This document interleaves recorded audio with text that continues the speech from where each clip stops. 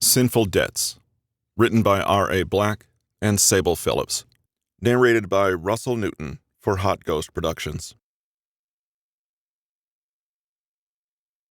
Sinful Debt. I've been taken prisoner by a man I used to love. He took my innocence 10 years ago, but his touch still sends shivers down my spine. I'm sick of my vain attempts at trying to escape, tired of feeling hopeless in this dingy room that I'm trapped in. I can tell you that he wants to help me, but doesn't want to let me go. His strong arms make me weak in the knees, and the pain in his eyes breaks my heart.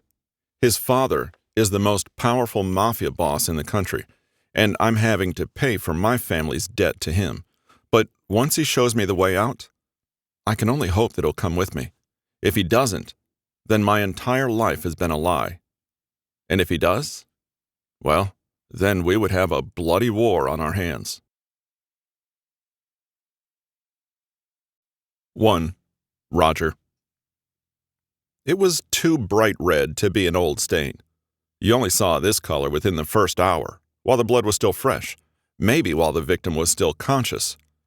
I was trying not to think about the rusty, brownish color it turns after that, but it wasn't working. I ruined my appetite by getting morbid over a plate of fries and ketchup. As I sat alone in the spacious living room, staring at my lunch and trying to forget how many bloodstains I'd seen in my life, my dad and a couple of his associates came in from the hall that led to his office.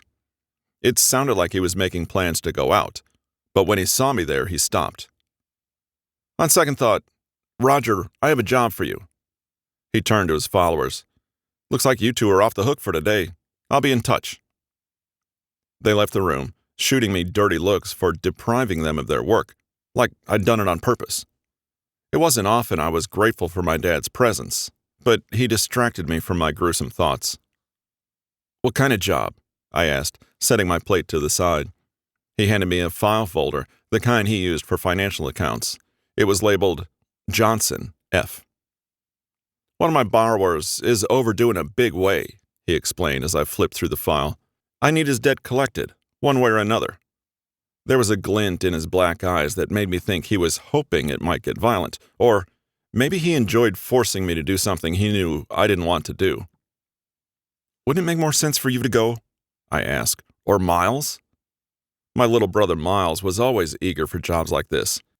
The official heir to the Moretti family business, our older brother, had run off to live his life away from the mafia's demands, and Miles was gunning to take his place. Whether that was a smart idea, I wasn't so sure. Miles was reckless and selfish, not the best candidate for a leader, but better him than me. At least he wanted the job. "I could do it myself," my dad sneered at my argument, "but it's a simple task you should be able to handle. If you're that worried, sure, take Miles along with you. I'm sure that'll make the encounter more interesting for everyone." He turned back toward his office, gesturing at the file in my hands. "All the details are in the file. Let me know when you get back." Well, I didn't really expect to get out of it. I took a closer look at the file to see what we're dealing with. Fred Johnson borrowed a full $1 million from us almost 10 years ago, and he'd only paid back about 75%. Terms of the loan stated he had to pay it off within 9 years, so Dad was right. He was way overdue. The attached photo showed a thin, haggard, middle-aged man with a mess of brown hair. Looking at him, he seemed familiar, but I couldn't remember where I'd seen him before. Maybe he'd been by the house when they were setting up the loan. It didn't change what I had to do. I went to get Miles from his room. I pounded on the door and went in without waiting for an answer. He ignored me at first, engrossed in some first-person shooter video game. Definitely the best use of his time. After a minute, he died in the game and swore, "You're throwing me off. What do you want?" I rolled my eyes. "We've got actual work to do. Debt collection." "Hell yeah," Miles said with a grin. "Give me a minute." I went back out into the hall to wait for him, racking my brain to figure out how I knew Fred Johnson. Why did I dread going to see him? Miles came out a few minutes later, having changed out of his t-shirt and into a two-piece suit way too flashy for such a casual job. He must have been thinking my clothes were inappropriate too. As we were heading downstairs, he asked, Is that what you're wearing? What's wrong with what I'm wearing? Sure, it wasn't Armani, but I was fine with my button-down and slacks. We would confront our debtor at a grocery store, for God's sake, and Miles was wearing fucking cashmere. Man, you don't get the psychological part of this at all, he said as we got to the garage. You have to make them feel like you're better than them on sight. That way, you have less talking to do to prove it. Taking a set of keys out of his pocket, he dangled them in front of my face and headed toward his favorite car in the collection, a steel gray Lamborghini Huracan. He couldn't go anywhere without standing out as much as possible. I'm driving, I said, grabbing the keys and shoving the file at him. Read that on the way. He groaned and collapsed into the passenger seat like a child. But when he opened the file, his eyes went wide. Oh, shit! Are you okay with this? Something like worry crossed his face, a look I wasn't used to seeing on his face. I mean, it has to be done, I said as I started the car. Doesn't matter how I feel. He stared at me for a minute, and I pretended not to notice, focused on my driving. We both knew I didn't enjoy this work as much as he did, but that wouldn't keep me from doing it. If this was what my family needed from me, I'd do it as often as necessary. Well, I can do the talking if you want, Miles said, reclining in his seat. And if that doesn't work... He pulled his jacket open on one side to show me his shoulder holster and the Smith & Wesson .22 strapped into it. He thought this was a fucking mobster movie, like there's going to be a shootout or something. One more reason he wouldn't make a good boss. He wanted the job to be more glamorous than it actually was. What the hell, Miles? The guy owns a grocery store. You really think you're going to need that? Will you relax? I told you. It's psychological, he said, like I was throwing a fit for no reason. He sees this, he knows we mean business, and we're not going to take any bullshit excuses. So, you're telling me it's not loaded? He sneered at the question, just like our dad when you asked him something he didn't want to answer. You need to be cool about this. He shook his head and looked out the window. I don't know what your problem is. The rest of the drive passed in silence, but when we pulled up to Johnson Family Market and I got out, Miles stopped me. I'm serious, man, he said. If this is going to be a problem for you, I'm fine. I got out of the car before he could argue, and he pursued. First, we need to find the guy. His file said he's usually here supervising. Miles snorted. Yeah, just like our dad. It's a family business and everything. For such a small store, it was surprisingly busy. Must have been one of those grassroots operations where the service was more personal.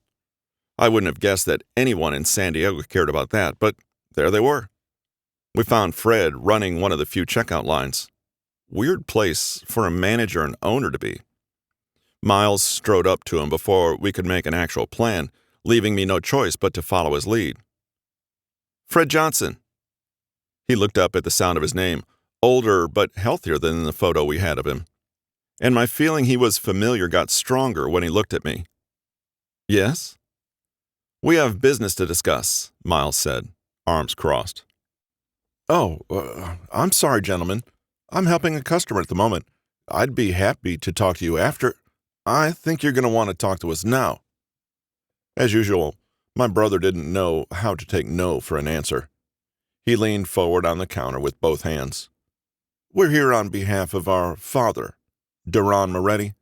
That name ring a bell? Fred went pale at the sound of our dad's name, and he swallowed. The smirk on Miles's face showed how much he was enjoying this, and part of me wished I'd left him at home. I could have done this quietly on my own. Annette? Fred called to a girl who was stocking shelves nearby. She barely looked over 18. Can you take over for me? Sure. There was a distinct family resemblance between them, including the dark brown eyes that watched us. Something about her, her name and her face were familiar too. Knowing Fred was one thing, but how could I know his daughter? Once she'd taken his place at the counter, Fred led us away. If you'll follow me, we can talk in my office. No, Miles said. Let's talk here. What the hell was he thinking? He wanted to talk, flash a gun in front of all these people? I shot him a hard look, but he ignored me, and I couldn't weaken our position by arguing with him in front of our target, so I had to go along with it and hope he didn't get carried away. "You know why we're here, don't you?" I asked, looking at Fred, who was trying to stay composed. "Our old man's been trying to get in touch with you for a while now, and you keep ducking him. Why is that?" "I don't know what you mean," he said, shaking his head, getting twitchy. "We've been busy, getting ready to open our new location." As soon as he said it, regret overtook his features, and Miles barked out a laugh. "Opening a new location? Isn't that exciting? So that's where the $250,000 you still owe us went, huh?" "What?" said Annette, who'd been listening. "I think you guys have the wrong person." Please." Fred clenched his hands into tight fists, sweat beading on his forehead. "Let's discuss this in private. Let me explain. We can come to an agreement." "We had an agreement, Fred," Miles argued, refusing to move the conversation elsewhere, displaying the power we had over the situation. He took a step forward, forcing Fred toward the wall behind him. "You've had 10 years. We've been more than patient. Now, it's time to pay, so things won't get ugly." "Hey, leave him alone." Annette started toward us, but Fred snapped at her to stay out of it. "Listen," he said, lowering his voice, looking from Miles to me and back again. I don't have the money right now. The expansion has been—" Miles cut him off with a loud, exaggerated sigh and turned to me. "What did I tell you? Bullshit excuses." He reached for his gun, and I needed to act fast if I wanted to stop him from causing a panic. In 2 steps, I closed the distance between Fred and me, grabbing his shirt front and shoving him hard against the wall. "Your bad business decisions aren't our problem," I told him in a growl. "I don't give a fuck how you make it happen, but unless you want everyone to know to earn that loan, you'll get the money to us." His eyes got even wider, wild, panicked. This was a standard condition of our dad's large-scale loans. He needed to know that if a person defaulted on their debt, he could ruin their life. Fred Johnson had been desperate enough for that money 10 years ago that he'd agreed to kill a man. We had proof that could destroy him, along with his entire family. Fred's throat constricted again as he swallowed hard, his voice hoarse. "I need time. Please. I'll pay you back as soon as I can. Just give me a little more time." "I gotta tell you, Fred, this is a pretty serious inconvenience," Miles said, jumping back into the conversation after pouting because I'd stolen his thunder. "And how are we supposed to know you'll keep your word this time? I think we'll need some collateral to make sure you follow through." With the threatening grin still plastered on his face, he strolled over to Annette and grabbed her wrist to drag her closer. "This'll do." "No!" Fred tried to move to help his daughter as she fought against Miles's grip, but I still held him against the wall. I didn't want to kidnap a girl who hadn't crossed us, but it had always proven to be an effective strategy with parents. I looked away from Fred so I didn't have to watch a grown man cry. "Please, no! Take me instead! Leave my daughter out of this!" "Let's just go already." I could see people recording us on their cell phones, and I wanted to deck Miles for doing this in public. "What's going on here?" Another woman's voice broke in. Maybe a bystander got involved when she saw a girl being threatened. When I looked at her, the reality was much worse. I recognized this woman. She was a teenager the last time I saw her, but I still knew the wispy, mousy brown of her hair, the stubborn frown pulling on her eyebrows and the corners of her lips, the set of her shoulders in the tank top she wore. I remembered how I knew this family. Fred Johnson, Annette Johnson, Jill Johnson, the girlfriend I'd gotten expelled from high school for. Maybe I should have dressed better after all. 2. Jill. "Okay. Anything else we need? You sure?" I held my phone on my shoulder with my cheek as I dug through my purse for my keys. I was running late. By my own standards, anyway. I didn't have to be at the store until 9 on a Sunday, but I preferred getting in by 8:30 at the latest. There was always plenty to do, problems that needed solving. I needed to handle them to make sure things were done right. "I'm sure, sweetheart," my dad laughed from the other side of the line as I found my keys and left my apartment. "You've been gearing up for this all month. I don't think you've missed anything." "Oh, just wait. I'm sure there'll be something. I'm on my way now, okay? See you soon." The drive between my tiny apartment in North Park and our store in Granville was one I'd memorized by then. When we'd moved from New York, it'd taken us a while to get our bearings in San Diego, but after 10 years, I was pretty comfortable there. It hadn't been easy, getting the store up and running, building a customer base, establishing a reputation. But we'd worked through it, and now we were about to open a second Johnson Family Market in Escondido. When I got to the store, Dad was the only one inside, performing his usual pre-opening inventory checks, despite having done the exact same check the night before.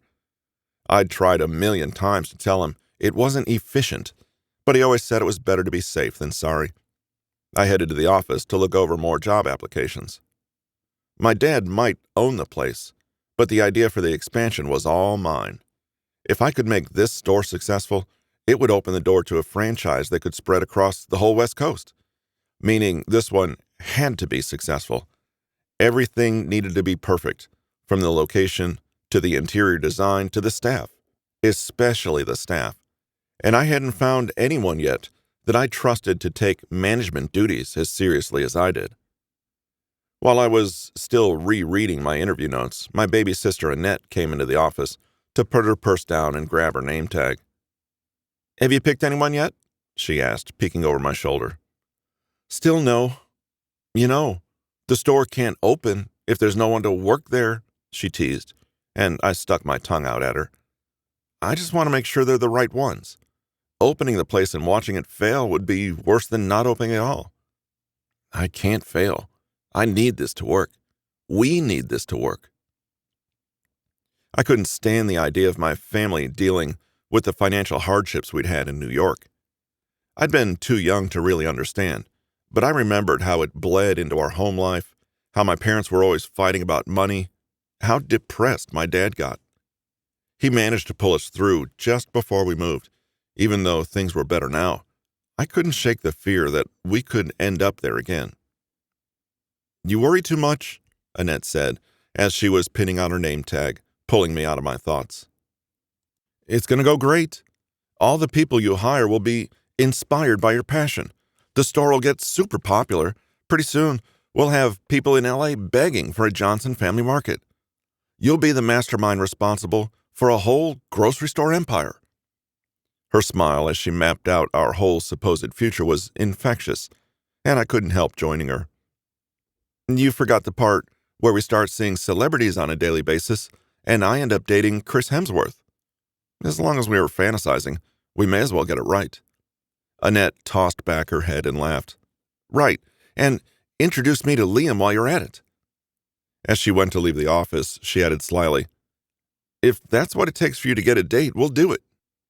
"Jerk," I called after her, tossing my pencil at her as she ducked out of the room, giggling. I shook my head and tried again to focus on work.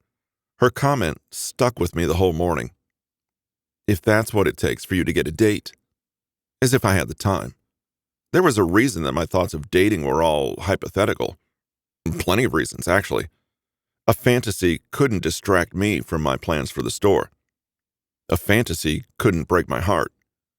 A fantasy couldn't get violent and end in blood. I kept reminding myself of all the negative, the way I always did when I remembered how good it felt to be in love. That train had left the station, and I was done chasing it. Work that day was the same as any other.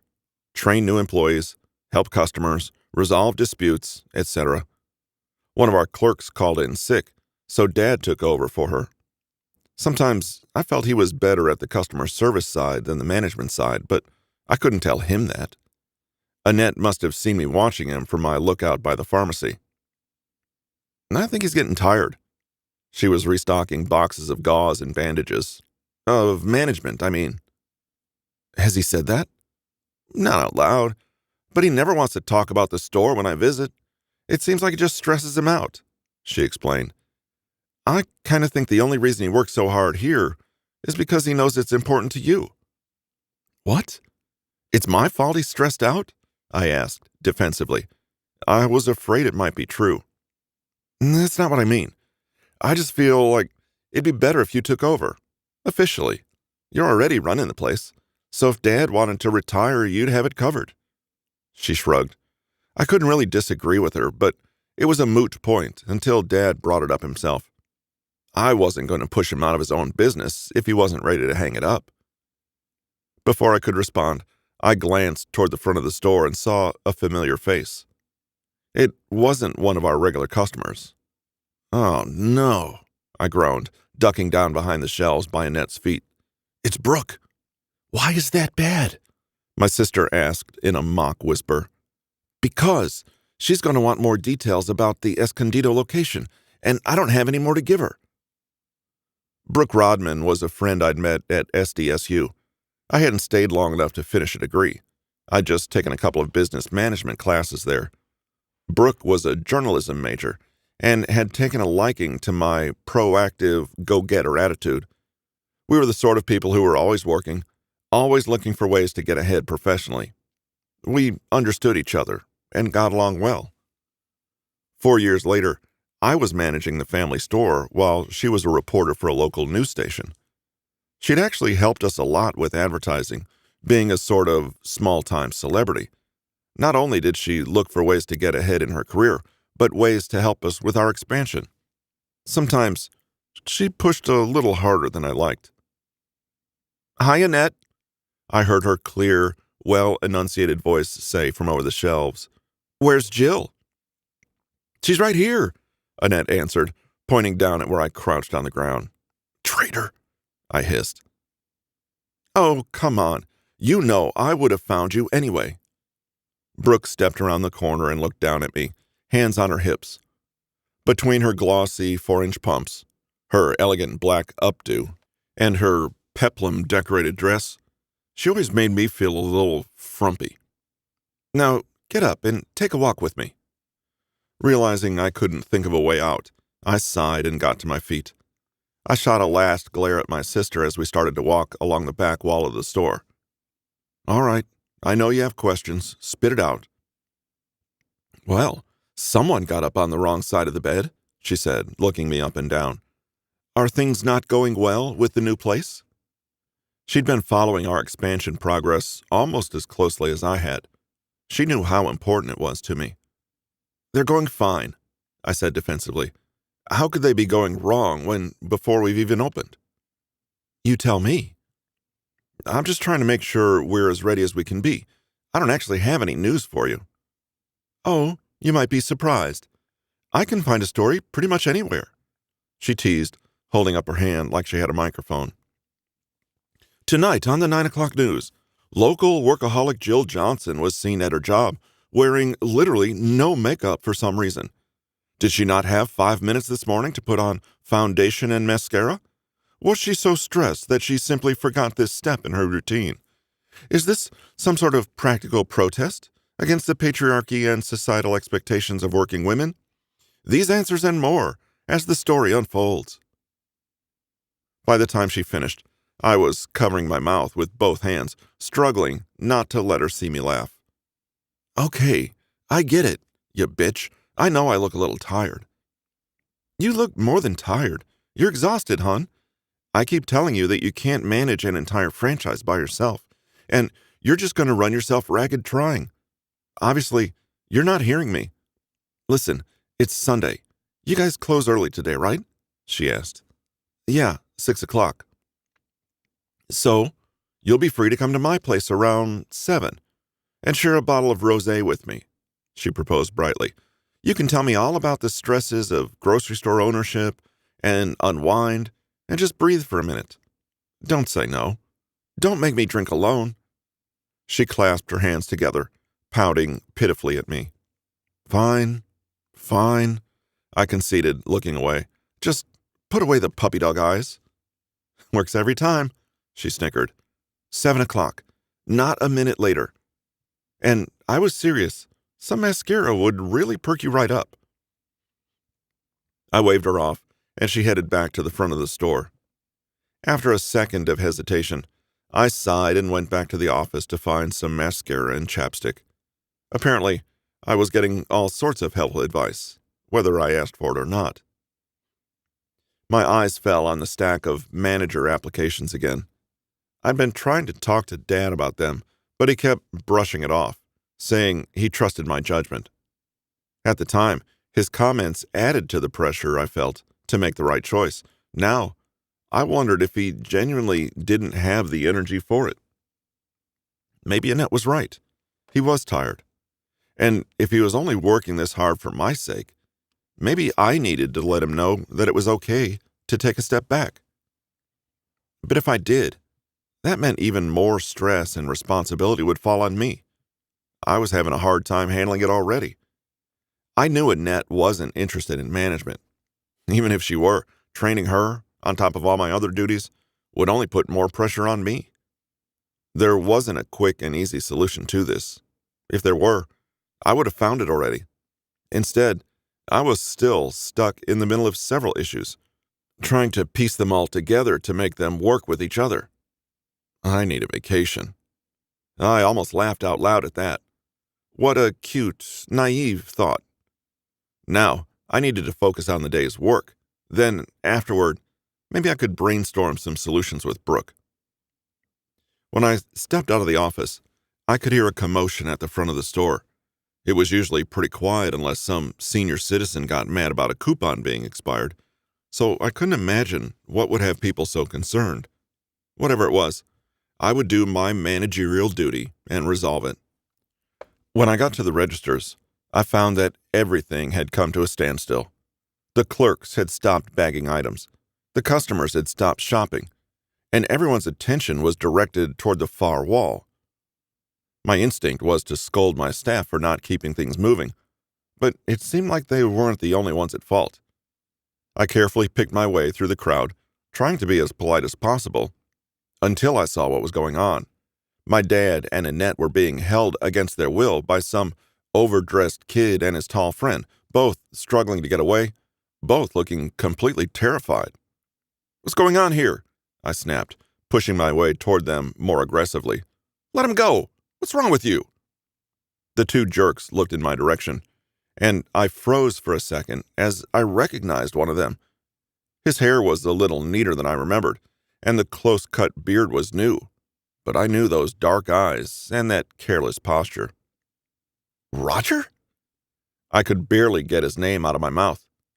Seeing him again brought up so many memories it made my head spin. Memories of the years we'd dated in school flashed through my mind. It had been a progression from feeling safe to apprehension, ending in fear and violence at our breakup. A chill ran down my spine, but I tried to mask it with anger. "What the hell are you doing here? Let go of my dad!" Seeming a little dazed, he did as I said. The younger man with him sighed and let go of Annette too. "Fine, we can take that one instead," he said with a shrug. Annette ran to my side in tears, grabbing onto my arm and burying her face against my shoulder.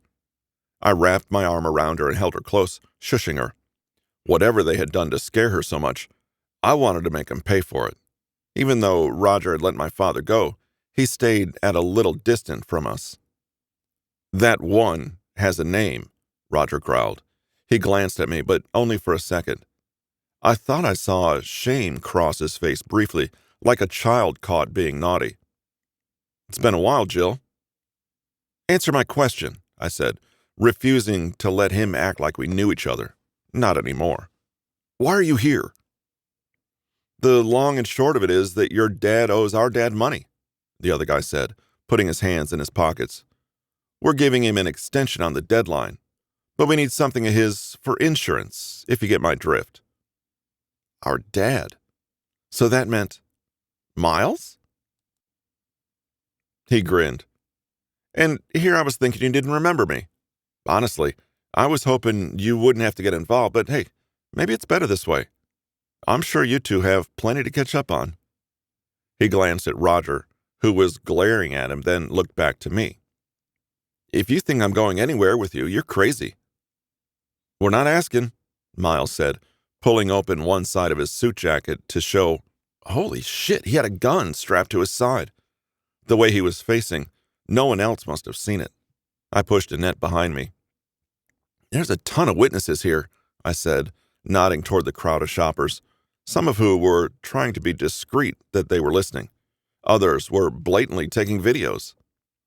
Brooke was among the second group, and while I was a little irritated that she was making herself a spectator, I knew there wasn't much else she could do. "You're bluffing." His smile didn't fade for a second, his wide eyes seeming a little crazed, as if the danger made this more fun for him. "You want to find out?" he asked, reaching to undo the strap holding his gun in place. "You know I can't resist a dare."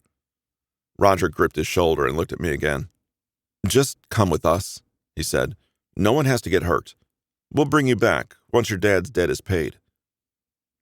How could he possibly think this was okay? When I knew Roger, he was repulsed by his family's business and never wanted to be part of it.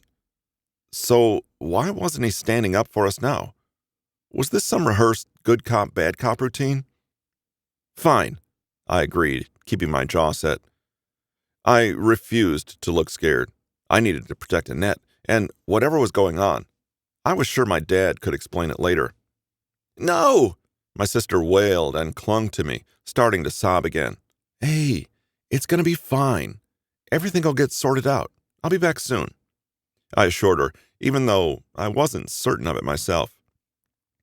"Please, don't do this," Dad begged, but Miles and Roger were unmoved. "We've wasted enough time here," Miles said, checking a watch that looked like it cost more than my rent. As he started toward the door, he pointed at my dad.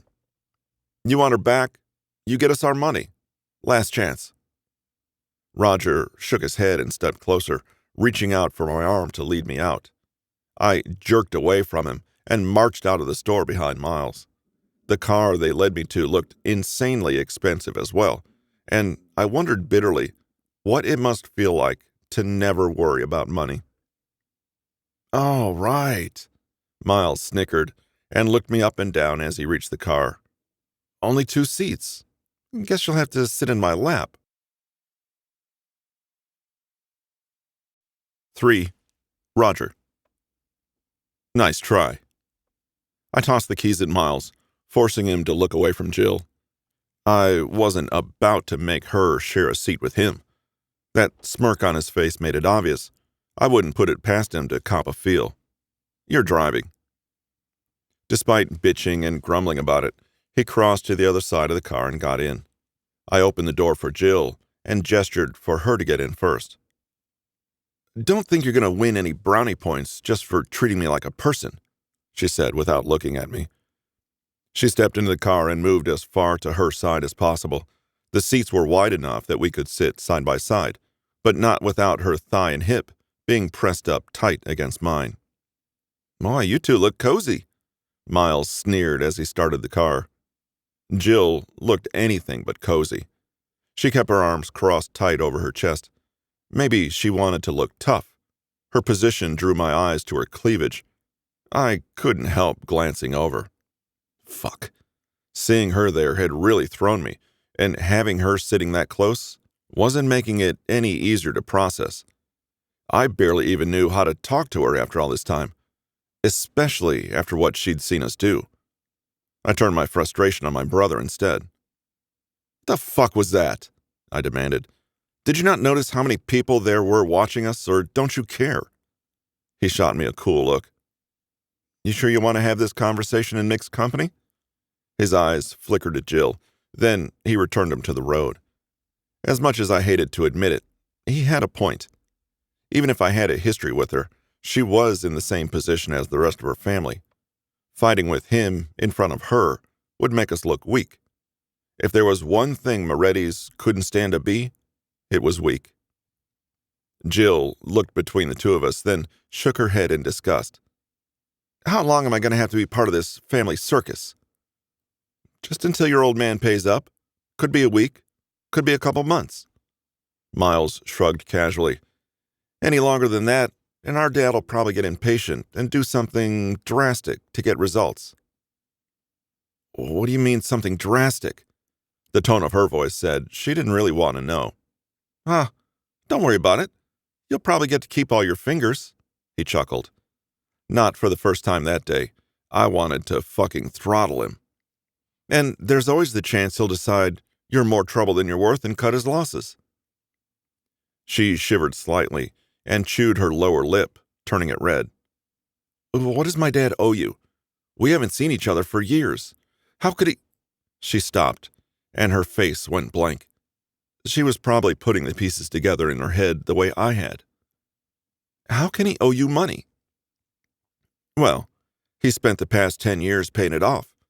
The original deadline was 9, so he should be grateful we waited this long to squeeze him for it. Funny how Miles was just an open book about our operations. He really had no sense of discretion whatsoever. Even when Jill had been around in the past, she hadn't been exposed to the family business. She didn't need to know the details now. The past 10 years, of course. She shook her head like she was lost, her arms dropping into her lap. That's how we paid off our debts in New York. That's why we had to move, because he borrowed money from the fucking mafia. She looked up at me with a hard glare. Did you know about this while we were together? No. Until the point I got expelled, I had tried to pretty much ignore my dad's business altogether. I thought I could get away from it, eventually. I'd realized since then what a stupid notion that was. I didn't even realize it was your dad until I saw you. Yeah, and what a difference that made, she muttered, crossing her arms again. I mean, to be fair, you didn't know about it either, Miles pointed out, leaning back in his seat. Your family's on the verge of bankruptcy. Then, suddenly, all your financial problems are solved? And you never wondered how that happened? She shook her head again, staring down at the floorboard. I wanted to run my hand along her back, to comfort her somehow, but I knew she'd probably slap me if I touched her. How much does he owe you? About a quarter of what we lent him. $250,000, I said. Shit. Shoving her fingers through her hair, she doubled over where she sat. He borrowed $1 million fucking dollars from the fucking mafia? She sounded like she was still torn somewhere between outrage and hurt. I can't believe he would do that without telling any of us. Yeah, and loans like that don't come cheap. He would have... Shut up, Miles, I said, giving him a warning look. Jill was having a hard enough time hearing that her father had been lying to her for 10 years. She didn't need to hear that he was a murderer, too. My brother looked at me, then at her. He shrugged and turned his eyes back to the road. Whatever. When we got back to the house, I wasn't sure how to handle Jill. In most cases like this, it was typical to rough someone up. We dragged them around if they wouldn't go on willingly, keep a tight hold on them so they couldn't make a break for it. But with her, I couldn't help but hesitate. Yeah, it had been a while, but I used to love this girl. I didn't like treating her like a prisoner.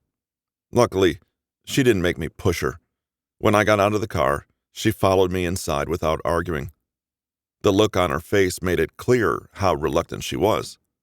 To her credit, though, she didn't cry. She didn't look afraid.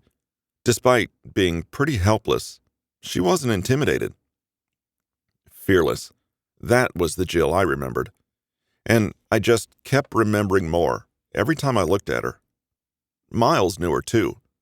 Was he feeling the same weird familiarity I was dealing with? If so, he didn't show it in the way he treated her. He led the way to our dad's office, where he waited for us. The room was designed to make you feel small when you stood in front of his desk, no matter who you were. He sat there, across from the double doors, looking bored and apathetic, the position of a man only motivated by blood and money. That was how he wanted to be seen. When his black eyes fell on Jill, he frowned. I didn't say anything about taking hostages, even if she is a pretty one. He sneered, and his smirk only lasted a second before he looked up at me for answers. What happened? Let me guess. Fred doesn't have the money. That's what he said. And the girl? His kid, Miles piped up, standing straight with his hands folded behind his back. He always dropped that mobster bravado shit and got serious when he was talking to Dad. If only he could do that when we were working. We told him he'd get her back when we get our money. Seemed like the best way to make sure he pays up soon. Dad's eyes narrowed, and he looked Jill up and down. Not the way Miles did, like a perv, but like he was sizing her up as an opponent.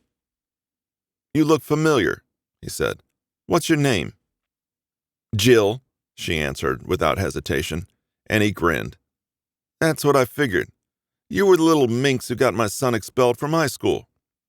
He leaned back in his chair and let out a derisive laugh. "And now you're here paying for your father's mistakes. Karma's a bitch, isn't it?" "Karma?" she repeated, indignant. "I wasn't the one who—" "No one asked you to answer," Miles said coldly. My fists clenched at my sides.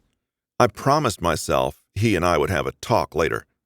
Dad just seemed entertained by his rudeness. "Well, it looks like you'll be our guest until Fred gets me my money." "Guest. Right. Or until I get tired of waiting. We'll see which comes first. Roger, make sure Miss Johnson is nice and comfortable. She might be here a while." He dismissed us with a wave of his hand. Once we were out of the office, I led Jill toward a different wing of the house. Miles didn't come along. He probably knew I didn't want to look at him just then. She followed, but when we reached the guest room and I unlocked the door, she refused to go inside. "I can't believe you're going along with this," she said, staring me down like I was the scum of the earth. "Like, you think this is okay? I thought you didn't want to be a part of your dad's bullshit business." "I am what I am. No point pretending otherwise." It was the same thing I'd told myself, and heard from my dad plenty of times in the past. I nodded at the door. "As long as your dad cooperates, you won't have to be here long." "You can't be serious," she insisted. "You're really locking me up? Like a fucking prisoner? This is the kind of person you are now?" I could believe it from Miles, but I thought you were different. "Just go inside, Jill." "Fuck you." "Please," I ground out. "Don't make me force you. I don't want to, but I will. Don't make me." The fierce anger faded off her features as she realized how serious I was. Then she stepped into the room without a word. While watching her walk toward the bed against the far wall, I remembered something. "Hang on." "What?" She turned to face me and took a deep breath as I stepped in close. She was maybe half a foot shorter than me, always had been. As she stared up into my eyes, there was a lot going on in hers, but her shock was clear. Reaching one arm around her waist, I slid my hand into her back pocket to pull out her phone. "You won't need this." The urge to stay close to her was a lot stronger than I expected. Muscle maybe memory. The feeling was too familiar, the way she stared up at me, the sound of her breath. It was all just too familiar. As I was leaving the room, I took one last look at her and... fuck. She was crying now, because of me. Feeling like a prick, but knowing there was nothing I could do for her, I shut the door to give her some privacy. I got back to the living room and found Miles sprawled on one of the white leather armchairs, playing with the gun from his holster. "Hey," he called when he saw me, pointing the gun at me and making me tense up. He laughed out loud at the look on my face, then pointed the gun toward the ceiling and pulled the trigger. There was a dry click and that shit-eating grin on his face. "Told you. Psychology. Didn't expect it to work so well on you, though." "What the fuck is wrong with you?" I strode over to the chair and shoved him onto the floor. His smile was replaced with a snarl as he scrambled up. "First, you pull that stunt at the store. Then you're a dick to Jill the whole time we were—" "I knew this had something to do with her," he said, shaking his head like he was disappointed in me. "I knew as soon as I saw that file that you wouldn't be able to do this without getting messed up over her again." "You fucking knew it was her family?" "Yeah. And I didn't tell you, because I knew you'd act like this." He was still holding the gun, gesturing with both hands. "What do you think? You two can just pick up where you left off? You think she still cares about you?" Shut up! I shoved him back with both hands, and he stumbled into the wall. Like he knew what I was thinking. Like he had any idea what it felt like to see her hate me. I can't believe you're getting like this over some bitch you haven't seen for 10 years. His voice echoed off the high ceilings. Grabbing his shirt with both hands, I shoved him harder against the wall. Miles, you want to fucking stop? I warned through gritted teeth. Or what? You'll beat the living hell out of me too? That shocked me enough for him to get in a solid right hook, connecting with my jaw and sending me back a few steps. I didn't know what hurt more, the punch or the reminder of my past stupidity. Maybe I should go talk to her. Maybe I'll get real close to her myself and see if that doesn't convince you she doesn't give a shit about you anymore. Miles, I swear to God. Our shouting match was interrupted when the front door opened. A man, about my height with short brown hair and rectangular glasses, stepped inside. His expression made it clear he was less than thrilled about being here. There was a little girl, maybe 8 years old, with him. Miles and I both stared at what we thought was an impossible sight, and he found his voice before I did. Royce? The little girl's brown eyes lit up when she saw me. Uncle Roger! 4. Jill. I only let myself cry for a minute. I didn't have time to feel sorry for myself, but I allowed myself a few seconds to reconcile the roller coaster of emotions I'd been through within the past 2 hours. I imagined my dad going home and telling Mom what happened. I could just see Mom and Annette crying together on the couch, helpless.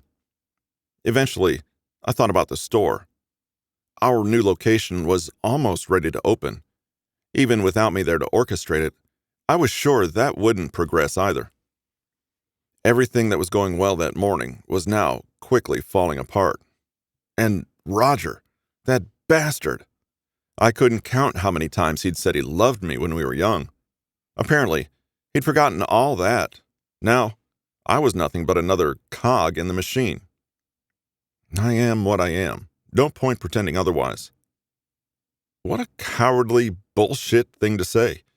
He just stood there while his dad laughed at me, while his brother talked down to me, and then he'd threatened to force me into this room. And even after all that, when he'd gotten close to me and reached around me, God, why did my heart trip over itself? Was he doing it on purpose? Trying to make me feel something for him like I used to? It wouldn't work. I wouldn't let him manipulate me. Brushing away tears of anger and frustration, I started looking around the room for any way to escape. He'd taken my phone, so there was no chance of anyone else coming to get me. I'd have to get out on my own, and I did have to get out. These people were dangerous. I remember when Miles was a sweet 12-year-old. He'd been maybe a little mischievous, but not like this. Growing up in this environment turned him into a monster. Like his father. Like his brother. My prison cell of a room was small, but bigger than the bedroom in my own apartment. Of course, even the prison quarters in their mansion were better than my home. Everything was shaded in whites and cream. There was a tiny bathroom attached, stocked with towels but no soap. An empty chest of drawers, an empty closet, a twin bed, and above it, my only access to the outside world, a tiny window. I climbed up onto the bed and tried shoving at the window. I looked for a latch or a lock, but it wasn't made to be opened. I beat on it with my fists, and even the heel of my shoe, but it was no use. Even if I could break the glass, it was small. My ass might not fit through it. Definitely not without getting cut to ribbons in the process. It was just a taunting little rectangle of glass, showing me that freedom was right there, but I couldn't get to it. Damn it! Refusing to give up, I marched over to the door and started pounding on it with both hands, shouting for someone to help me, to let me out. Hello? Anyone? No one? I threw a regular tantrum, shoving my shoulder against the door and screaming until my throat was raw. Nothing. I collapsed on the floor, leaning against the wall to catch my breath. There was really no way to escape without help, and no one was going to help me. My mind went to Roger again. He was so different from the boy I remembered. Maybe after 10 years working with the Mafia, being groomed as a thug, he lost all the sweetness I'd loved about him before. Back then, he would never have threatened me, or anyone else for the matter. Everyone knew his family's reputation, and when we'd met, even I was a little wary of him. But he'd proven that those preconceptions everyone had about him were wrong. Other boys our age would try to flirt with me and my friends all at the same time. They were looking for a yes, and didn't care who it came from. Roger wasn't like that. As long as I knew him, he was only ever interested in me. That crush of his started in 7th grade. Even then, he already had a reputation for being tough and for coming from a dangerous background. But he was never a fighter.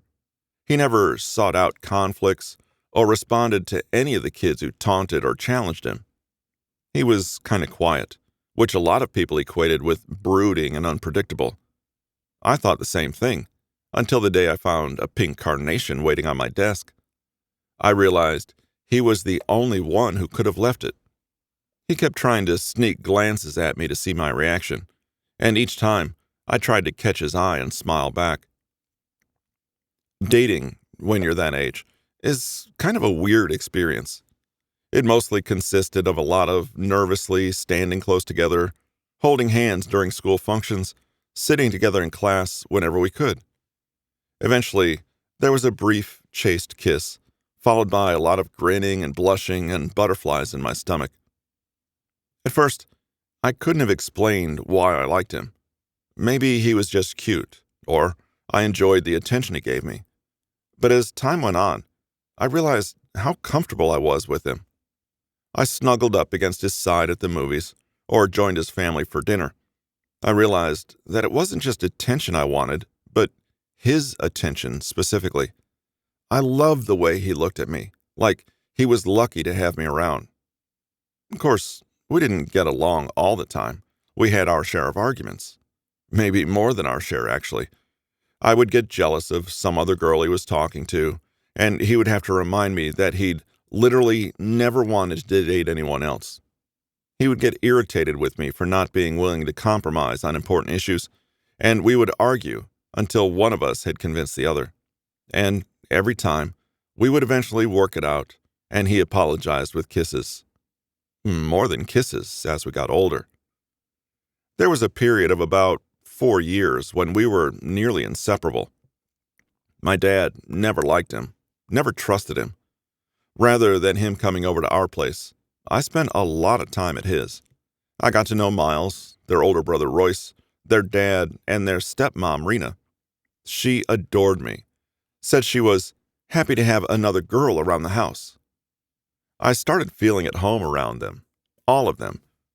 There were rumors about me becoming part of the mob too, that I'd be brought into the family. Even though we suspected what sort of business the Morettis were in, it wasn't really talked about much. I thought those rumors were totally baseless. I had nothing to do with the darker side of the Moretti household, which was fine by me. And Roger wasn't interested in the subject either. He told me how repulsed he was by his dad's work, and he couldn't wait until graduation, when he could finally get out of that house and away from the family business. For a while, I thought Roger was the one. Somehow, this boy I had met in an English class was the boy I would marry someday. I imagined, even though he would be out of the Moretti household and its dealings, we could still keep in touch with his family. That was when I thought the family and the business could be separated. When I thought Roger had the will to leave and make something more of himself, but it hadn't worked out that way. One stupid incident that ruined all those shiny, rose-colored dreams of mine. That one time he wasn't as sweet and gentle and non-combative as usual. His dad had said I was the one who got him expelled from school. He was wrong. I was barely involved. If Roger would have just talked to me.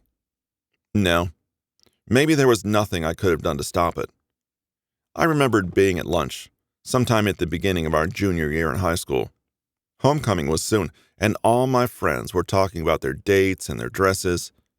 My family was already deep in our financial crisis at the time, so I didn't have much to add to the conversation. But I was going with Roger, so I still looked forward to it. Then, a boy from our class ran into the cafeteria looking for me. "Jill, you need to come get Roger, he's going crazy." I didn't know what he could be talking about. I felt concerned for Roger, so I followed him. There was a huge crowd of students filling the hall by the time I got there, and I had to shove my way through to the front. When I did, I almost wished I hadn't. Roger was there, locked in a fight with another junior, Justin Lawn. The two of them rolled across the ground, each trying to get the upper hand, while everyone around us cheered them on. "Roger, what are you doing?" I screamed, horrified. I'd never seen him so furious, not even seen him get even close to hitting anyone. He'd always been so gentle with me. It was like he'd become a different person. "Stop it!" He glanced in my direction and took a punch to the gut while distracted. Growling, he managed to shove Justin down onto his back and knelt over him, hitting him once, twice, 3 times, until there was blood. A lot of blood. And still, he didn't stop. The encouraging shouts from the other kids had died down, along with Justin's ability to fight. "Roger!" There were tears in my eyes, spilling down my cheeks, and I couldn't keep my voice from wavering as I begged, "Please, stop!"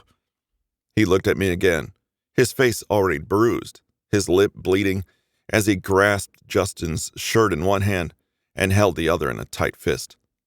Justin was nearly unconscious by that point, groaning and shifting weakly in Roger's grip. "Why do you care so much?" he demanded. "Is it because of him? You are fucking him, aren't you?" It was like he'd punched me in the stomach, too. I knew there was some stupid rumor going around that Justin and I had hooked up, but I didn't think Roger would ever believe it. Didn't he know I loved him?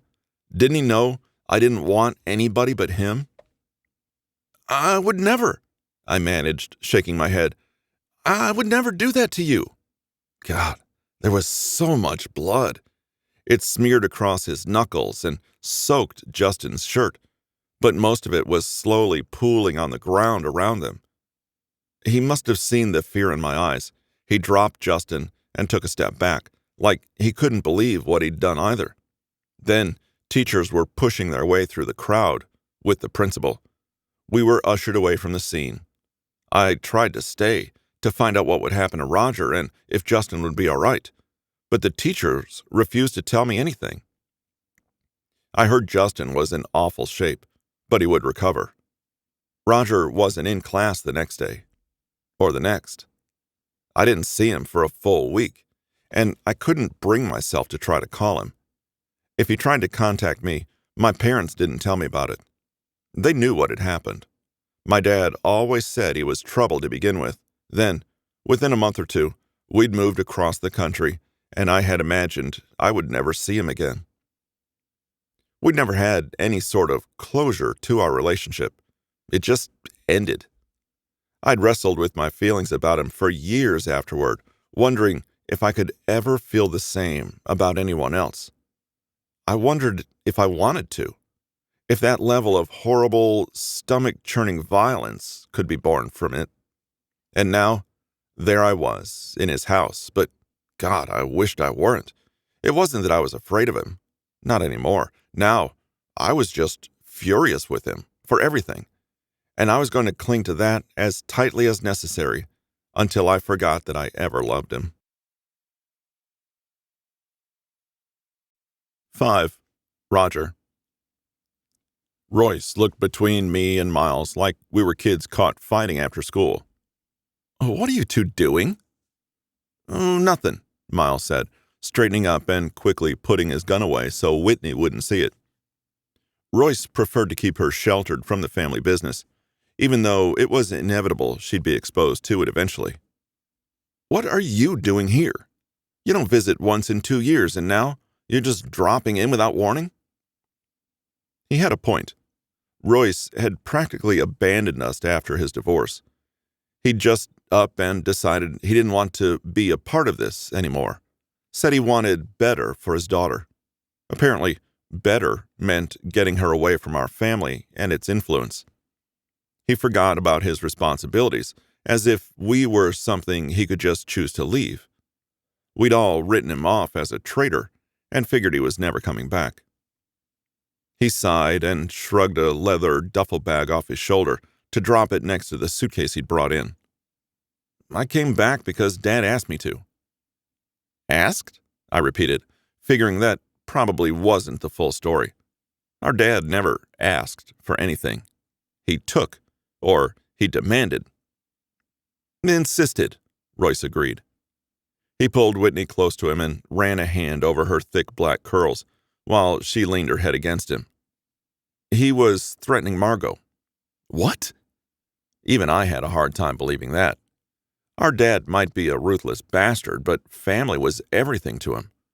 I couldn't imagine him threatening the mother of Royce's child, even if they weren't together anymore. What did he say? No, nothing concrete, nothing direct. You know how it works. Royce stared down into his daughter's hair, but it seemed like he was looking past her. He just implied some things, that he missed us, that the family business needed us, that it would be in everyone's best interest if Whitney and I came home. Motherfucker, Miles muttered, and Whitney gasped sharply. Oh, sorry. Forget you heard that, Wits. Did he say what he wants? I asked. I knelt and held out my arms to Whitney for a hug. Even after 2 years away, she seemed just as excited to see me as ever. She smiled brightly and ran over to hug me, nearly knocking me to the ground. Geez, you got so strong. You're going to be able to beat up your Uncle Miles pretty soon. She giggled and put her fists up at Miles. Hear that? You better watch it, mister, or else, she teased him. Between her mom and all the time she'd spent in the UK, she had sort of a mixed accent. Oh yeah? I better watch it? Or else what, huh? Miles knelt next to her and grabbed her, tickling her relentlessly while she squirmed and laughed, trying to escape. When I looked at Royce, he was smiling, but there was something sad behind it. He wanted to treat the family and the business as separate things. He wanted me and Miles in his life, but not Dad. That's not how it works. He took his glasses off and pinched the bridge of his nose as he answered my question. He didn't say. I don't know if he has some sort of job for me or if it's some family should always stick together bullshit. He shrugged. My guess is he wants me back more as an employee than as his kid. But I'm sure I'll find out for sure soon enough. He looked and sounded totally exhausted. Part of me was glad to see him, glad to think he might be back where he belonged, and I could call him my brother again. But Dad calling him back like this left a bad taste in my mouth. I didn't know where it was going. Royce didn't want to be there, and worse, it sounded like Whitney was part of the negotiations. You know he wouldn't really hurt Margot, I said, as I got to my feet. Royce made a noise between a scoff and a laugh. You think? He wouldn't, Miles insisted.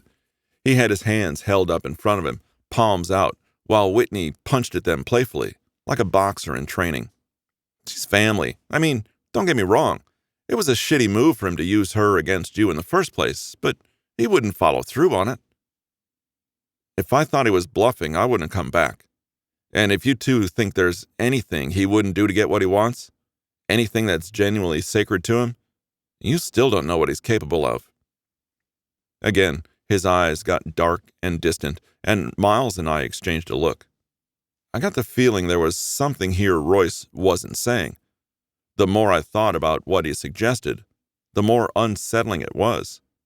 He had known our dad for longer than me or Miles, and growing up as the heir to the throne, he'd probably seen a lot more of the darker aspects than we had. I didn't get the opportunity to ask what he meant. The conversation stopped as Dad walked into the room, eyes fixed on his phone. If he noticed Royce or was surprised to see him, he didn't show it. Instead, he strolled across the room to turn on the TV above the mantel. After a few seconds, he played the video from his phone, and My stomach dropped. "If you think I'm going anywhere with you, you're crazy." Jill's voice played from the TV, along with a video obviously recorded on a cell phone. It showed me and Miles clearly as he answered, "We're not asking." It played the moment when Miles showed her his piece, and I saw the split-second flash of fear on her face, as if I didn't already have a pit in my gut. Dad turned his sour look on me. "I asked you to do one thing, one very simple thing. I assumed that as my son, you'd know how to get it done efficiently, and you'd know how important discretion is in our line of work." He gestured to the TV again, where I was telling Jill to just go with us. "And somehow, you still managed to fuck it up. How does this happen, Roger?" I couldn't figure out why he was acting like this was my fault, when Miles was the one responsible for pretty much the whole public thing. I stole a glance at my little brother, and he looked pale, nervous. At least he knew this was his fault, but I wasn't about to throw him under the bus, not when I knew how terrified he was of disappointing Dad. "Things got out of hand," I said instead. "He wouldn't cooperate, so we had to do it then and there." Hopefully nobody had recorded the part of the conversation that would prove I was lying. "And you kidnapped his daughter?" Royce asked, staring at the TV with mixed horror and disgust. Then he turned that look on me. "I can't believe you two. You stand here and talk about how important family is, but you don't bat an eye at taking someone's child as collateral for a debt?" He turned to Miles and added, "You even look like you were enjoying it." "It's business, man," Miles muttered, but he was lacking his usual confidence, staring down at his Ferragamo Oxfords. Something about the big brother tone of Royce's scolding must have gotten to him. Weirdly enough, it got to me too. Having your brother look at you with that kind of contempt can make you feel like shit real quick. "It was our only choice to—" "Bullshit. There's always another choice. Would you say that if someone took Whitney from me, would it just be business then?" he demanded. Seeing the fear in my niece's eyes twisted my insides. "Nice to have you back, Royce," Dad said, taking a few steps closer to him. "But let's not pretend you don't understand how these things work. It wasn't long ago that you would do the same or worse, and not lose a wink of sleep over it. I guess it's hard doing this sort of thing once you have children you care about." Royce didn't back down for a second, staring our dad down in a way Miles and I couldn't. Maybe there was a short period during my childhood where he had gone along with Dad's directions as if he agreed with him, but it didn't last long. He met Margot when he was around 19, which was the point where he really started asking questions and refusing to do things he didn't agree with. Dad said that was the point, when our mom's personality showed in him the most. "That's hurtful, son. Of course I care about my children. That's the reason I'm so glad to see you. Now, I know Margot won't be in any danger," he said casually, ignoring Royce's sneer. Looking down at Whitney, who'd come back to her dad's side, he smiled. "And of course, it's what's best for Whitney too. Now that she's under my roof, I know without a doubt that she'll be safe." Royce spat in his face. Every muscle in my body tensed in fear for him. He knew better than anyone what our dad was capable of, what he was willing to do. And we all knew how he answered disrespect. But this time, he didn't get angry. Not visibly. He just wiped his face and chuckled darkly, taking a step back. "You are my son," he said, "and you always will be, no matter how hard you try to change it." Starting toward his office again, he added, "I expect to see you all at dinner." Once he was gone, and we heard the door shut down the hall, Royce let out a slow, seething sigh. "Daddy," Whitney said softly, shaking his hand a little. He took a deep breath and put on a smile for her. "It's okay, honey." He ruffled her curls. "I'm fine. Let's see if we can find your old room, okay?" "Okay." She picked up the hot pink backpack she'd dropped as soon as they got in the door and led the way to the guest wing. Royce didn't look at us as he passed, his face stony. I worried for a second that they might run into Jill, but remembered Whitney's room was on the second floor, so that wasn't likely. Even if they did, Royce wouldn't want to get involved. Hey, Miles was staring at the ground, hands in his pockets. Thanks for... Don't thank me. Just think before you do things. I left him there with that advice. After the way he'd acted, he didn't deserve much encouragement, and I needed a minute alone to prepare myself for dinner. Sunday dinner together was one of the many family rituals we adhered to. It wasn't the sort of family gathering most people would imagine, though. We weren't there to bond or enjoy each other's company. We weren't meeting up and interacting out of love. It was a ceremony, a show of power on Dad's part. He could force us all together at the exact time and place he wanted, without question. I'd known that since childhood. I saw how somber my usually cheerful mother would get every time we sat down at that long, dark varnished table. That was before my mother's accident and my father's second marriage. My dad's current wife, Rena, was fine, I guess. She wasn't awful. She wasn't remarkable. The fact that she didn't make much of an impression might have been the reason my dad liked her.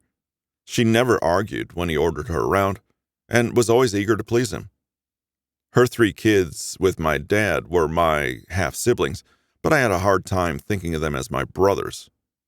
Royce, Miles, and I all had our mom's dark brown hair and her straight, narrow nose.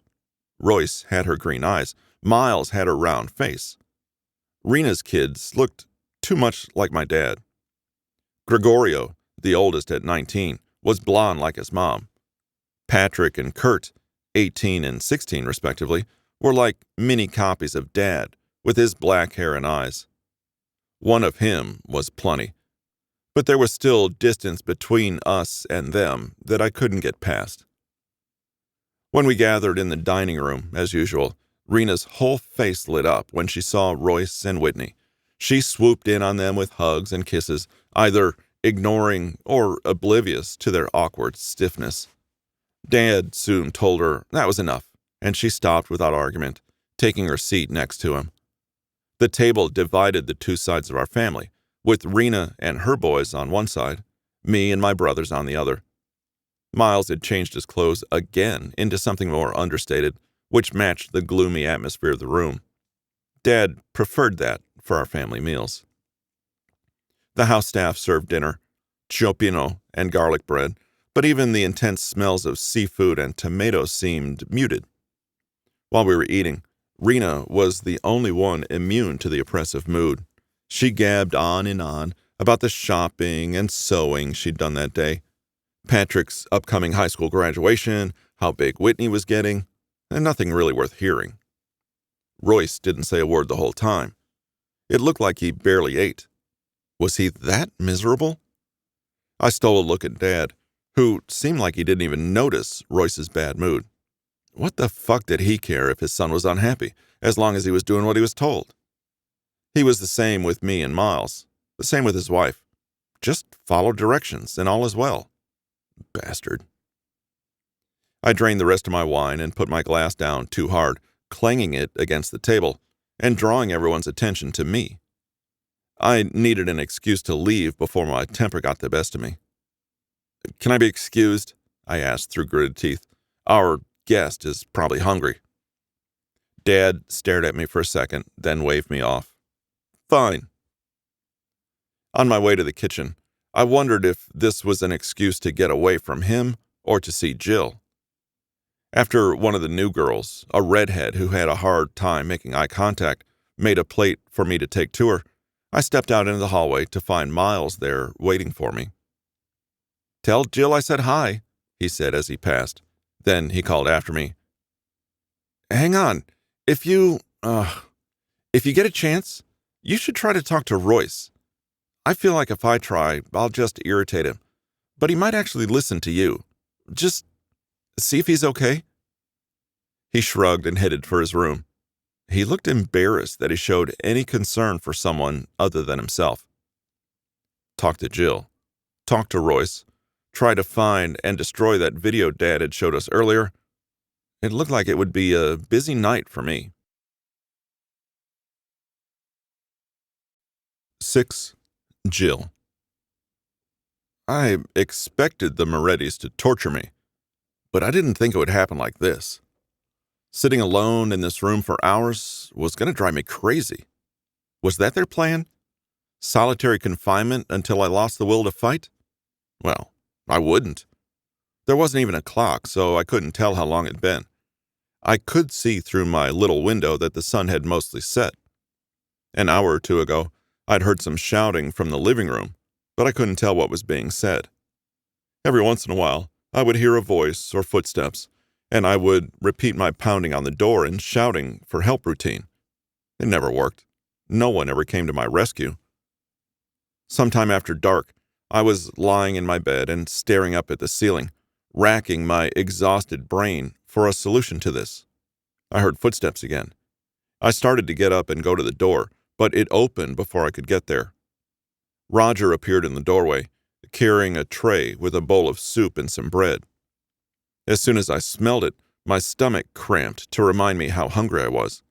Italian food sounded amazing at that moment, but I refused to let him see that I was grateful. He set the food down on the dresser and turned to leave without a word, without even looking at me, and I spoke despite myself. "Wait." He paused in the doorway, still not looking at me. "Would you tell me what's going on out there? Give me some kind of update?" A moment passed in silence. "After everything you've done, that's the least you owe me." His shoulders slumped, his head dropped, and he finally turned around to face me, pulling the door closed behind him, so I wouldn't try to escape, I guess. "There's not much to tell." He leaned back against the door, arms crossed, and every few seconds his eyes would flit to me, then away.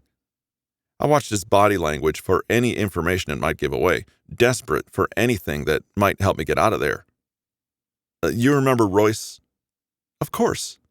Roger's older brother Royce had always seemed a little subdued compared to the rest of their family, not quite as confident, but he was kind, the sort of big brother I would have wanted.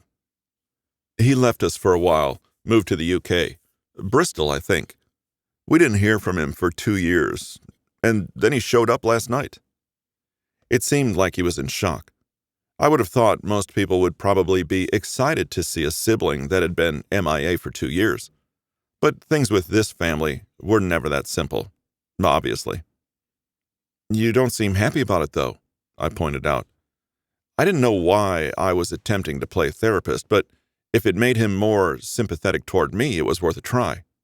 "Why is that?" "He didn't come back because he wanted to. He came back because our dad forced him to." His gaze got harder, and I could see a sneer starting to form in the corner of his mouth. "And it's so obvious he doesn't want to be here. He doesn't want Whitney around us either." "Who?" "His daughter. She's 8 years old, and she doesn't belong in—" He gestured vaguely at this house. "This.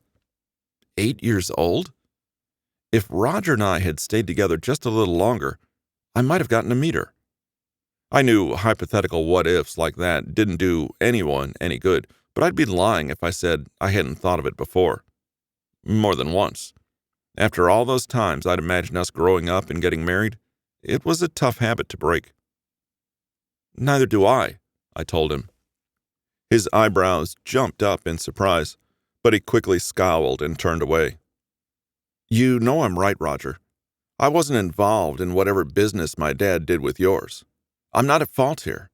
I don't deserve to be held captive because of it." "Maybe not," he agreed, and I almost felt hopeful. "But it's happening anyway. This is how the world is. Sometimes innocent people pay for the mistakes of others.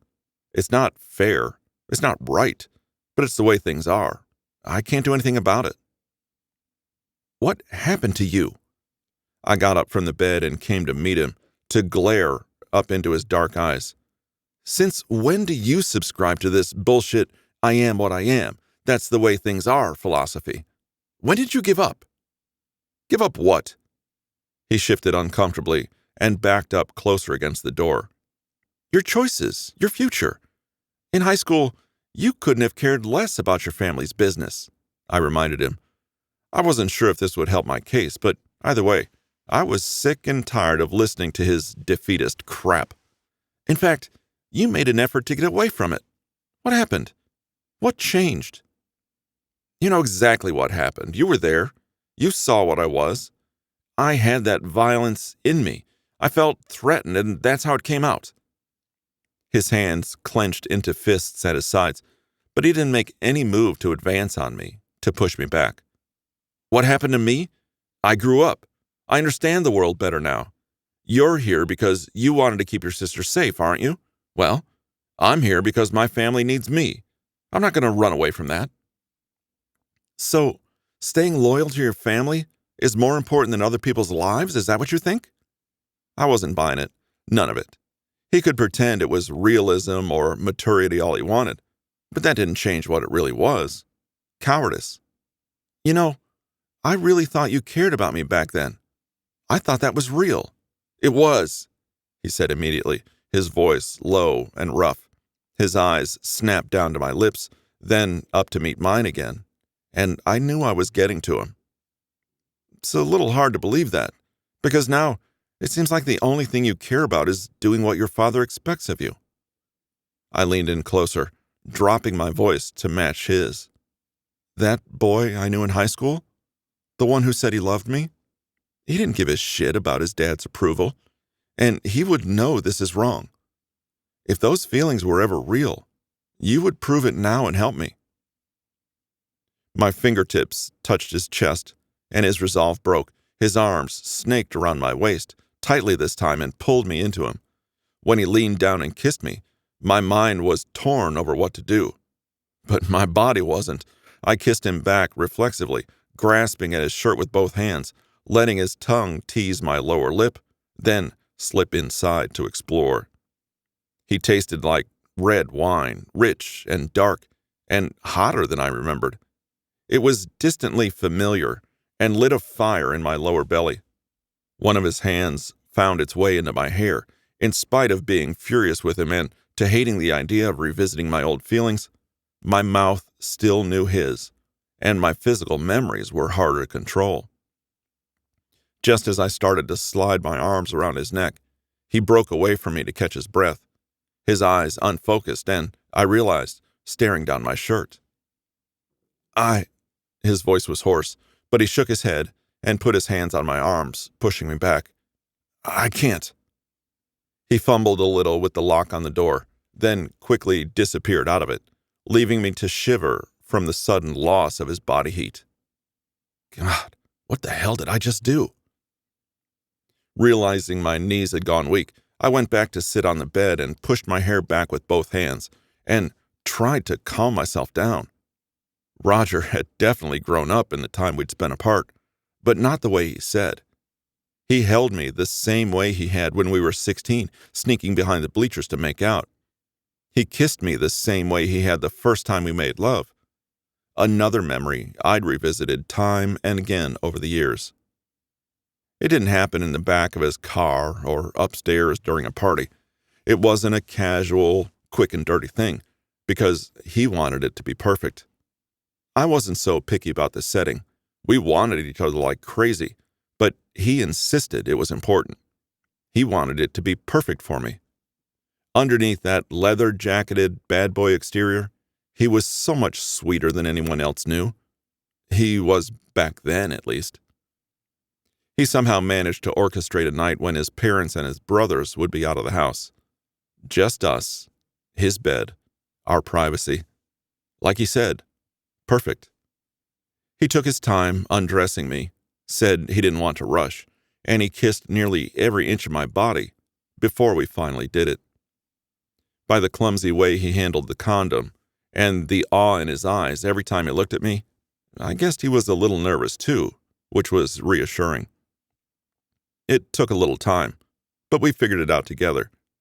It was hard for me at the beginning, but he was sure to go slow, breathlessly telling me I was beautiful, covering my neck and breasts with kisses. Our timing was a little off, and he came before me. But after, he wanted to make sure I did too. Lying at my side, he slipped his hand between my legs and took instructions on how to touch me until I came to, overwhelmed and almost tearful from loving him so much. He told me he loved me, that I was perfect. He kissed me, and I believed every word. And the way he'd kissed me all those years ago was the same way he'd kissed me just now. My fingertips absently found my lips. Did he still feel that way? Did he still love me? Maybe it wasn't hard to believe, and I felt only a very slight niggle of guilt as I realized I could use that to get out of here.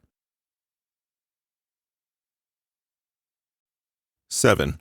Roger. Fuck. When I left Jill's room, I had to take a few slow, deep breaths to clear my head. What was wrong with me?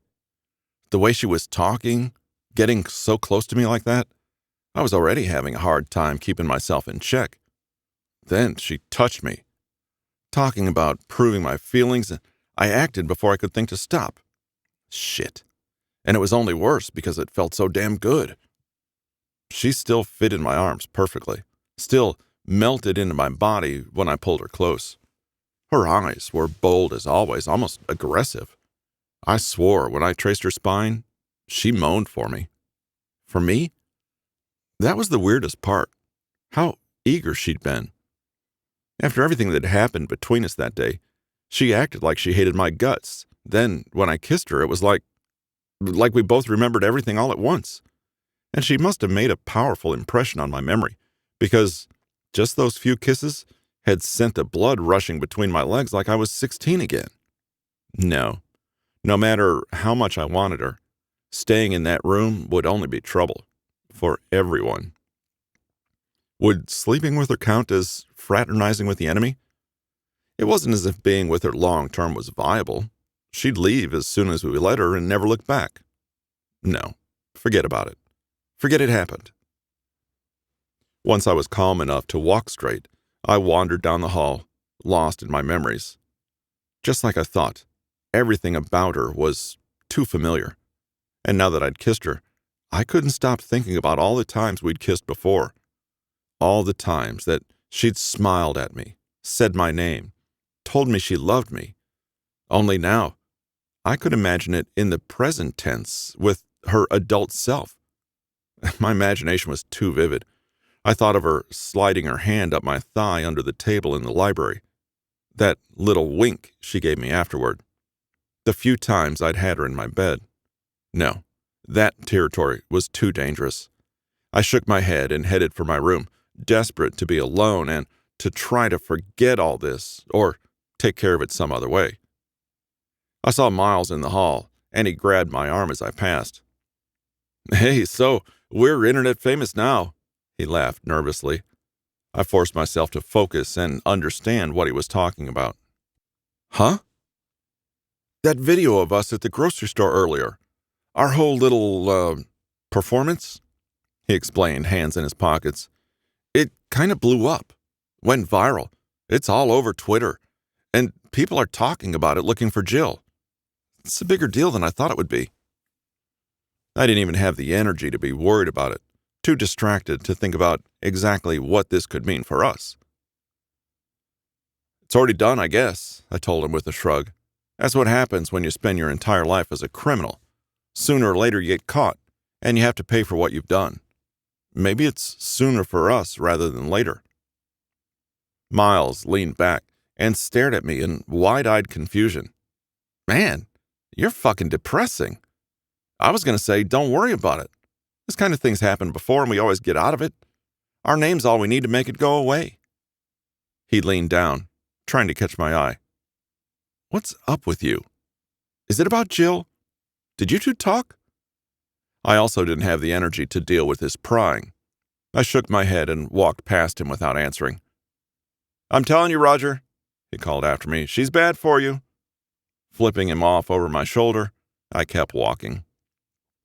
Something was up with me, that was for goddamn sure. It was getting late, and I dropped myself into bed to kick my shoes off. Maybe I just needed sleep. Maybe that would do something for the thoughts that were taking over my head, making it impossible to focus on anything else. She was right when she said she didn't belong here. It was bullshit for her to take the fall for her dad's problems. But what the hell was I supposed to do? Just let her go? Like that would help? Like if I did, my dad wouldn't be after hers anymore? That wouldn't work. That wouldn't fix anything. But I was sure she didn't want to hear that. The way she saw things, there was right and there was wrong. And I was choosing to do wrong. As if I had a choice about anything. She'd always been black and white like that, even in high school. Either you agree with me or you don't. Either you're friends or you're not. Either she's lying or she isn't. There's no halfway. And she usually assumed whichever option was worse. But then she would try to make it better. If we don't agree, we're not understanding each other well enough. If you're not friends, it doesn't matter anymore that he's mad. If you are, then apologize. If she was lying, there must have been a reason. What is she afraid to say?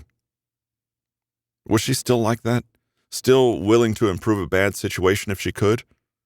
Or had she decided that things and people that were wrong weren't worth her time? It was stupid to even be wondering all this, since I was positive she'd decided I wasn't worth her time. But if that was the case, why the hell did she kiss me so hard? For a while, I kept trying to sleep. My mind kept coming back to her. It seemed like there was only one way to make it stop. It was around 11:30 when I got out of bed and tried to make my way downstairs quietly. I was just going to talk to her, I told myself. That's all I was looking for. Answers. Maybe to find out if she was thinking the same sort of thing I was. And if she wound up kissing me again, I would definitely have the willpower to tell her no. Definitely. Since it was so late, and the light was off, I stopped outside her door and knocked quietly. I heard a gasp from inside. "Jill, it's Roger." Why was my mouth so dry? "Can I come in?" After a few seconds, she answered, her voice a little shaky. Yeah?" I unlocked the door and stepped inside, turning on the lamp by the dresser instead of the overhead light. Closing the door behind me, I glanced over at Jill, and I could tell something was up. She was sitting on the edge of the bed, arms and legs crossed tight. The covers were mussed, and so was her hair. "What do you want?" she asked, glaring at me hard. She seemed to be trying to regulate her breathing, every deep inhale drawing my eyes back to her chest. The way her arms pushed her tits up and together, I could see she wasn't wearing a bra. In fact, it was lying on the ground by the bed. When she noticed where my eyes went, she let out a squeal of embarrassment and grabbed it up, shoving it under the covers. "What do you want?" Holy shit. "Were you—" I didn't even know how to finish the sentence. How do you casually ask a girl if she was getting herself off before you came in the room? "Was I what?" she challenged. Damp hair stuck to the back of her neck with sweat, and she squirmed a little where she sat. "If you don't have anything to say, go away." "Were you touching yourself?" I forced myself to say it, and she immediately turned away from me, hunching over a little more in embarrassment. After a second, she let out a soft laugh. "That was a hell of a kiss earlier," she confessed. The way she looked me up and down, then finally met my eyes, set my blood on fire. When she licked her lips, all that heat went straight to my cock. Leaning back on her hands, she tossed her hair back over her shoulders. "So? Either you're going to stay or—" Because the room was so small, it only took a couple steps for me to meet her at the bed, and I was kissing her before she could finish the sentence. Her mouth met mine just as eagerly as before, letting me inside, playing with my tongue. She was in here, getting herself off, thinking about kissing me, thinking exactly the same things I was. I groaned against her lips and pulled her up into my lap so she was straddling my legs. My hands slid up her ribs to grope her through her shirt, and she pulled away from me to moan, "Take it off." I was already at a point where I couldn't even start to argue with her, so I slid my hands under her tank top and pushed it off over her head. It only took a split second to look at her, too impatient to keep going. My lips and tongue worked down her neck while her fingers slid through my hair. Every sigh out of her mouth, every twitch and gasp just made me want her more. Sliding one hand under her ass, I picked her up onto her knees so my mouth could reach her chest. My tongue slid over one of her nipples, and she used her grasp in my hair to hold me closer while I sucked. God, she breathed, tilting her head back. I didn't know how much experience she'd had since our last time together, but it seemed like she was as sensitive as ever. Her hands worked quickly at the buttons of my shirt and pushed it off my shoulders so I could toss it away. Then, she shoved me down onto my back and kissed me again, even harder than before. Her jeans were already unbuttoned, and her breath hitched when I unzipped them and slid my hand down the front of them. Even through her panties, she was so fucking hot. I pushed them to the side so my fingertips could explore the slick heat of her pussy, and she dropped her head to the bed next to mine. Shit. With Jill clinging to my shoulders, letting out high-pitched moans and whimpers into my ear, pressing her hips down against my hand to help me out, I was so hard, my pants were really becoming a problem. Trying to get her impatient for the real deal, I pushed 2 fingers inside her, and the moan she let out was deep, satisfied. Slow down, or I won't last much longer. She panted when I went back to teasing her clit. I could practically feel the heat coming off her cheeks. Oh yeah? I asked, smirking. Shut up, she mumbled. I got a head start. If you want, you can lay down so I can do this right, I suggested, making sure I touched her slower so she wouldn't get too far ahead of me. That way, I can probably catch up. She let out a little laugh and kissed me again, then climbed out of my lap. I sat up in time to see her push her jeans down and off, giving me an amazing view of her ass and how wet she was. When she saw me staring, she must have realized how it looked. She looked a little shy and crawled back onto the bed, leaning forward to run her tongue along the shape of my ear. Well, what are you waiting for? She asked, unfastening my pants so slow it felt like torture. Show me you still know how to do this right. I wasn't sure if that was a challenge or an invitation, but either way, I planned to meet it. 8. Jill. Roger didn't need to be told twice. I lay down on my back, stretching out so he could see every inch of me, hoping he liked what he saw. He swallowed hard, and maybe I liked that I could still have this effect on him. After stripping out of his clothes and settling between my legs, he leaned over me, then stopped abruptly.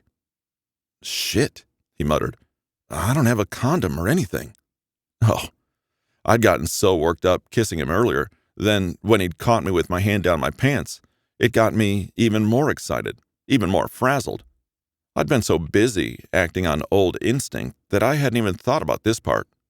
Biting my lip nervously, I debated my options, but quickly decided I was too impatient to keep waiting. I'm on birth control, I told him, positive he could see how dark I was blushing. So don't worry about it. I don't want to stop. You sure? Roger? I insisted, letting a desperate whine sneak into my voice, and he laughed, sending chills down my spine. He lifted my hips up to his, sliding his cock against me, and I shivered just from that. Don't keep me waiting. Have you always been this pushy? He laughed. Before I could answer, he leaned forward and started to press inside me, stealing my breath. He let out a huff too, resting over me on one hand and slowly rocking his hips to get deeper, letting me gradually adjust to him. So sweet. No, I couldn't be thinking about that right now. I needed to remember why I was doing this, that it could lead to him helping me escape. But God, when his hips were flush with mine and he was fully buried inside me, my eyes did go a little blurry. Well, there was no reason I couldn't enjoy it, right? It'd been a while since I'd done anything like this, but just like the kisses, just like his arms around my waist, our bodies still seemed to know each other. Don't stop now, I breathed, holding on to his hands where they rested on my hips. The softness in his eyes said this was getting to him too, and not just physically. He pulled back, still going slow, then thrust back in so my body jumped and I moaned out loud. God, he was good, and he'd barely started. Once he knew I was comfortable and practically begging for it, he started up a rhythm, slow at first, and I couldn't have kept my voice down if I wanted to. He would ask me now and then if I was okay, and I kept having to reassure him that I could handle it, that I wanted it, that he needed to give it to me before I lost my mind. The whole time he was fucking me, my body was on fire. I'd already gotten close earlier, so he was just pushing me harder and harder and harder. Did I want this to be familiar as it was? Did I want to feel so close to him while we were doing this? Whether I wanted it or not, whether I meant to or not, I did feel it, and I couldn't pretend not to. The sound of his voice wasn't helping me keep my distance either. The sighs and groans he let out, the way he'd pause deep inside me to line my neck with kisses and tell me I was beautiful. Why couldn't he be like the other men I'd been with and be selfish the whole time? Why couldn't he ignore me and act like there was nothing emotional between us at all? That would have made it so much easier for me to pretend too. Jill. He was leaning in too close to me, his voice in my ear. I'm getting close. Can I? He left the question open-ended, so it took me a second to realize he was asking if he could come inside me. I'd never let anyone, never wanted it, or trusted anyone enough for that before. But in this moment, the last thing I wanted was for him to put distance between us, even for a minute. Yes, I managed, despite the weakness in my voice. Yes, just don't stop. Raising one hand to my lips, I licked my fingertips wet and slipped them down between my legs to touch myself. Roger groaned as I got tighter, but he only went faster. When I was already so worked up and he was doing everything right, it only took a few seconds of my fingers sliding wetly against my clit until I came for him. And I made sure he knew it, arching my back, calling out his name. His hips clashed against mine one more time, rough, and I took in a sharp gasp as heat flooded through me in a way I'd never felt. I hadn't considered what it would actually feel like, but it did make me feel closer to him, and I wrapped my arms around his shoulders to hold him tight against me. God, was all I could get out as I struggled to catch my breath. He let out another brief laugh. Tell me about it. The bed wasn't intended for two people, so when he collapsed at my side, we were forced to stay close. Not that I minded. I curled up against his chest, and he wrapped his arm around my shoulders like it was the most natural thing in the world. It seemed like that kiss earlier had been a trip down memory lane for both of us. My eyes wandered slowly up his stomach to his chest, along the defined shape of his shoulders, up to his stubble-covered jaw. Then my eyes met his, and I realized he'd been looking me over too. We never got to talk before, he said, rubbing his thumb slowly against my shoulder. Before your family moved out here. You mean after what happened at the school with Justin? Roger's eyes snapped away from mine and up to the ceiling. Yeah. I remember. It was like you just disappeared off the face of the earth. Yes, I remembered that period of crying myself to sleep every night for weeks. When we stopped talking altogether, even though neither of us had said it, I'd assumed our relationship was over. How could I have justified continuing it after what he did? How could I have pretended that was okay? I was too ashamed to even try getting in touch, he confessed. Like I had no right to try to talk to you. I'm sorry I put you through that. All of it. The remorse in his voice was painfully obvious, and I struggled with my next question before I could ask it. "Did you really think I slept with him?" It came out more quietly than I intended, embarrassingly fragile. It shouldn't even matter to me anymore. "No," he said firmly. "Every time I heard someone say it, it pissed me off, but only for your sake. There was something about that day, when Justin started talking shit himself. I don't know if he was trying to look tough by fighting me or what, but he was saying all this disgusting, disrespectful shit about you." He grabbed my shoulder a little tighter. "I couldn't handle it. I just saw red, and I couldn't think straight.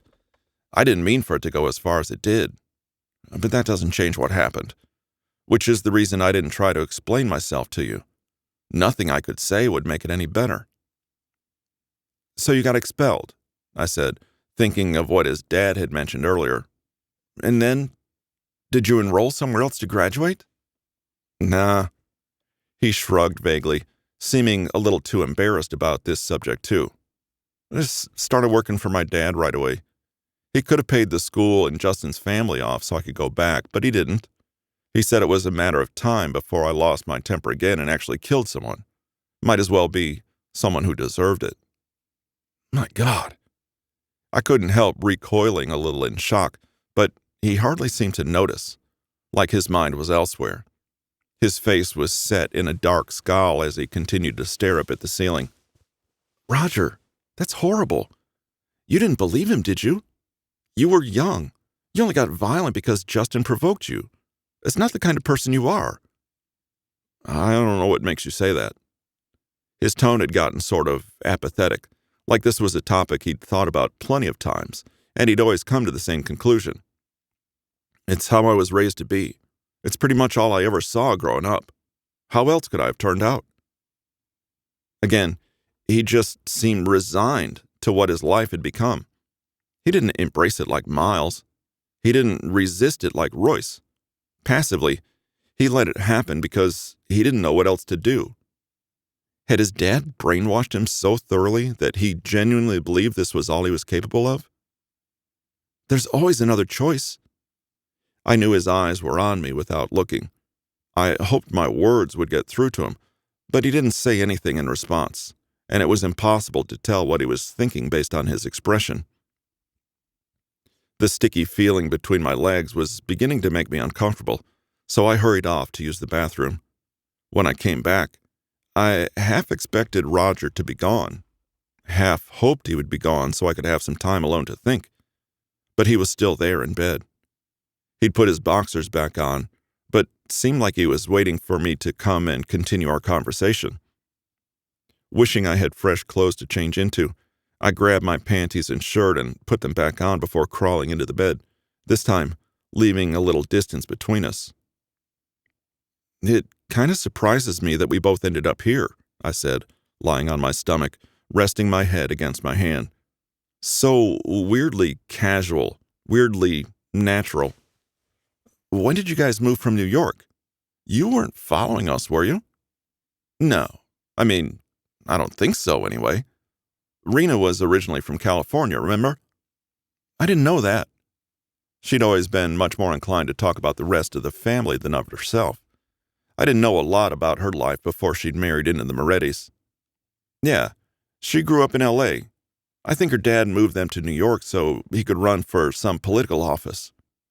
Roger shrugged, seeming bored by the subject. He and Rena had never been especially close, but his attitude toward her was almost pointedly disinterested, like he wanted to make it clear she could never replace his mom. Anyway, she always hated how cold it was there.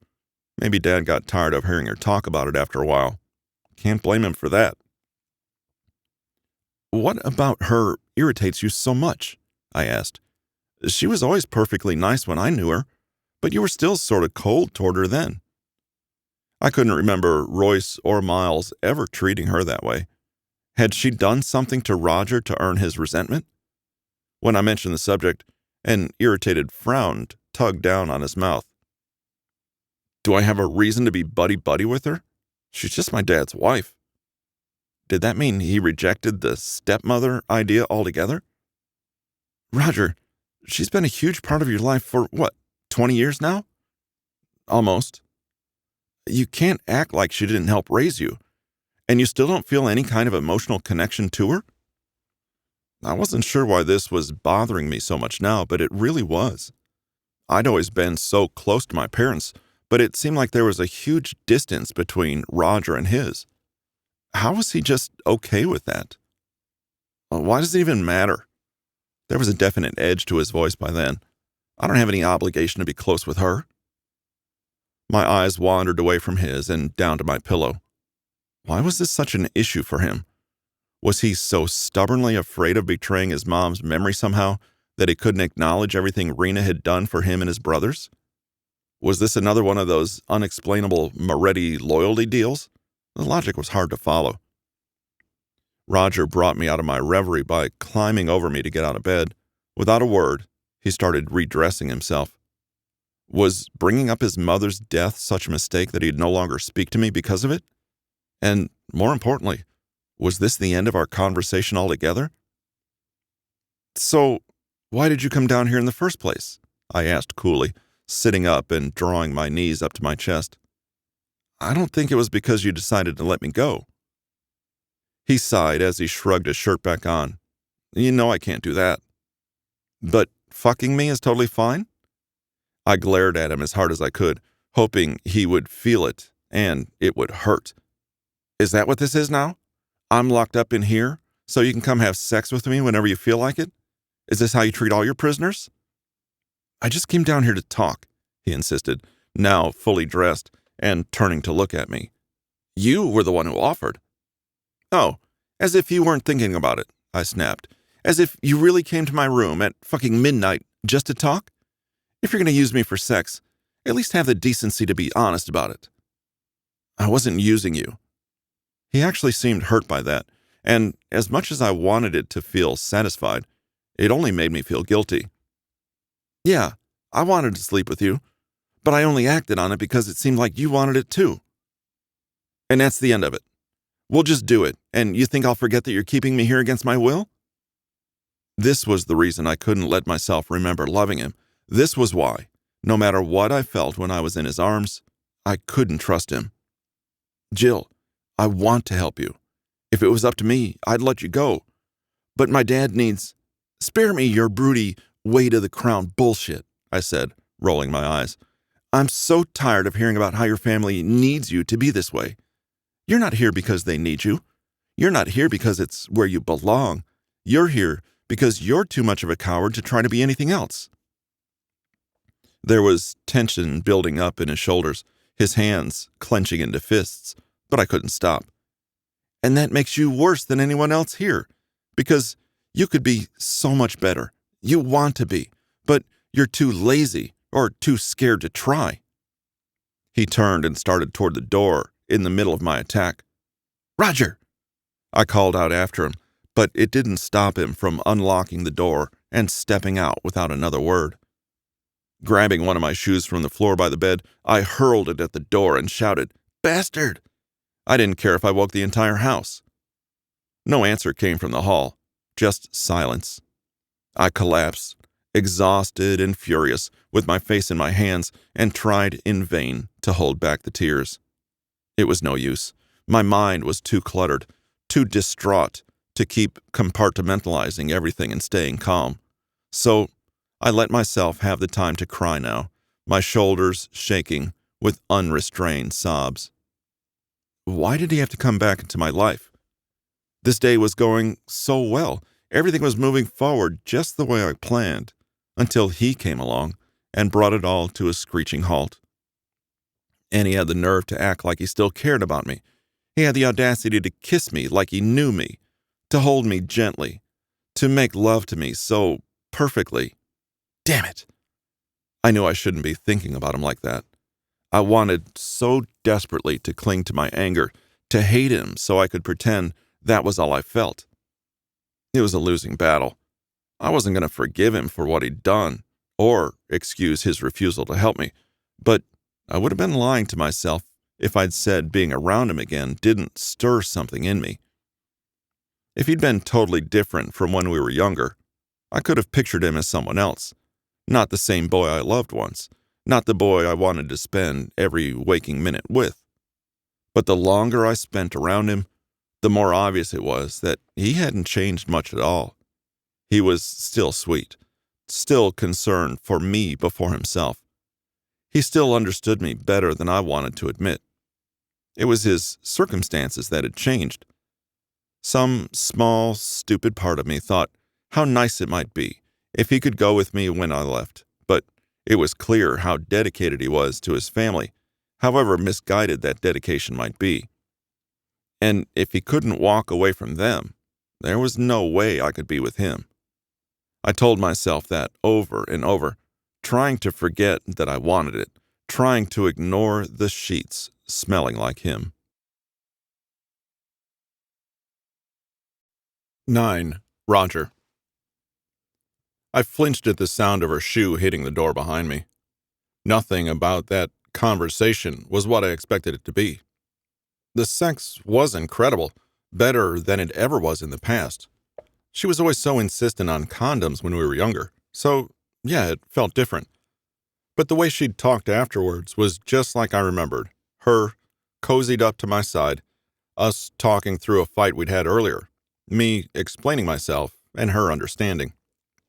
Then, I fucked it all up by bringing up Rena, and Jill wouldn't let go of the subject.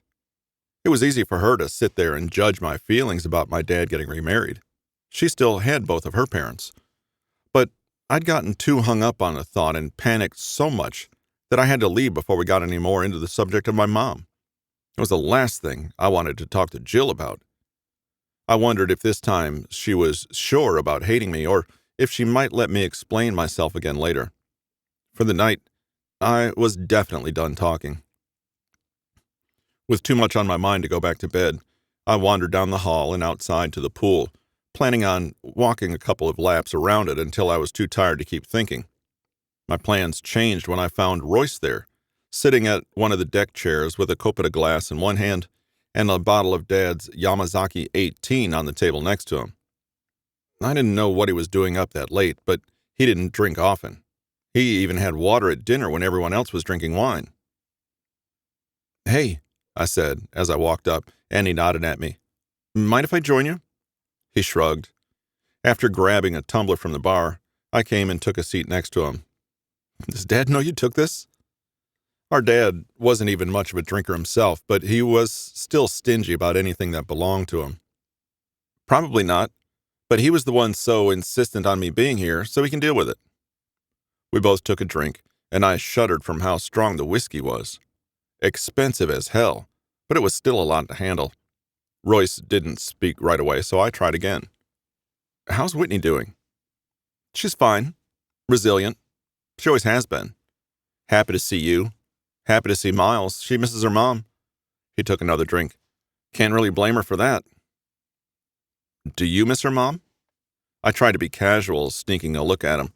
For the first time since he'd arrived, he smiled genuinely, just a little. "Yeah, some. It's complicated. You know, that's why I left for Bristol, right?" "Because of Margot?" "No, I definitely didn't know that." "Sort of." He took a deep breath and leaned back in his chair, staring up at the starless sky.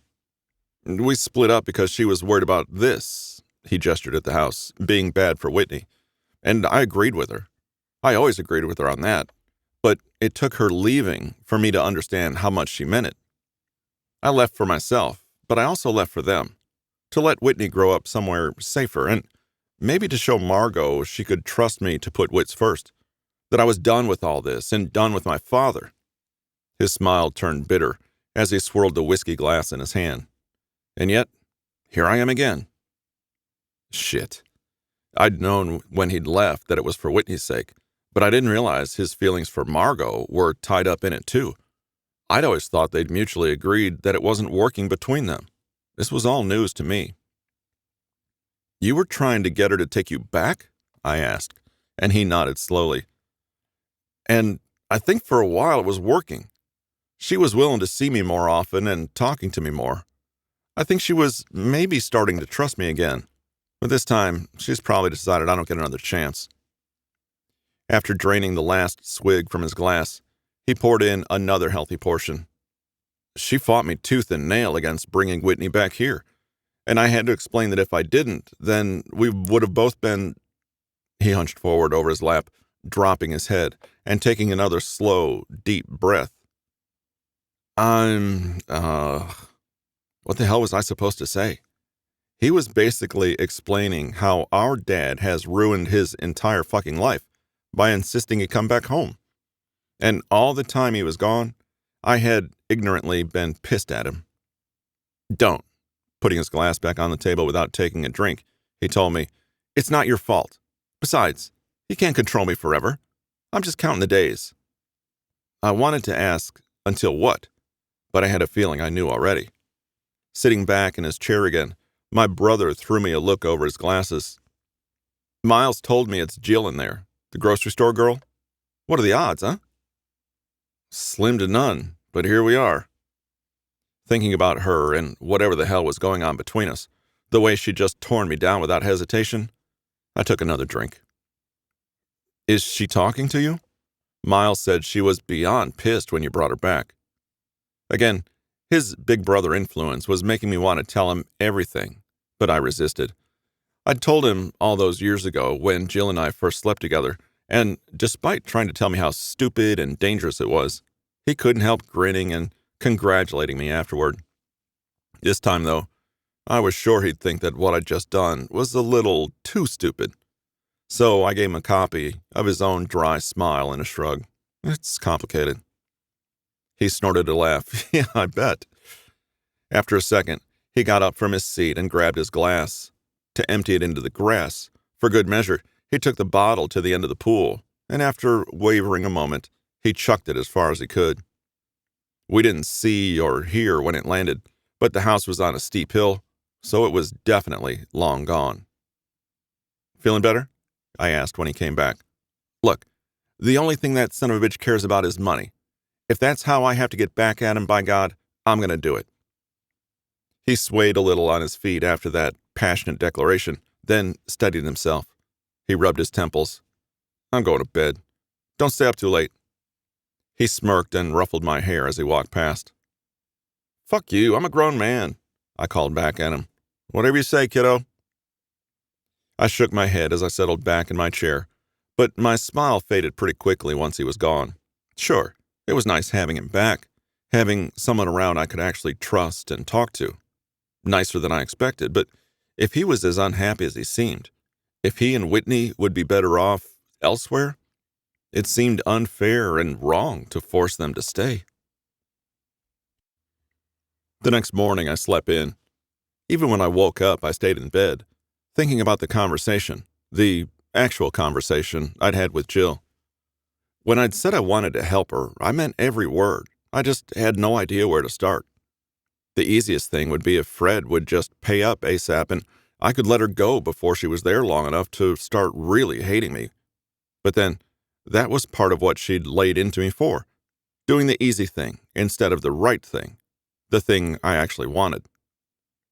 As shitty as it made me feel, I forced myself to consider what she said. After the talk I'd had with Royce, it was getting easier and easier to think that maybe I was only there because it was easy, because I knew my dad would make my life a living hell if I tried to leave. Was avoiding that worth spending my life doing whatever he told me instead of pursuing my own ambitions? That was a tough decision to justify. So what could I do for Jill short of just letting her go? How could I at least make this easier for her? I thought about her sitting down there in that tiny room, alone, with nothing to occupy her, and I figured that was a good place to start. Maybe we could put her in a better guest room, or even better, a different house altogether. We had a few spares around the city. If I could convince my dad to let me move her into one of them and stay to keep an eye on her, it would give us some time alone, together. And maybe it would be enough to convince her I was trying. Around noon, while I was putting together my argument for why Jill needed to be moved, there was a knock at my bedroom door. "Yeah."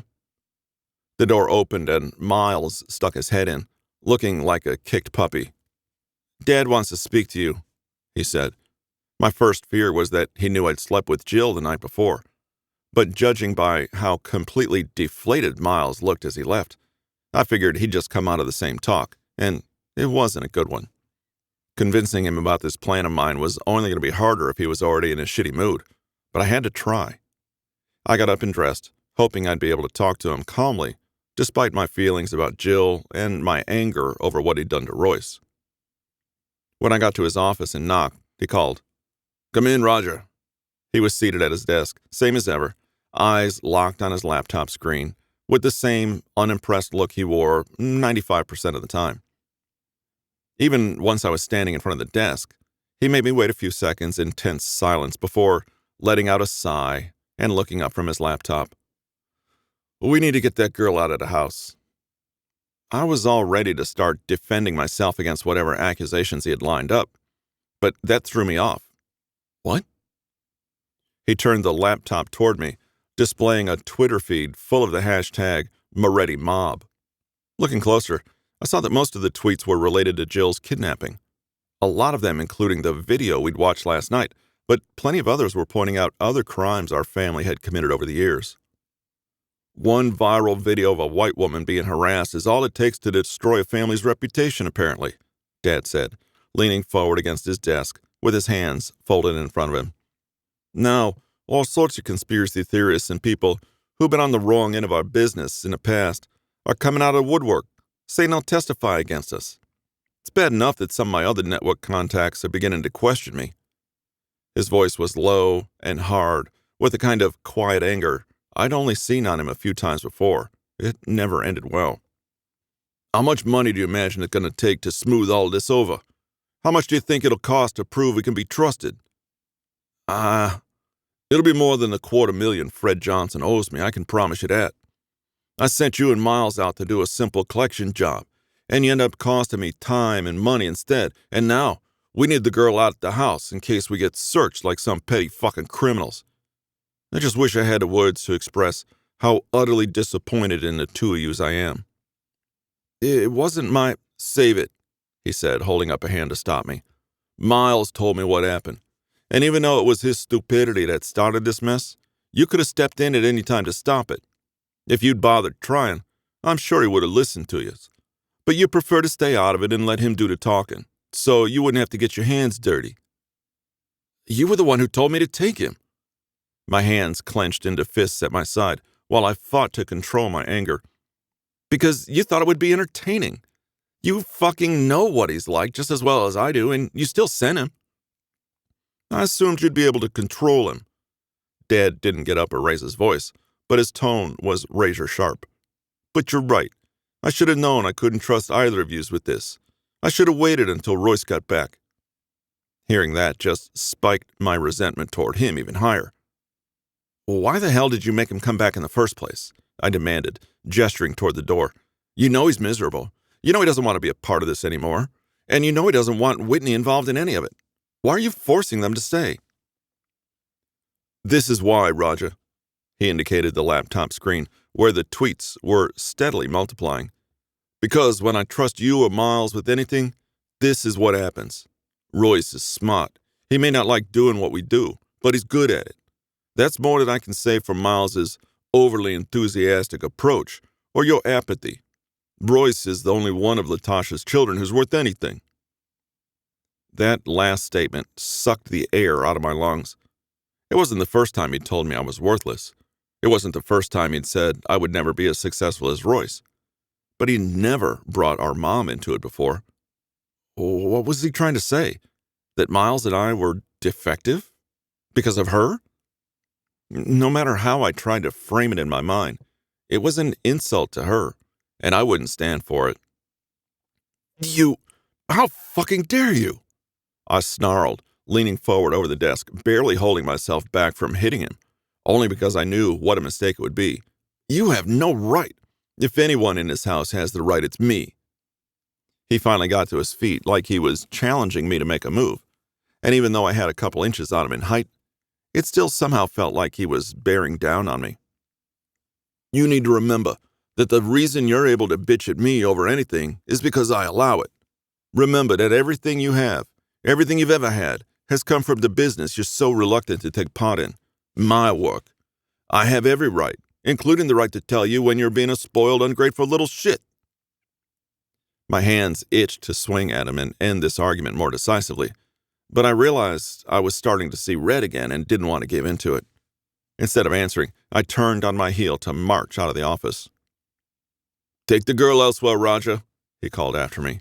I didn't answer, but I was definitely planning to get her the hell out of that house. I headed for Royce's room and knocked on his door, impatiently tapping my foot until he answered. Looking at him, I wouldn't have guessed he'd had a quarter bottle of Japanese whiskey the night before. "What's up?" he asked. "I need your help with something." "You're going to have to be more specific than that." "I'm trying to get Jill out of here." He crossed his arms and leaned against the doorway, looking almost proud of me. "Really? And just ignore the boss's orders?" "Oh, I just meant take her somewhere else," I muttered. I couldn't look at his face knowing it would show his disappointment. "She's in one of those shitty little bedrooms down the East Hall. If she's going to be here, she might as well have some better digs." "Such as?" "We have other places. You know more of them than I do." "Huh." He thought about it for a second. "Would a safe house work? We have a few of those. They aren't used often." "That sounds perfect." "Which means it's probably empty at the moment," he continued. "You'd have to go turn on the power and water. Since she won't be here with access to staff anymore, you'll need to stock the kitchen too. And I'm willing to bet she'd kill, figuratively I hope, for some clean clothes." He noticed the way I looked at him, like he was some kind of expert on women's needs. He laughed. "I was married for 8 years, Roger. You learn a thing or two." "Help me?" I pled, but his smile faded. "Are you sure you want the help of a blood traitor like me?" he asked flatly. "Who knows? You start associating with me, and people might think you're going to desert too." Had somebody said that to him? I realized, too late, that Dad had probably had a chat with him that morning too. All the more reason to get away from this place. "I don't give a shit about any of that. You left, you came back. You're here now, that's what matters. Besides, it's not like Miles knows anything about women, so he'd be totally useless here," I added, trying to lighten the mood a little bit. "And, hey, if you're not in the house, Dad can't order you around." "I guess that's true." He still didn't seem convinced, so I conceded to trying the sincere approach instead. "Look, Royce, cards on the table. I've really fucked things up with Jill, and this is not the first time it's happened," I admitted. "I still care about her, a lot, and she fucking hates me right now. I want to do whatever I can to fix things between us. If you help me, I feel like I have a way smaller chance of screwing it up." "Can't argue that logic." He stood up straight and agreed. "Fine. But Whitney's going with us. I'm not leaving her in this house by herself." 10. Jill. A woman I didn't recognize showed up to bring me food in the morning. For a brief second, I considered trying to overpower her and escape, but I quickly decided it wasn't worth it for a lot of reasons. For one, she herself hadn't done anything to me, and judging by the modest, uniform-like clothes she was wearing, she's probably just a domestic servant. Because the Morettis were the type of people to have servants.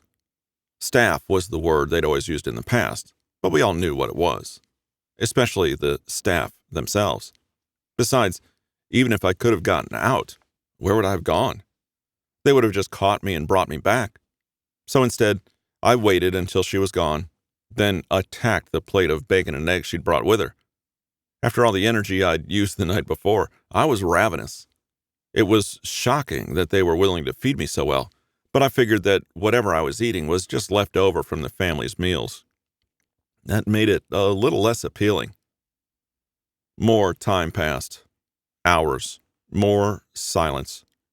Realizing I smelled like sweat and sex, I cautiously took a shower in the little 3-foot by 3-foot glass box in my bathroom. No soap, but at least the water was hot. Once again, I was reluctant to put on my old stale clothes, but what choice did I have? Better that than getting caught naked, especially by someone who wasn't Roger. Roger. I didn't even know if he was planning to come back. I'd said some pretty hurtful things the night before. He might just leave me to wallow in my boredom until I was begging for company. After another couple of hours sitting, thinking about the store, hoping Annette was picking up my slack and helping Dad with managing. I was getting close to that point. The same woman brought me a second meal, but she obviously wasn't much for conversation. She acted like she was afraid to speak to me. Then, finally, the door opened again. But it wasn't who I expected. "How's it going in here?" Miles asked, leaning against the dresser by the door. "Comfortable?" "I'm peachy. Thanks for your concern." He laughed at my answer, but I noticed that his leering looks from the day before were nowhere to be seen. "Come on, I know you gotta be bored out of your mind," he said. "Talking to me must be better than just sitting here. Even a little?" "Marginally, maybe." "See? That's what I always liked about you." He drummed his fingers against the top of the dresser, cocking his head to one side and watching me thoughtfully. "You were always just a little bit of a bitch, and you weren't even sorry for it." "If that's your idea of a compliment, I think you need some more practice," I informed him. "It's just the truth. There's no point in acting like I don't know you already, like we don't know each other. I don't want to pretend you're a stranger. Everybody here knows who you are. Hell, even half the staff probably remember you. For the 4 years you and Roger were together, you were at our place all the time. Doesn't go away just because you're pissed at us." "Not here." You know what I mean," he said with a roll of his eyes. "In our lives, you were like a fixture. You were family, whether you want to admit it or not. But here you are acting like we're just some big, mad mob entity you don't know anything about." "It's exactly what you are. Whatever memories you have of me are 10 years old, Miles. We don't know each other anymore. I'm not close to any of you like I was before, and I'm not interested in pretending to be." I was trying to shut the conversation down, to get him to get bored or accept that I wasn't receptive, but he'd always been more persistent than that. The searching look on his face didn't change, and if what I'd said bothered him, he didn't show it. "It's really funny. I was trying to tell Roger that yesterday, but now I'm not so sure. I don't think you've changed as much as you want to believe. I mean, you've obviously still got the hots for my brother. Since you're so uninterested in pretending, you've probably admitted that to yourself already, huh?" How could he know that? Was he just bluffing? Trying to get me to admit something? "You're assuming a lot. What would even give you that idea? I haven't seen him in 10 years either." "No. You two didn't have a little chat last night?" he asked, raising an eyebrow at me. Heat and embarrassment flashed through my core, and I immediately looked down at my lap so he wouldn't see me blushing. "Yeah, that's what I thought. I mean, I didn't hear any specifics, but it sounded pretty, intense." "Shut up," I muttered, grasping tightly at the sheets beneath me. "Hey, don't get mad at me. I'm just making observations. I was saying you weren't interested in him anymore, but you proved me wrong, like, immediately. What did he do to piss you off so much?" I sat still for a second as I realized that Miles was talking about hearing my shouting, not whatever I'd said while I was in bed with Roger. That was at least a slight relief. "None of your business." "Probably, but I'm still asking. It's always been a talent of his, I know. I remember when you two would fight, way back when." He mused, eyes turning up toward the ceiling.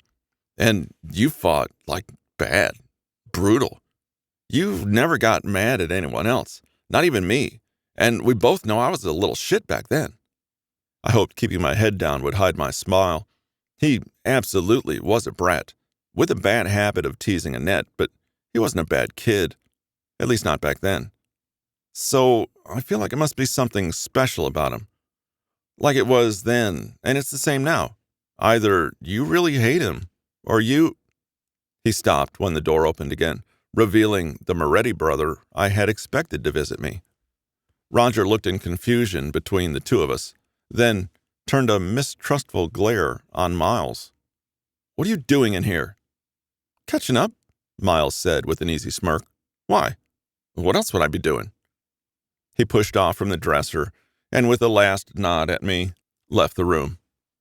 "Sorry," Roger muttered, watching him go. "Was he bothering you?" "No more than usual," I said without thinking. Damn it. I need to keep reminding myself that these people were not familiar anymore. They weren't the same ones I had such fond memories of from years ago. "So, yes." Roger's crooked smile was way too familiar, only adding to my internal conflict. I now noticed he'd cleaned up since the day before. His hair was washed and swept back, his facial hair neatly trimmed, his clothes a little nicer. Surely all that wasn't to impress me. Well, maybe I was a little impressed, whether he intended it or not. After the way I'd thrown myself at him last night, I couldn't pretend like I wasn't attracted to him. Don't worry about it, I said, tearing my eyes away from him. Did you bring me some news, or... Some, yeah, he said with a subtler, knowing smile. Had he noticed me checking him out? Oh, God, how embarrassing. The bad news is I still can't let you go. Before I could get angry and snap at him again, he hastily continued. But the good news is I can get you out of here, somewhere more comfortable. I mean, I know it's not exactly what you want, but I was hoping it would help a little. I nodded slowly, firmly, trying not to show how eager I was to be out of that room. It's definitely a start. Where are we going? We have a safe house outside town, an hour or so from here. You'd have the place to yourself, so at least you wouldn't be stuck in one room. Again, his eyes wandered away from mine, and he shrugged. And who knows, maybe I could, visit? If you'd be okay with that? Seeing him get so bashful, I couldn't help smiling back. Well, we'll see about that part, I said coyly, taking a step closer. So, when do we leave? Soon? As soon as you're ready. I gave him an amused look and gestured to myself. This is all I brought, so it's not like I have packing to do. After I put my shoes on, he led me out to the garage again. Rather than one of the ridiculously fancy sports cars, he led me to a more modest four-door Cadillac. Not much less conspicuous, but a little. What I noticed more was the fact that we weren't alone. Standing by the car was a man roughly Roger's height, similarly good-looking, but in a more mature way. When he smiled at me, his green eyes showed it was genuine. Hey, Jill, Royce said with a nod. Long time no see. I had to resist the urge to hug him. What was it about him that gave off that trustworthy older brother vibe? The glasses, maybe. Yeah, it's been a while, I agreed, returning his smile. You know, you're honestly the first person here I've been happy to see. Oh, ouch, he said, shooting Roger a teasing grin. Are you going with us? To make sure Roger doesn't try anything? I looked over at Roger, who raised an eyebrow as if to say, That's not what you said last night, and I was forced to turn away from him again. Something like that. He's only ever been to this safe house a time or two, so I'm driving. Lucky for you. All right, can we go already? Roger groaned, but somehow pestering him along with his brother made me feel a little more comfortable around them, like we were kids again. Fine, don't throw a fit. Royce stepped into the center of the garage and called out, Okay, wits, ollie oxen free. At first, I didn't know what he meant, but then a tiny voice behind me shouted, Boo! And I jumped, squealing in shock. Turning around to look for the culprit, I found a little girl covering her mouth with both hands, giggling in delight from scaring me. Her thick black hair was pulled into bunches on either side of her head, and she was dressed like she came from money. Hey, you're a jerk, you know that? Roger said, scooping her up to hold her under one arm, while she kept laughing and tried to wrestle away. I was only joking, she pled through her laughter. Let me go. Who? I started. I had a guess, but didn't want to assume. Roger sighed heavily. This little brat is my niece Whitney. She's going with us today, and she better behave, or else I'll have to teach her a lesson when we get back. He put her back down on her feet, and she immediately rounded on him with her tiny fists up.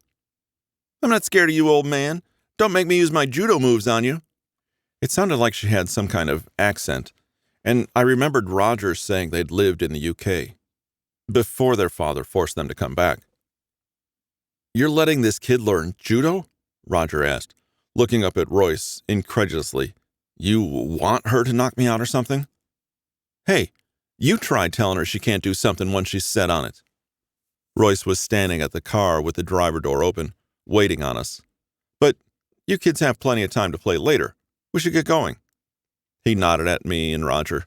Whitney went ahead of me and climbed into the back seat behind her dad, leaving me to scoot in beside her while Roger took the front. The first thing I did was check the clock on the dash. 4:49 p.m. "You remember how to drive on the right side of the road?" Roger asked playfully as Royce pulled onto the highway. "Please. I went back and forth for years. I think I got it." Hi there," I said, leaning forward to try to get Whitney's attention. She looked up at me with warm brown eyes that practically glowed in the midday sun, and a smile to match. "I'm Jill. It's nice to meet you." "You too. Uncle Miles said you and my Uncle Roger used to date," she said brightly. "Ugh." Roger groaned and rubbed his temples. "Uncle Miles needs to learn to keep his damn mouth shut." "What a miracle that would be," Royce muttered. "Well, he was right," I agreed, still trying to keep the conversation lighthearted. Something about Whitney's presence had changed the air of this interaction. It almost felt like I wasn't a prisoner, like this trip could be something fun. She wasn't part of their horrible family business. She was just a little girl with a big personality. And it was nice to see that, at least among these three, the word family wasn't just a title or an obligation. It was a real, loving relationship. "I did date your Uncle Roger when we were younger." "Why did you stop?" she asked, oblivious to the tension between us. Roy glanced at me, then her in the rearview mirror. "Sweetie, that's really not our business." "No, it's okay," I said, waving him off. "It's fine. We had to break up because my family moved away. We didn't see each other for years, and it's hard to stay together like that." Maybe it wasn't the whole truth, but she didn't need to know all the details. "But now you're back together," she pointed out, absently swinging her legs in front of her. "And you both live here, right? So you can be together again?" I let out a dry laugh. It must be nice to be so optimistic. "It's a little more complicated than that, unfortunately." Whitney nodded sagely. "Because he kidnapped you." Despite how serious the situation was, I had to turn away to hide an involuntary smile, and Roger's snort of laughter didn't help. "Yeah, because of that. I don't really like his job," I said, stealing a glance at him. "That's how my mom is, too." "Whitney." There was a warning in Royce's tone, but he didn't look away from the road. His smile from earlier disappeared completely. His daughter looked at him sadly for a second, then folded her hands and dropped her eyes to her lap. After another moment passed in silence, Roger turned around in his seat to look at her. "Hey, Wits, why don't you tell Jill about the time I got lost at the zoo looking for you?" As quickly as it had disappeared, her smile came right back. She led into a lengthy and detailed account of a time that Roger and Miles took her to the San Diego Zoo for her birthday because Royce had to work last minute. She acted out every part of the story, from the animal noises to surprisingly accurate impressions of her uncles. Roger occasionally jumped in to defend himself or correct her. I even caught Royce smiling a time or two. If I hadn't already known, I never would have guessed that this was a family of criminals. How could Royce, the bespectacled dad, ever blackmail anyone? How could Roger, who obviously loved his niece so much, threaten anyone's life? And how could sweet Whitney, who was so full of laughter that it was contagious, have grown up surrounded by killers? It was getting hard to reconcile the two sides, the family and the business, with one another. When Whitney had exhausted her theatrics and gotten absorbed in a game on her cell phone, I noticed Roger and Royce having a quiet conversation of their own. Hoping to learn something useful that Roger might not volunteer on his own, I turned to stare out the window and pretended not to eavesdrop. "Not even surprised at this point," Royce was saying bitterly. "I've heard him say worse about her. I honestly don't know why they were ever together." "She deserved better." "Who are they talking about?" "And, Miles is the only way he is because he's looking for an attaboy from Dad. He's seen you and me become disappointments and doesn't want to end up like us." "Whatever. If he wants a job, I say let him have it," Roger muttered. That's a terrible idea. If it means you and I can get out, what the hell do I care that I'll run the place into the ground? I stole a look at Roger, watching him cross his arms and lean back harder against his seat. I could hear the anger in his voice as he went on. It's just that the more I think about it lately, the more I don't want to fucking be here either. Maybe he'd taken my comments to heart. Part of me felt guilty for being so harsh, but maybe it was something he needed to hear. Really? Any particular reason for that? I made sure I was looking at the window, pretending I hadn't heard anything in case Royce glanced in my direction. Roger was silent for a few seconds.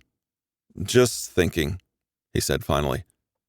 When we arrived at the safe house, I realized I should have been spending less time romanticizing the family that was holding me prisoner, and more time trying to see if there was anywhere I could run for help. From what I could tell, though, it was pretty much in the middle of nowhere, sitting on a mesa with no other houses around. The Morettis liked their lone house on a hill aesthetic, apparently. It wasn't quite as extravagant as their mansion in town, but it was definitely a nice place, more homey than opulent. The wraparound porch and wooden beams added to that effect, and it seemed like a great place to watch the sunset from. Roger took me inside while Royce and Whitney got out to stretch their legs. "This is it," he said, gesturing up to the high ceiling of the living room. In the far left corner there was a staircase. To our right, the room opened up to an impressive kitchen dining room, which he led me into. "So, everything you need should be here. You know, food, toiletries. I had to guess at your size, but there are spare clothes in the master bedroom." He gestured to a door just past the kitchen. "Wait, you bought me new clothes?" I asked, narrowing my eyes at him. "I mean, I figured if you're going to be here more than a day or two, you'd get tired of wearing the same thing. It seemed like part of the essentials." Chancing a look at my face, he winced slightly. "Is that a problem? It wasn't like I could pick something up from your place." "No, it's not that. I appreciate it. You're the one who stocked this place?" "Yeah? Who else would have?" "I don't know. One of your servants?" He grimaced uncomfortably. "Staff," he corrected. "I guess I could have asked them, but I felt like it was something for me to do. I'm the one who dragged you here. I'm the one who wants you to be comfortable. I should be one doing the work to make it happen." I stepped close to him and stood up on my toes to kiss him. It was soft at first, but quickly got hotter and deeper, and he pushed his hands through my hair to encourage me. When I let him go, he took just a second to catch his breath and let out a brief laugh. "You know, your moods are hard to predict," he said. "I can never tell if you're going to kiss me or call me an asshole." "Right now, I'm thinking of doing more than kissing you," I told him, honestly. Grinning devilishly, he started to pull me into his arms, but practically on cue, the car horn honked from outside. Right. I'd almost forgotten Royce and Whitney were there, probably waiting on him. This was just supposed to be a drop-off. With a sigh, I stepped away from him. "I guess you should get going." "I'll come back," he assured me. "I probably can't get away tonight without anyone getting suspicious, but tomorrow?"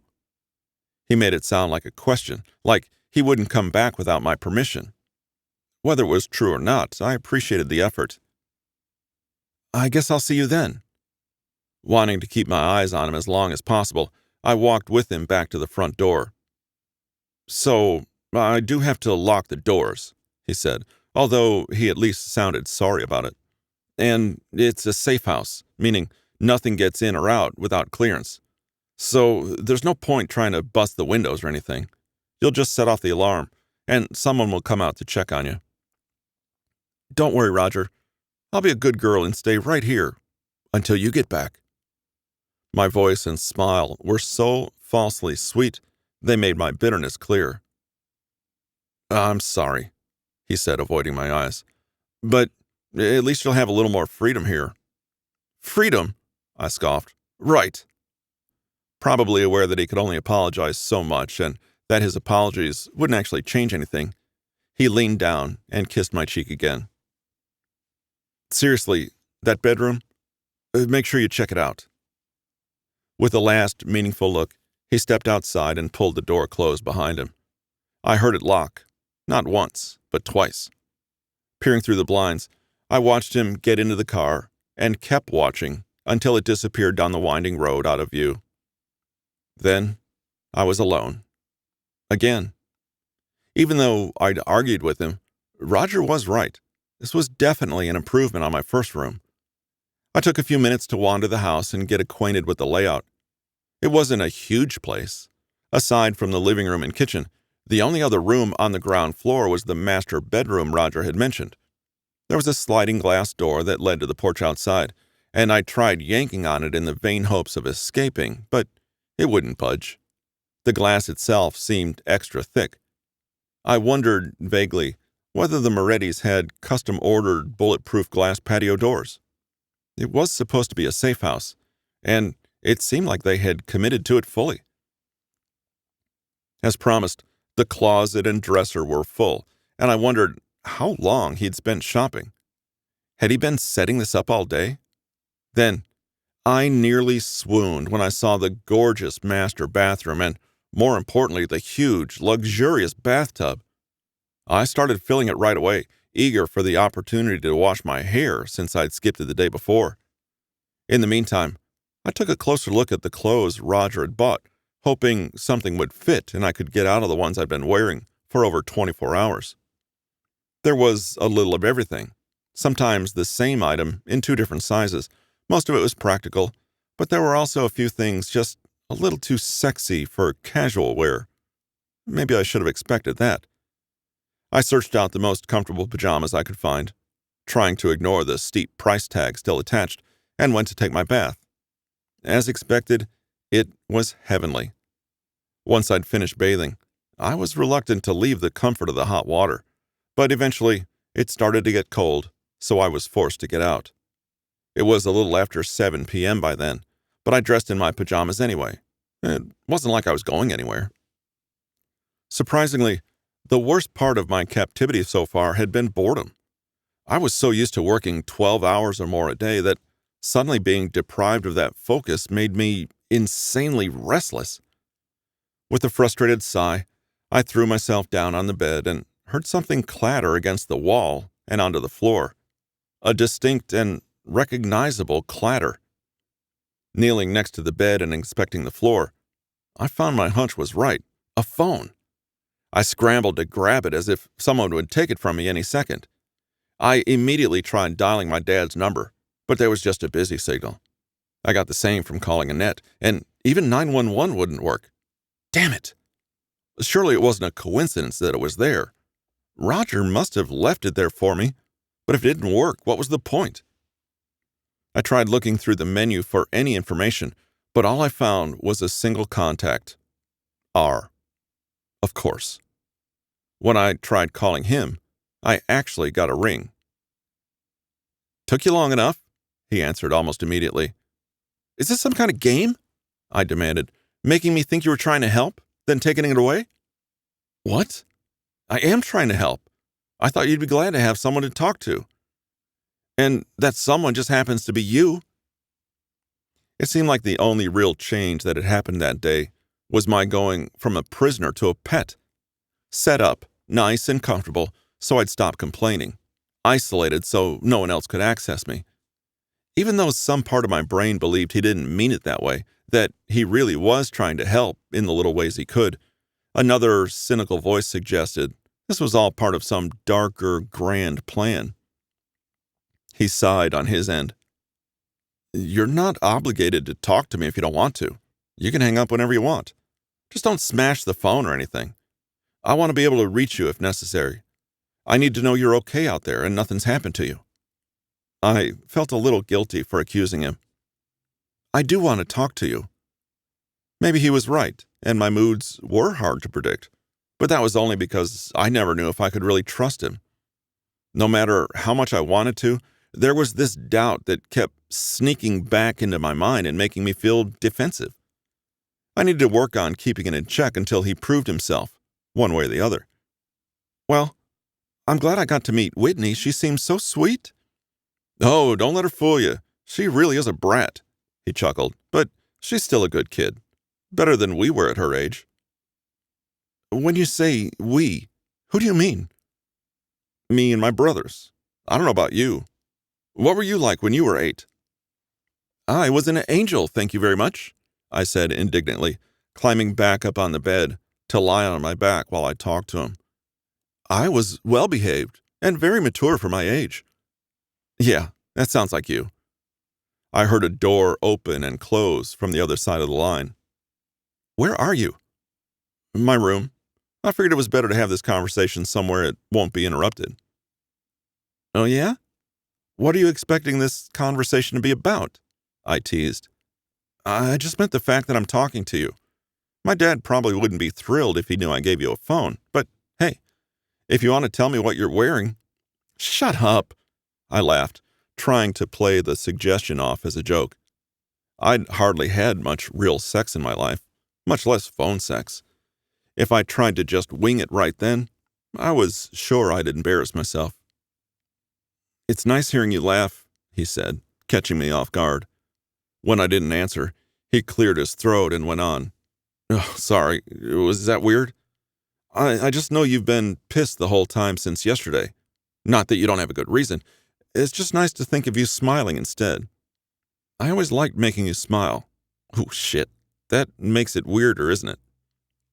No, don't worry, I told him, shaking my head and hoping he could hear the smile in my voice. This man had no issues acting like a tough guy when it came to dangerous moments. But if he thought he'd upset me, dissolved into nervous rambling, how could I not find that endearing? It's fine. I was actually thinking the same thing about you earlier. Seeing you and Royce together, it was a lot like back then, before things got more complicated. He told me some more about what was going on at Moretti Central. Miles was depressed because their dad laid into him earlier. And even though Darren kept trying to bring him back into the fold, Royce was still resisting as hard as ever. He was worried about his daughter being brought up in such a violent setting, especially when she already had a fighting streak in her. The whole time, all I could think was that the entire family would be better off with someone other than Darren running the show. When I found myself yawning and realized we'd been on the phone for 2 hours, I asked Roger when he was going to visit me the next day. Whenever you want, he said. I can bring lunch or something, maybe around noon, and stay for a couple hours, if you want. That sounds nice, I admitted. It's a date. Again, he chuckled a little nervously. Yeah, okay. I'll see you then. I'll be here. After we hung up, I glanced out the window and realized how dark it had gotten, and blinds on the glass door were open. Suddenly, nervous about being alone in this strange house, despite Roger's assurance it was secure, I went to close them. So much for being tired. Taking the blanket from the bed and the phone Roger had left me, I went into the living room and hoped the TV mounted above the fireplace worked. It only got a few channels, but all I needed was one. With the news on as background noise, I curled up on the couch and tilted my head back. It's a date. Thinking back on my conversation with Annette, I laughed harder than was necessary. Was this what it took to get me to get a date? Finding out my dad had been lying to us for years and then getting kidnapped? I laughed until there were tears in my eyes and I was exhausted, ready to fall asleep.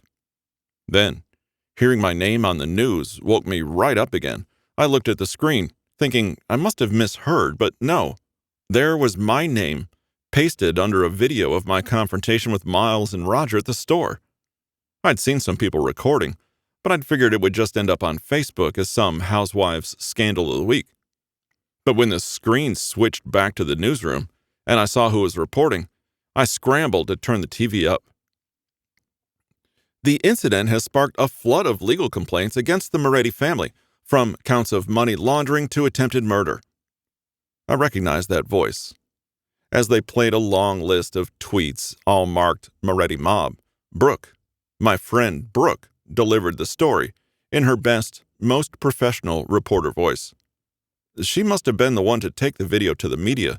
My eyes went wide, first when I realized her involvement, then at the long, long list of people who'd been hurt by the Morettis. And the search continues for Miss Johnson even now. Authorities have stated that a search of the Moretti's estate has not uncovered any evidence of Miss Johnson's presence, though they have not yet been cleared of suspicion in her disappearance. More on this story as it develops. She smiled as they went on to whatever subject they had lined up next. The weather, the stock market, whatever. I couldn't think about anything but what she said. First, why did it feel so weird to see Brooke reporting my situation? Maybe the story was just assigned to her. Maybe because she brought it in. She was the one who got to deliver it. And in that case, I probably should have been happy for her. I was happy for her, in a way. I'd never known her to hold back a story because of her own personal involvement, so maybe it shouldn't have surprised me. On a different note, did Roger know about all this? About the news coverage and his family suddenly getting all this publicity? He must have. Why hadn't he told me about it? Why hadn't he mentioned that their house was being searched? Oh, God. That must have been the reason he'd moved me. Not because he wanted me to be more comfortable. Not because he was actually trying to help. Because it was convenient. His dad may have even ordered him to do it, and he'd acted totally casual, like it was out of the goodness of his heart. My first instinct was anger. I wanted to scream. I wanted to throw that phone across the room and hear it smash. I thought about calling him back and demanding answers, but I didn't. I forced myself to sit there and took a deep breath in, breathed out, then took another, because another part of me really wanted to believe he was being sincere. When he told Royce he wanted to get away from this life, it sounded genuine. And every time we talked, he was obviously happy to see me. I couldn't believe that was all put on. I didn't want to. We could talk about it when he came over. I did plan to ask him, to make sure he had an answer that would satisfy me. If he didn't, then I could get pissed and throw a fit. Until then, I was going to have faith that there was more going on than I could see, and hope it didn't completely backfire. 11. Roger. If I'd been around anyone else, I would have worried about getting caught grinning like an idiot. Since I was alone, I didn't bother hiding it. Even if the reason for moving Jill out of the house wasn't exactly what I had in mind, it seemed like the change of scenery had done a lot to improve her mood. Somehow, talking to her about all the bullshit that was going on in the house made it just a little easier to deal with. Miles had been miserable ever since we'd come back from dropping Jill off at the safe house. Either he was pissed that he wasn't invited, or he was stewing over Dad's griping. I couldn't tell which, and he'd retreated to his room to pout about whatever it was, broadcasting the sounds of machine guns and sniper rifles through the hall, even louder than usual. I thought about going to check on him, but frankly, I didn't feel like being around him when he was like that. It always led to him attacking anyone who got close, and I wasn't ready to subject myself to that so that he might let off some steam. For some reason I didn't understand, Royce had gone back to working for Dad, just like before he left. Even after everything we'd been talking about, he was helping him make the calls and deals necessary to shut down all the talk about our family. If anyone wanted us to go out of business, I would have thought it was him. We hadn't gotten the chance to talk about his apparent change of heart yet. Even when I tried that night, he kept brushing me off, saying he was busy, that he needed to get this or that done first. Despite being irritated and wanting to demand an explanation, I remembered I had plans of my own for the next day, so I left both my brothers to their devices and went to bed. I woke to the sound of my phone ringing and scrambled to answer it in case it was Jill. "Hello?" "Hi," said an unfamiliar woman's voice. Am I speaking to Roger Moretti?" Yeah, this is him," I said, scrubbing my face to try to wake up. "Oh, thank God. My name is Brooke Rodham. I'm a friend of Jill's," she told me. Still half asleep, I had to struggle for a second to make sense of the situation. "Wait, you're Jill's friend?" I repeated dully. "How'd you get my number?" "That's not important. I wanted to ask if Jill is okay. Is she with you? Right now? No, I mean, yeah, she's okay, but no, she's not with me. I clarified, blinking my eyes clear. I sat up in bed and shoved my hair out of my eyes.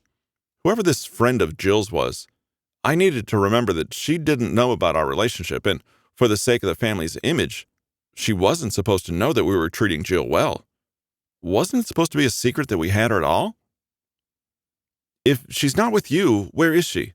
The woman asked, her voice spiking with panic. How do you know she's okay? I was with her yesterday. She's fine. So you're keeping her somewhere?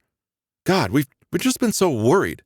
I've been up all night with her sister, trying to find out anything about where she is or how she is.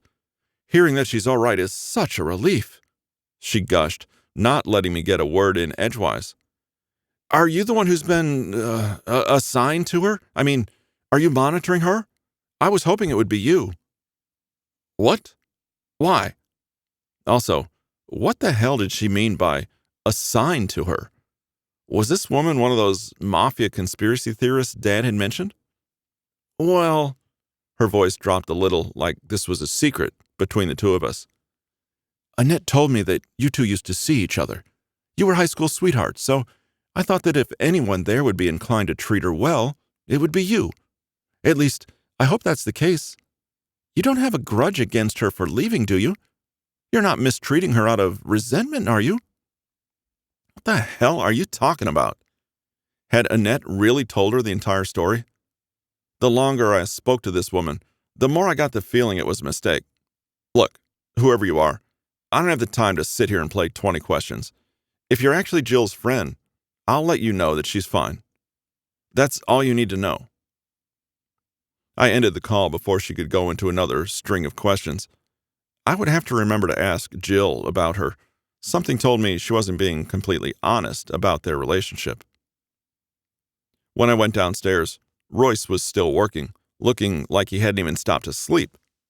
By that point, I was starting to get worried about him. At breakfast, I tried to ask Miles what he thought was going on, but he got surly as soon as Royce's name was mentioned. I don't know what the hell he's thinking, he grumbled, hunched over his plate and stabbing at his food with a fork. How can I? He's the only one of us with a fucking brain after all. You're still thinking about that bullshit Dad said? Yeah, I guess it must be nice to have a convenient distraction waiting to suck your dick and take your mind off things, he muttered. I had to tamp down the anger that bristled at hearing him talk about Jill like that. We both knew that when he felt shitty about himself, his instinct was to make everyone else feel the same. He really was a lot more like our dad than anyone wanted to admit. So, find something to do instead of just sitting here feeling sorry for yourself, I said, getting up from my chair. A harsh clang of metal on drywall told me Miles had thrown his fork across the room. You don't fucking get it, he said, at a volume barely below shouting as he glared up at me. You think I haven't tried finding something to do? You think I haven't tried helping fix this mess I started? Dad's not letting me. You've done enough, he says. Just let Royce handle it. He's already written me off as a fucking idiot and not of any use to him. He dropped his head into his hand, staring down at the table and shaking his head. One stupid mistake and he thinks I'm worthless. I sometimes forgot how young Miles actually was. Maybe all of us did, him included. Miles, listen. Don't. He shoved to his feet and stalked past me, shaking his head. Just don't bother. Between his shitty self-esteem, Royce's obvious exhaustion, and my resentment, I wondered whether Dad even noticed that we were unhappy. Doubtful. He was probably in his office thinking about how smoothly things were running now that Royce was back. As if I needed any more of an excuse to get out of the house. If Dad wasn't accepting help from Miles, he probably wouldn't want it from me either. So I left to meet with Jill instead. I thought about going by her family's store to see how things were going, if her sister and her dad were holding up okay. But being seen there was probably about the worst idea I could have. However they were doing, I just hoped Fred was taking this to heart and working on paying us back, and that my dad wouldn't charge extra for all our trouble. After running through some Chinese takeout drive-thru. Did Jill still like Chinese? I figured I'd find out. I headed to the safe house. It was pretty quiet from the outside, but when I got to the door, I could hear the TV. At least she'd found something to entertain her. Trying to downplay the whole, I literally hold the keys to your freedom thing, I knocked and waited for her to let me in. It's 12:14, she pointed out as she let me in. You're late. Yeah, sorry. Forgot I had to pick up food. While she was looking through the bags I'd set on the counter, I gave her a once-over. She was wearing some of the clothes I'd bought the day before, a pair of shorts and a thin t-shirt, and no bra again. She must have done that on purpose, right? Noticing the way my eyes kept coming back to her chest despite me trying to stop them, she laughed. You've obviously never gone bra shopping before, she said, crossing her arms. Well, yeah, when would I have? The ones you bought are all padded or push-ups, not really comfortable for sitting around the house. I washed mine, but it's still drying. Oh, sorry. To be honest, I was trying to get that part done as fast as possible, I confessed, forcing my eyes down to the ground. Royce had made fun of me the entire time for being so childish about it, but there was a difference between going into one of those lingerie stores with your wife and going in to buy shit for a sort of ex-girlfriend. It's okay. You'll just have to deal with the consequences, she laughed again, and even though I knew she was laughing at me, I couldn't be mad. These are fine, though. When I looked up to see what she meant, she had the waistband of her shorts pulled down a little on one side, and it showed the thin strap of the black thong she was wearing. Fucking hell. I swallowed hard. Listen, if you want me to be able to focus on this conversation, you're going to have to... She ignored me and came closer to wrap her arms around my neck, pressing her tits against my chest and smiling like she knew exactly what she was doing. I had to fight to keep my hands off her so she couldn't accuse me of using her for sex again. Had she been thinking about me while I was gone? Again? I really liked that idea. Jill, I'm not really hungry at the moment, she said, just as casual as can be, and I'm getting a little tired of Spanish soap operas. Now that you're here, I'm expecting you to entertain me. Without sparing any force, she dragged me down to meet her lips. And how was I supposed to keep fighting when she was being that insistent? I figured there was a 50-50 chance my visit would go this direction. If it was what she wanted, I'd gladly give it to her. Bending down a little to get my arms around her waist, I picked her up and set her on the counter in front of me. That put her at just the right height for me to grind my hips into hers, to show her how that pushy flirting was already affecting me.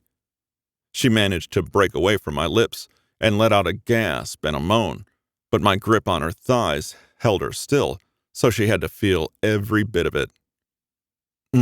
Roger, she panted, leaning back on her hands and raising her hips to meet me. Can I ask you something? Right now, you can do pretty much anything you want. God, she was soft, and my body drew up memories of the other night. I wanted to explore that softness all over again. Why didn't you tell me the house was getting searched? She breathed. I pressed my lips against her neck and ran my hand under her shirt before I realized exactly what she'd said. Despite every instinct telling me not to, I pulled away a little to meet her eyes, and she was watching me critically. What? I was watching the news last night. Apparently people are looking for me.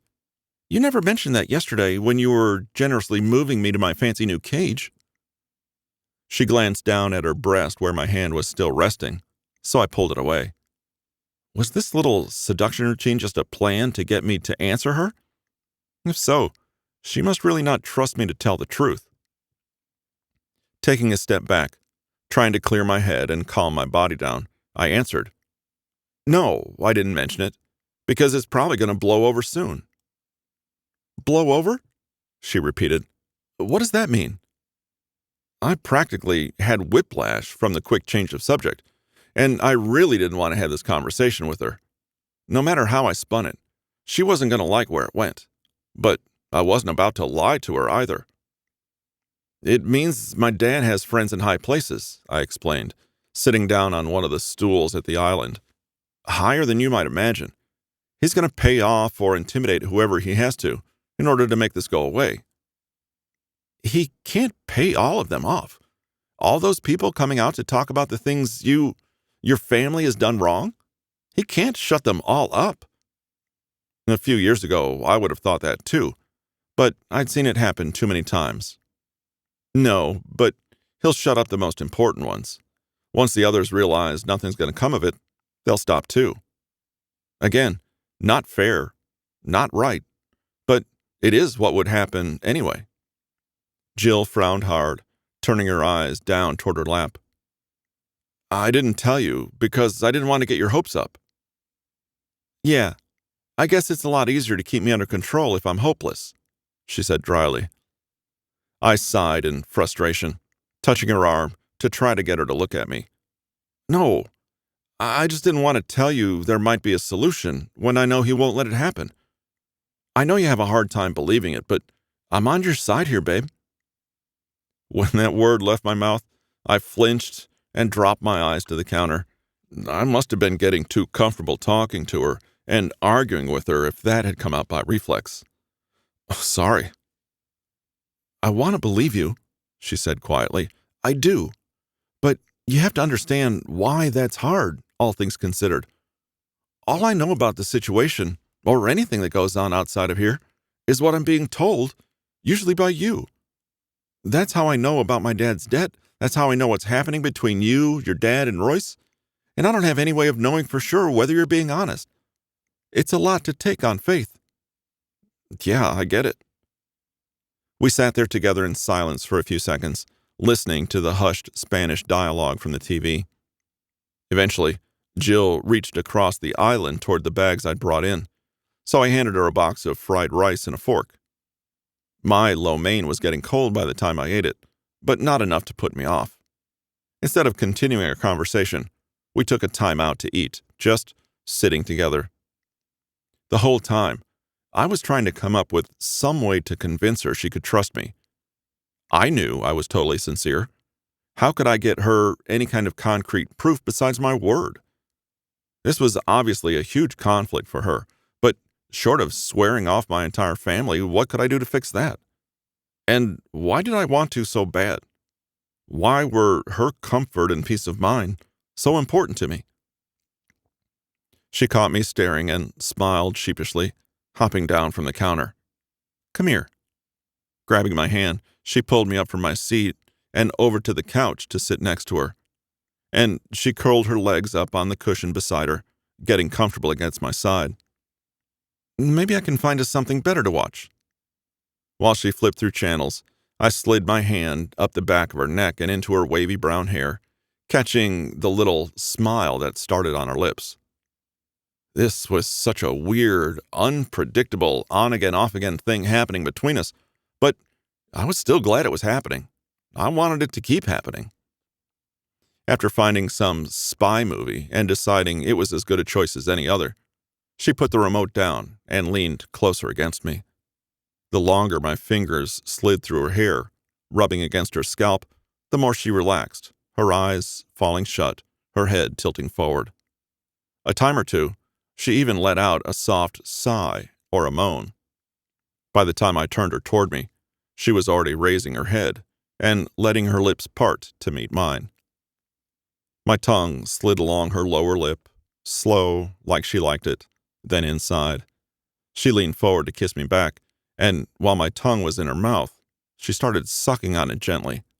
That was something she'd never done before. For about the first half a second, it threw me off, but it quickly became insanely hot, and all I could think about was putting my cock in her mouth.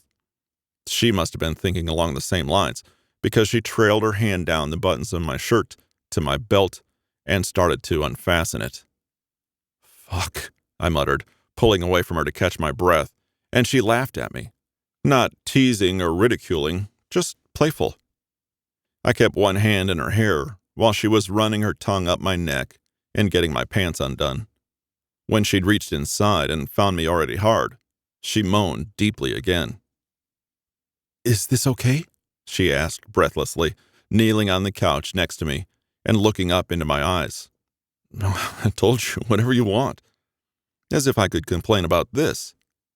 Pulling my pants and boxers down a little so they were out of her way, Jill leaned down and slid her tongue wetly up the length of my dick.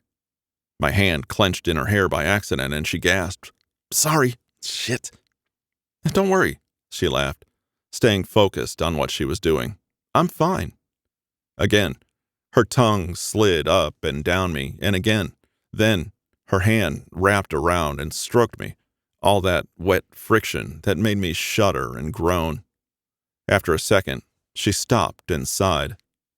"This is hard to do from here." She crawled to the floor to kneel between my legs, pushing my knees apart to make room for her.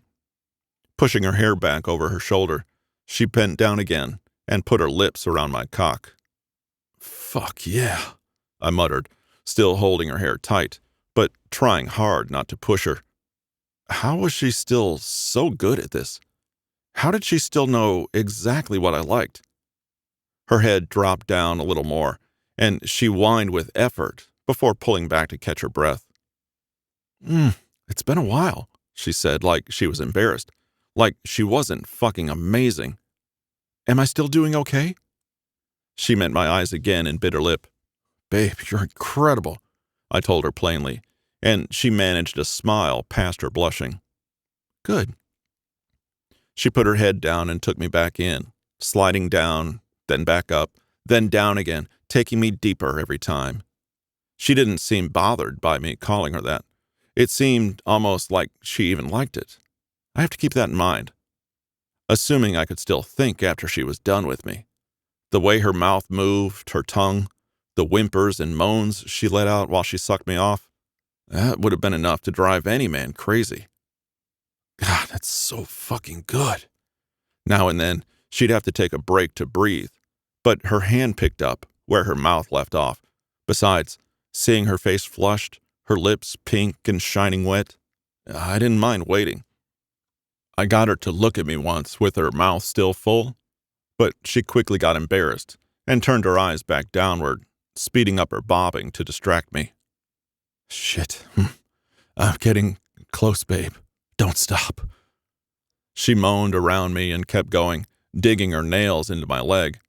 When the heat got too intense and I finally came, I couldn't keep my hips from bucking up into her mouth, groaning out loud into the thick air, while cool pleasure rushed through me.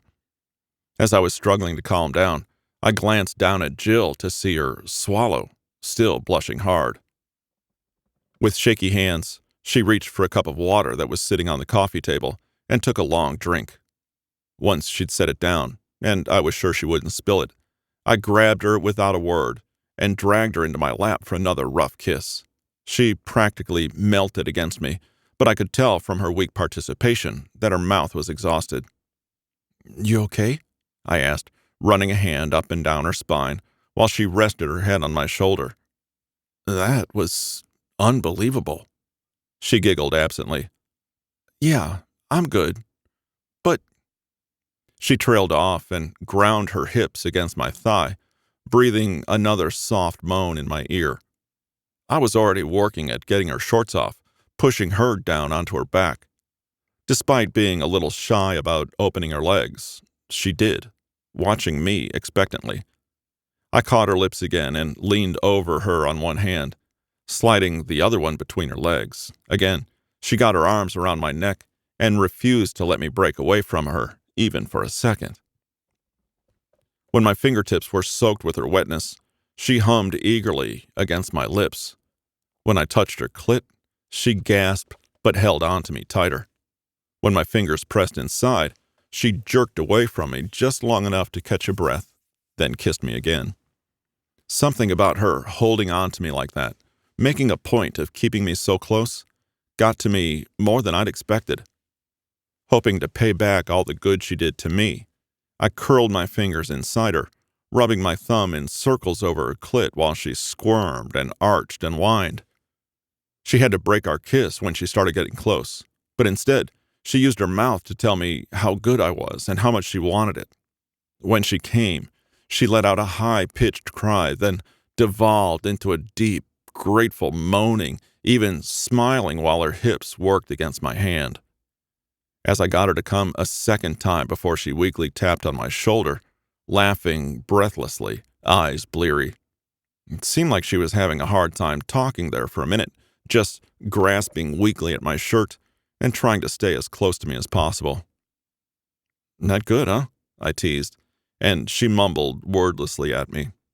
There wasn't a lot of room on the couch, even less than her bed back at the house, so I just reversed our positions, lying on my back, with her resting on top of me. Eventually, she did find her voice, and she slowly pushed herself up to look at me. "Can you stay this time?" she asked, rubbing her thumb along my jawline. "You mean stay the night?" She frowned at the doubt in my tone. "I guess that's a no." I can stay for now," I said quickly. "It's still early. But my dad won't be distracted forever, and if I just disappear, he'll start to notice something's up." "And then what?" It wasn't an accusation. For once, she didn't seem mad about the subject of my family and my responsibilities to them. "What would happen if he found out you were here with me?" "I don't know for sure, but I wouldn't put it past him to try to keep me away from you. Say you're distracting me or something. Or maybe he wouldn't like it because it wasn't his idea. Maybe he wouldn't like it because it was making me happy, which could be a problem for him at some point. Plenty of reasons to keep it a secret." "If he told you to stop seeing me, would you?" "You say that like he'd give me a choice. If he wanted it to stop, he would stop it," I muttered, without thinking about how final it sounded. "Would you fight it, though?" She almost sounded hurt, like hopeless that I would bother going to that much effort for her, but I wasn't about to lie to her. "Yes." Jill glanced up at me, somewhere between surprised and doubtful. "Really?" "Yes. Look, I know we got off on the wrong foot this time around, but I'm glad I'm getting to see you again. Even once this is all over, once your dad doesn't know us anymore and you go home," I said, wishing my mouth weren't so dry. "I'd like to see you, if I could still. Obviously, I understand if you'd rather not." "I haven't decided yet. For the moment, I'm going to stick with the firm we'll see. But just so we're clear," she said, leaning down to kiss me again, softly this time, "in spite of everything, I'm glad I got to see you again, too." 12. Jill. Even though Roger tried to tell me I was fine without them, I still put my clothes back on before settling onto the couch with him again. We sat there the rest of the afternoon, trading family stories that had happened over the past 10 years. I talked about my plans for the store and how my dad seemed to be losing his passion for the business.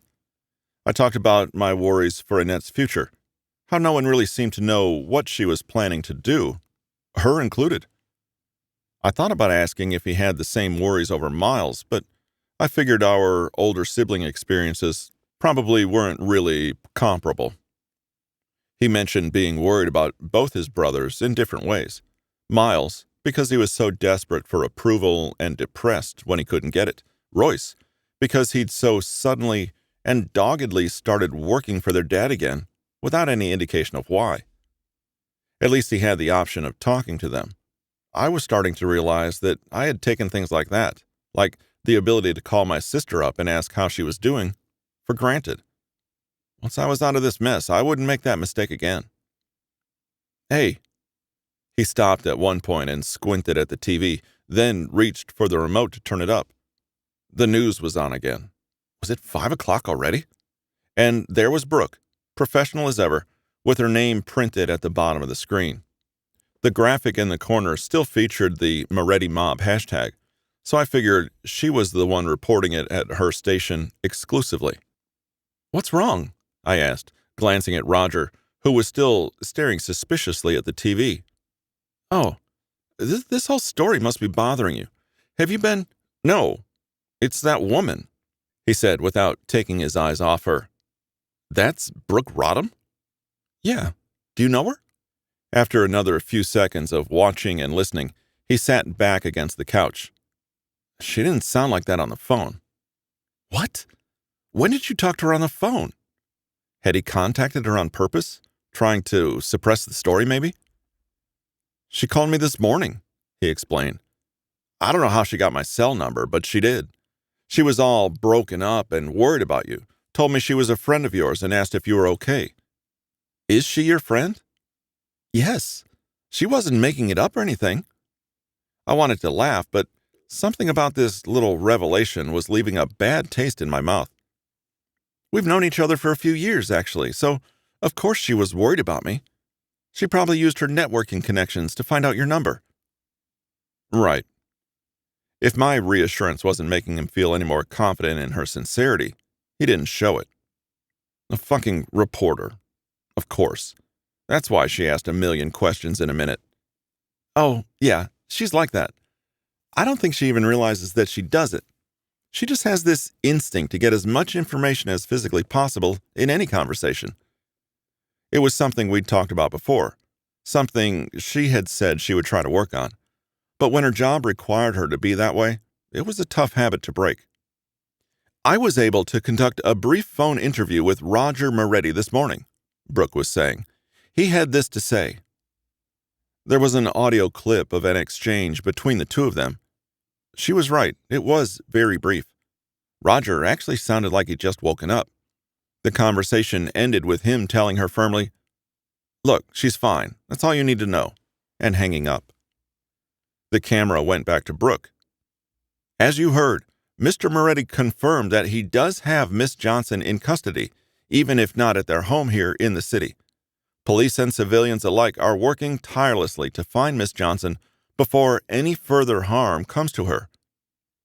Roger's mouth had fallen open while he listened. Holy shit, he said, scrubbing a hand over his face. That fucking bitch. Roger, I protested weakly. Even if Brooke was my friend, which she had never mentioned in her report, I couldn't deny that she was being manipulative here. She recorded the conversation, babe. She never mentioned she was a reporter, or anything I was saying would be on record. And she wanted to play up that whole, "Oh, I'm her friend and I'm worried about her" angle. Did she look worried to you? He demanded, gesturing at the screen. Well, when she's on camera, she has to look composed.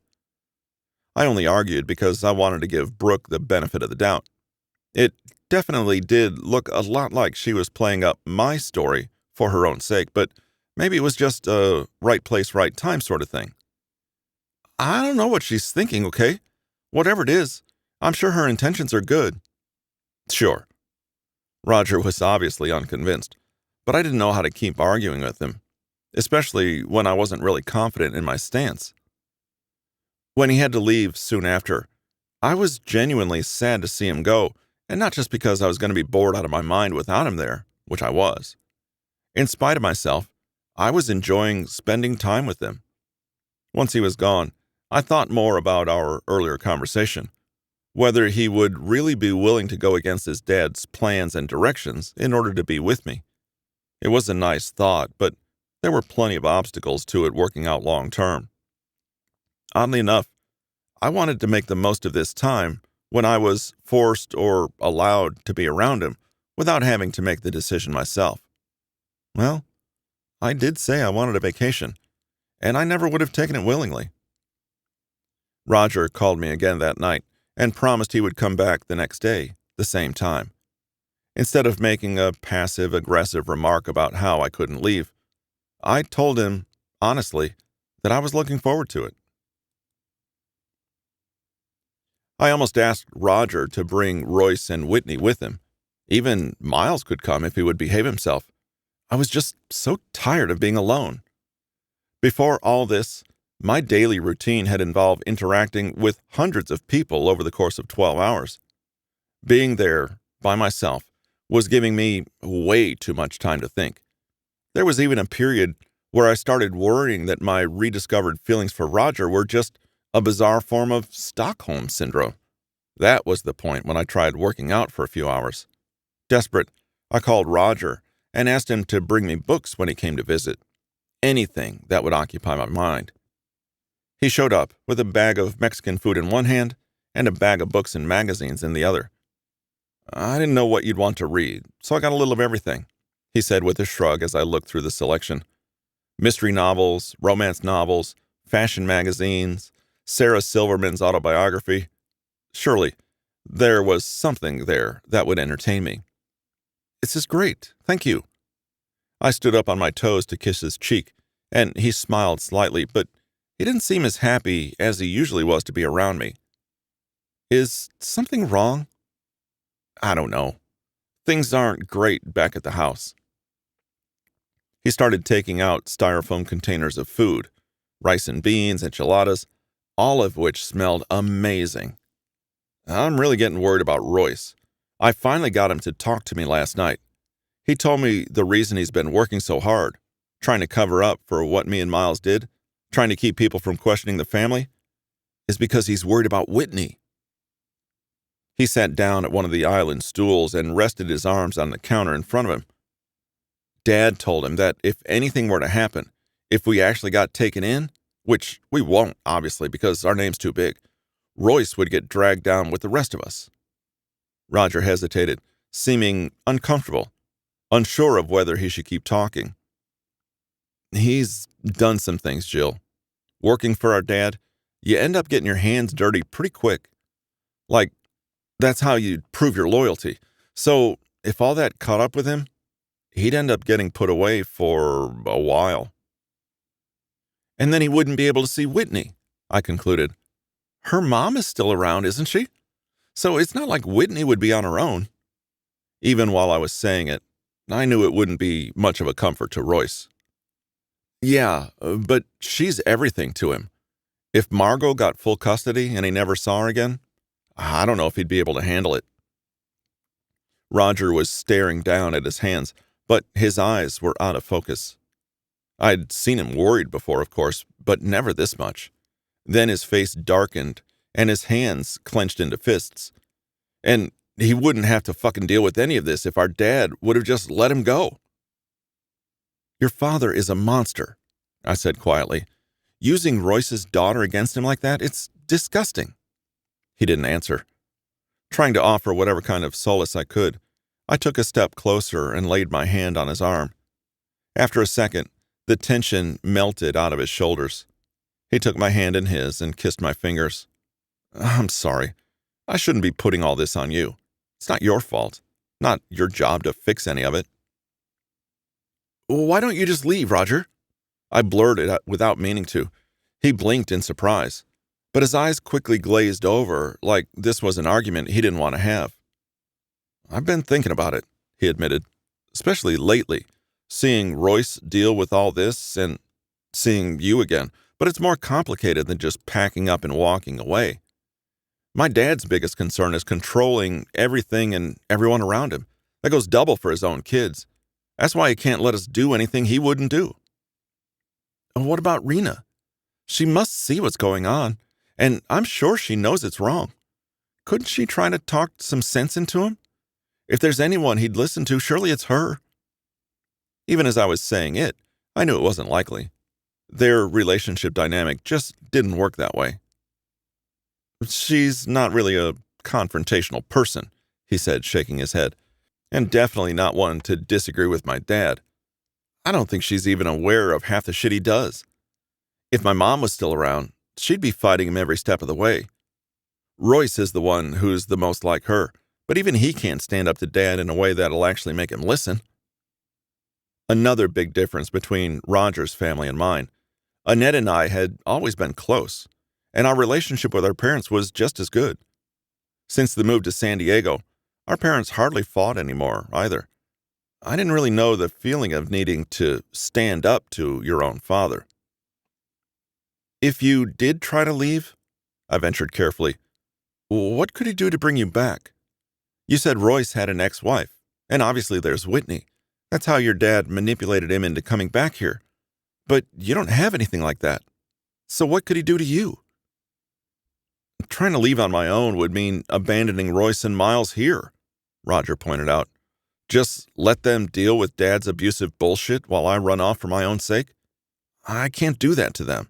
I'd feel like a traitor. Was he saying that it wasn't his dad keeping him there, but some insistence on sharing in his brother's pain? So it's better if you all suffer together? To my surprise, he turned his hard frown on me like I'd said something insulting. Yes, and look for a way to stop it altogether. I know you and I have different ways of looking at family and the responsibilities we have to them, but my brothers and my niece aren't negotiable. I can't do that every man for himself shit when I could have stayed and helped him. I won't, even if that means suffering with them until we can find a way out of it. Even if it wasn't exactly the answer I wanted to hear, seeing his conviction definitely made me feel something. Sorry, I wasn't thinking about it like that, I admitted. I just feel like if your dad is that committed to keeping you all in line, if you can't leave without being dragged back, and you think there's no one who can convince him he's in the wrong, what are you supposed to do?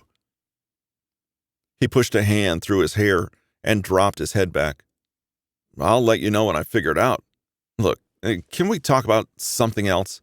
I only get to see you for a few hours, and that's too important to let him ruin it. Of course. I leaned down and kissed him, slowly. The way he talked sometimes and the value he put on spending time with me made my chest warm and fluttery in a way I'd never felt with anyone else.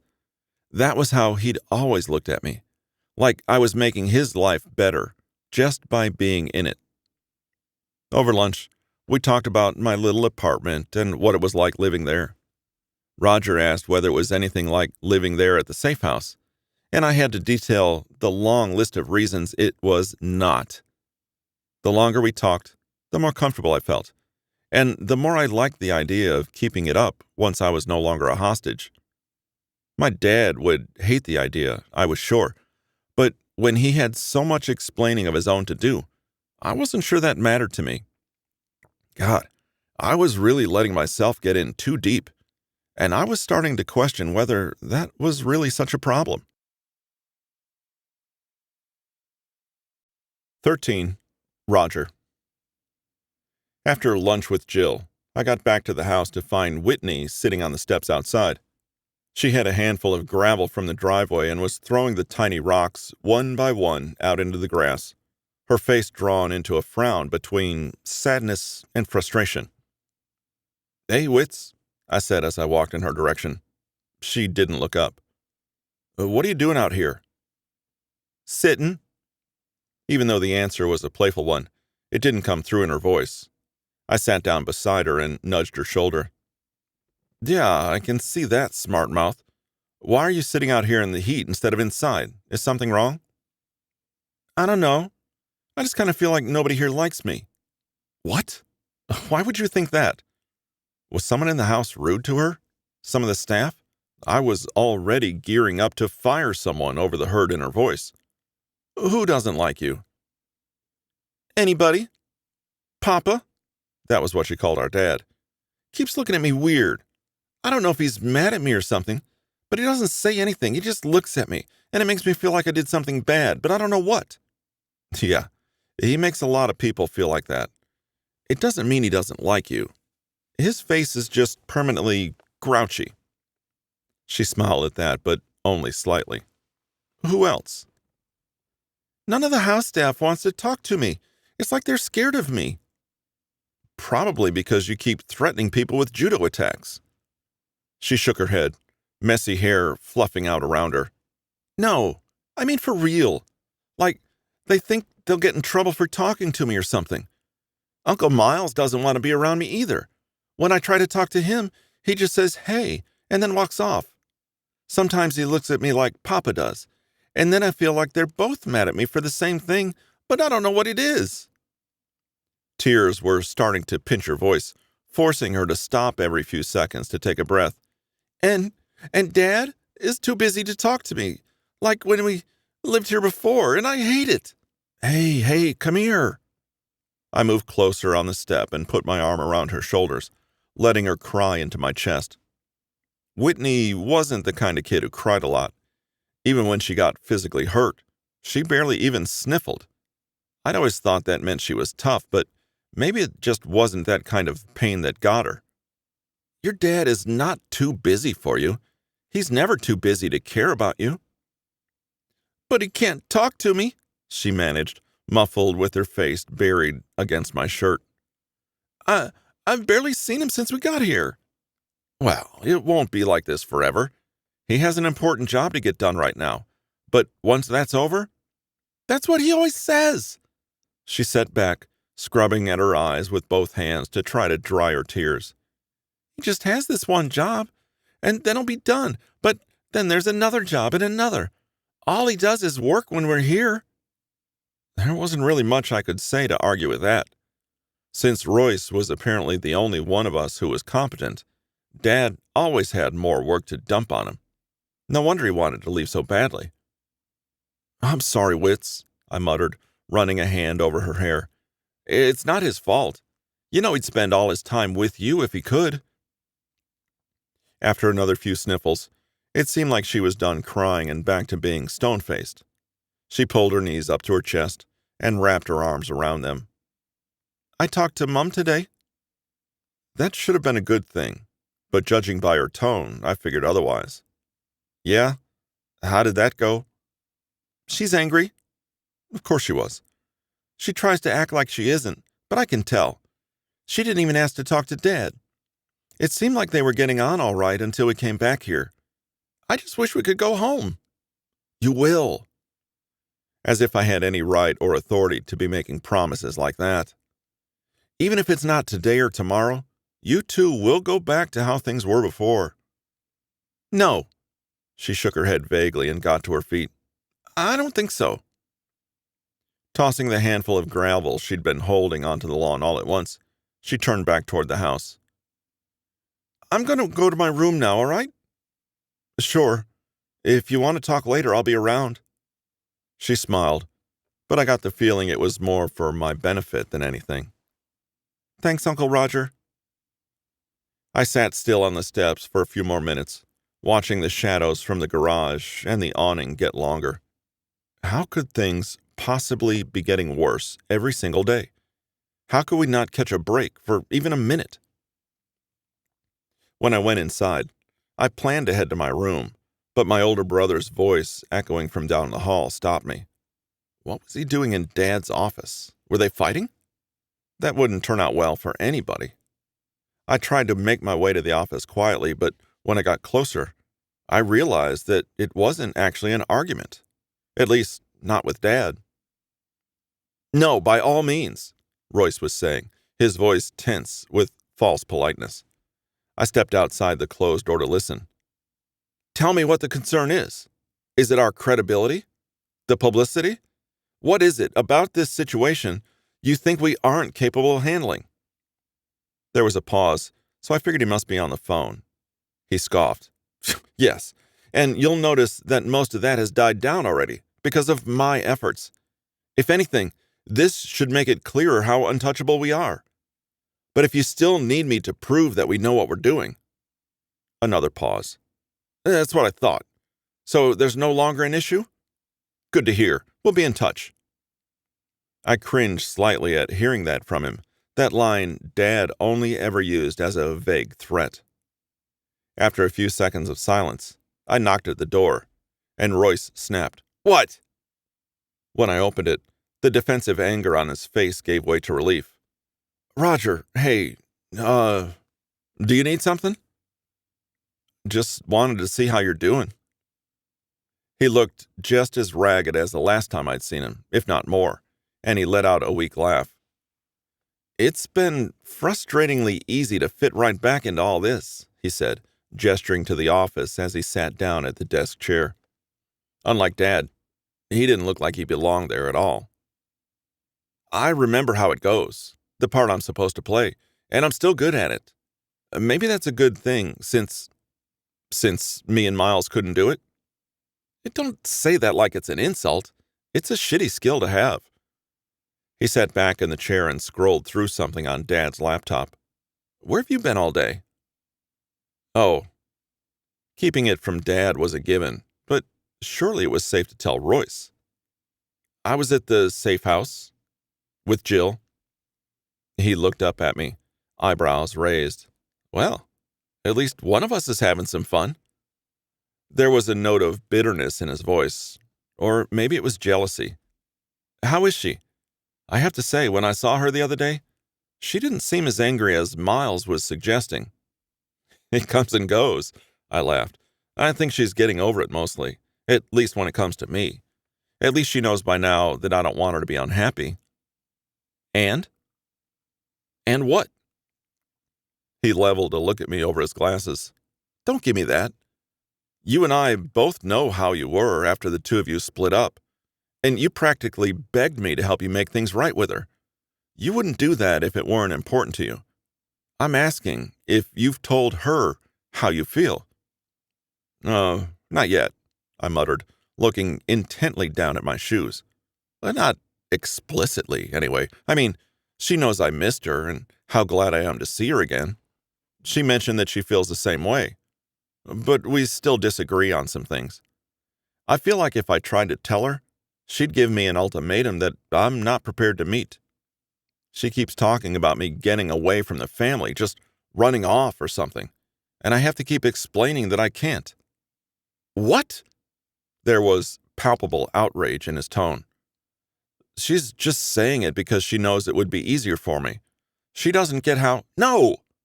Royce shot to his feet and leaned forward against the desk to stare me down.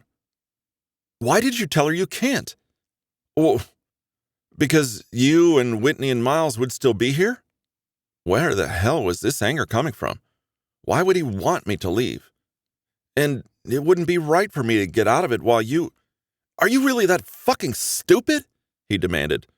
Don't you want to get out from under Dad? Yeah. You want to be with Jill? Of course I do, but— And she wants to be with you, away from here? I think so. Then why the hell would you turn her down? The way he looked at me, wide-eyed, incredulous, it was like he couldn't believe what an idiot I was. Usually a look he reserved for Miles. Because it would be turning my back on my family. I'd be leaving you to keep dealing with Dad's shit, acting like it doesn't matter to me, like I don't have any responsibility to help you. Responsibility. He shook his head and reached up to pinch the bridge of his nose. That was the word he always used, wasn't it? When we were growing up, learning about the business, it was our responsibility to make sure it was successful. That's what I was thinking when I told Margot I couldn't leave to be with her full-time in Bristol. I had a responsibility to my family. No, specifically to my dad. And that took precedent over my responsibility to myself and my wife and my child. You think Dad ever thanked me for that? You think that sacrifice helped you or Miles in any way? Again, I was having trouble looking him in the eye. He had a point so solid that my reasoning looked flimsy next to it. You can't change the way he is, Roger. You being here to share the misery isn't helping anyone. If you have the opportunity to leave, for God's sake, fucking leave. I swallowed hard. And what happens when he tries to drag me back? The same way he dragged you back? He won't, Royce said with a rueful smile. As long as he has me and Whitney, he has the family's future all set up. He might even tell people he got rid of you because you couldn't hack it. You should wait until Jill's family has paid their debt, but after that, walk away. I nodded slowly, trying to let myself think of this as an actual possibility. I've been discussing the whole idea for years, ever since that stupid shit I pulled on Justin Lawn. The violence was just a part of me, I figured, one I couldn't get away from. But like Jill said, that was the easier choice. Glancing up at my brother again, I managed, Thanks. Yeah, go ahead. He smiled at me briefly before sitting down and turning his attention back to the laptop. I got plenty more to do here anyway. You should talk to Whitney, I said, before I could stop myself. Royce frowned. About what? She thinks you're too busy for her. She doesn't understand everything that's going on, why everybody's on edge, and she thinks it's her fault somehow. You should let her know it's not like that. Yeah, he said with a nod. I should, thanks. I got back to my room as quickly as possible, already getting my phone out to call Jill by the time I pulled the door closed. "Hey," she answered with a smile in her voice. "I didn't expect to hear from you so soon. Are things that boring over there?"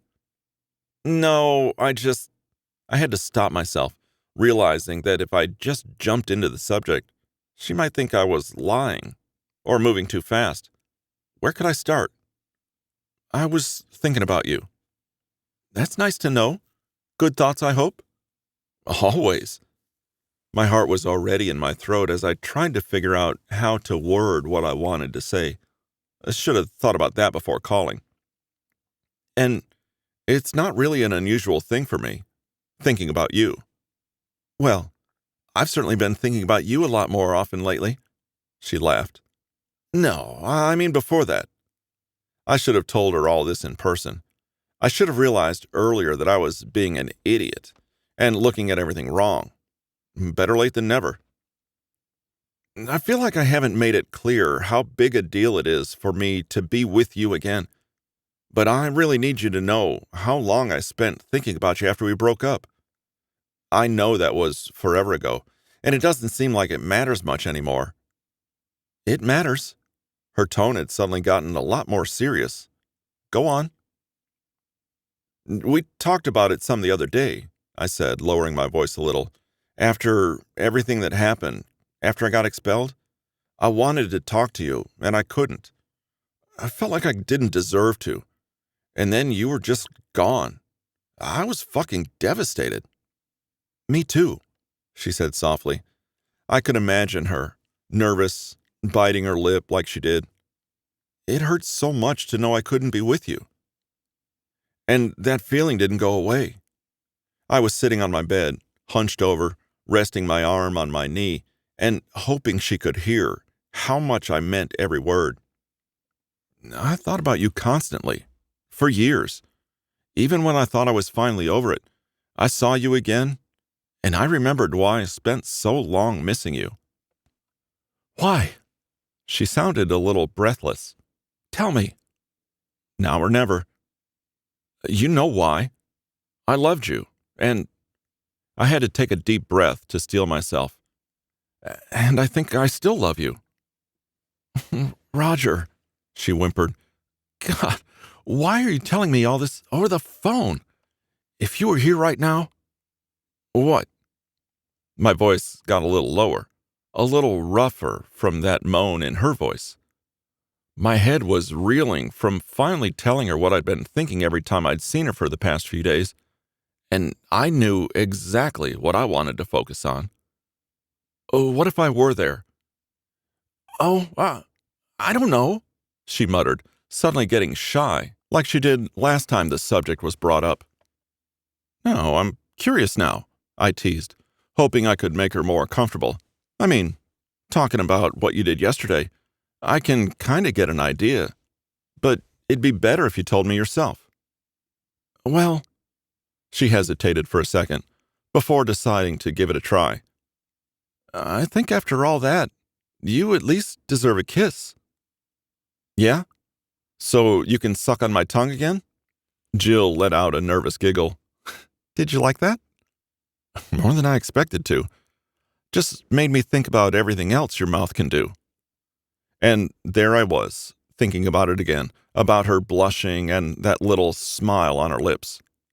"But I haven't gotten to show you what my tongue can do yet." "Your tongue?" Excitement pitched her voice a little higher as she asked, "What do you mean?" "I'm talking about eating you out, babe. Have you never—" "Oh, no," she mumbled. "But now that I'm thinking about it, it sounds really good."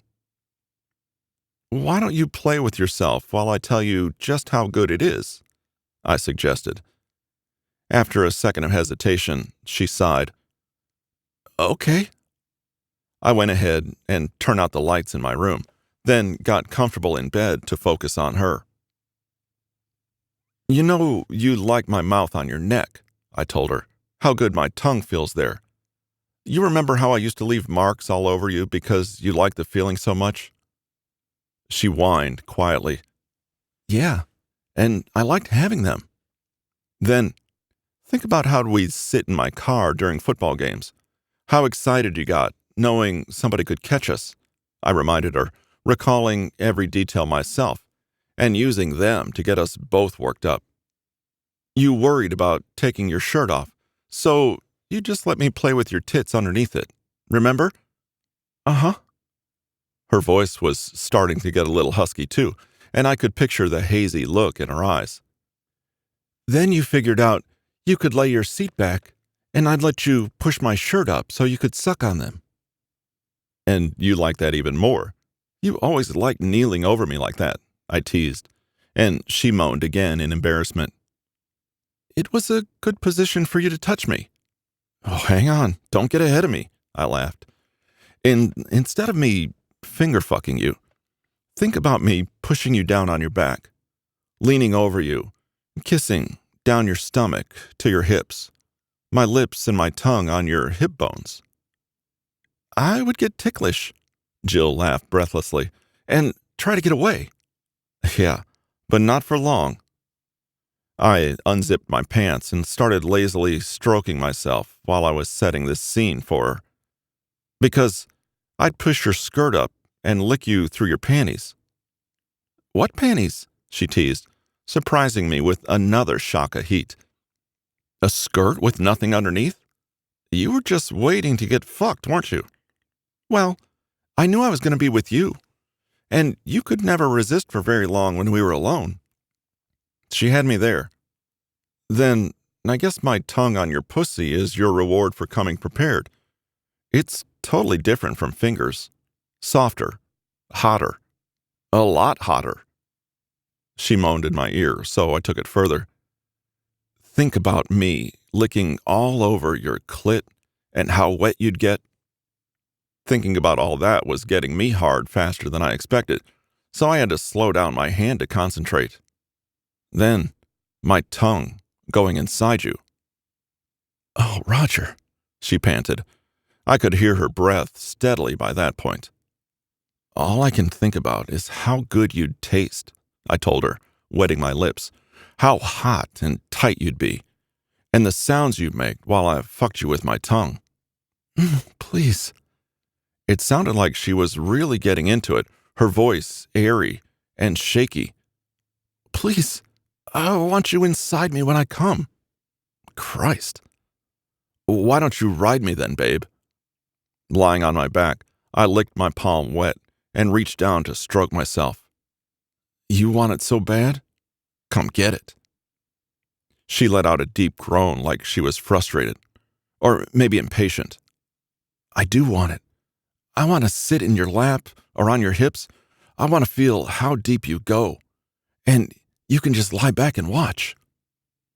I was losing track of my breath too, thinking about her, resting over me, her hands on my chest, while her hips rolled and ground against mine.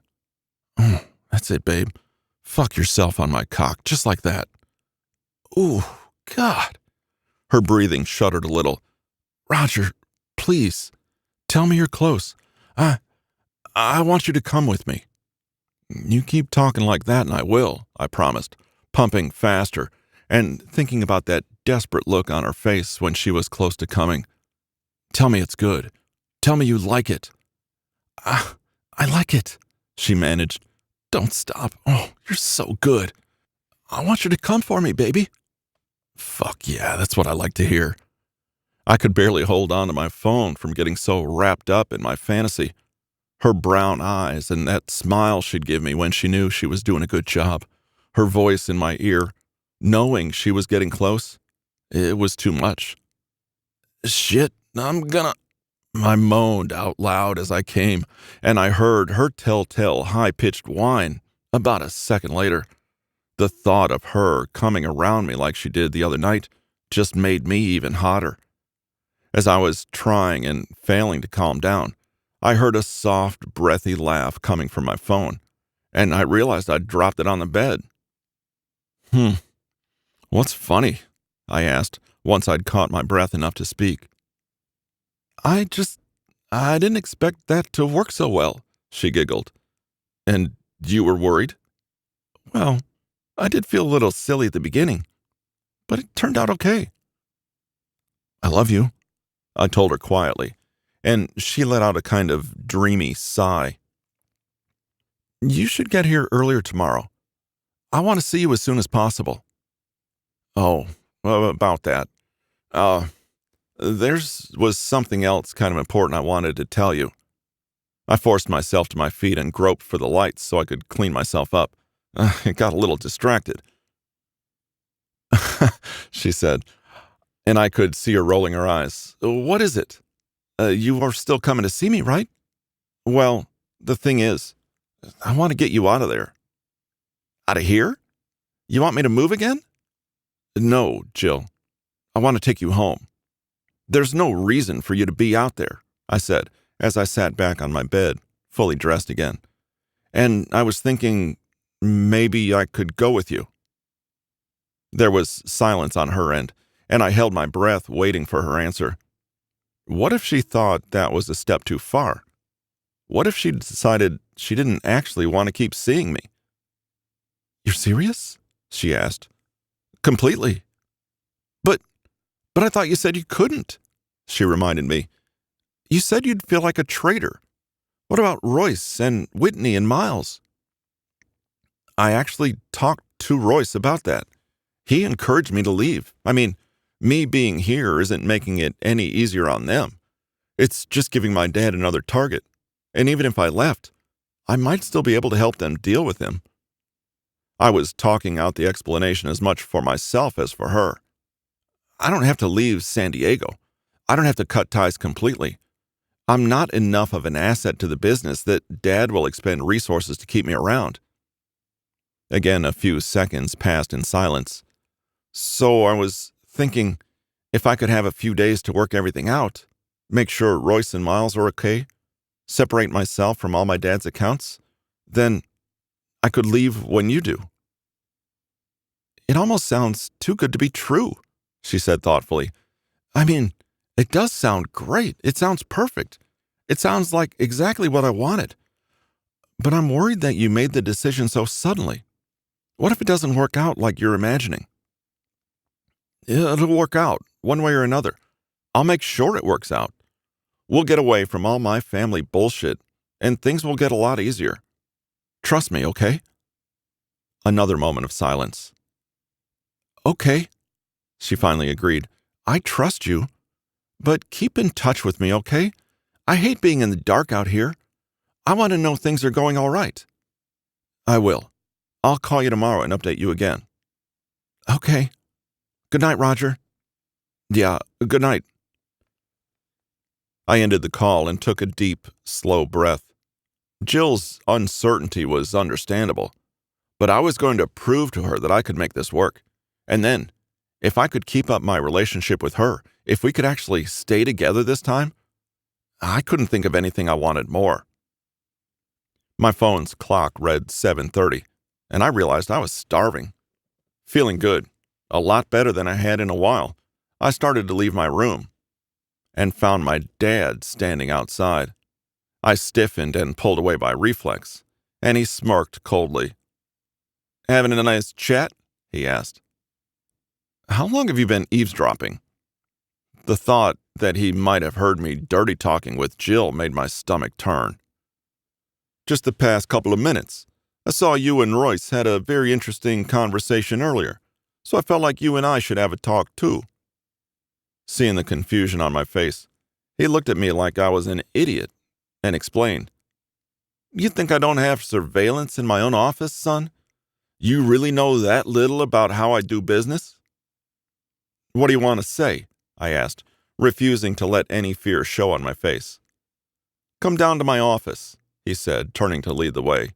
It'll only take a minute. 14. Jill. After 3 full days of silence, I was a nervous wreck. Roger had told me he would call the next day, but I spent all day glancing at my phone, checking to see if I'd missed a call, and there was nothing. The first day, I was angry. Of course, his promise to make sure it works out wasn't one he could keep. He didn't have that kind of power. The least he could do was call me and tell me what was wrong, though.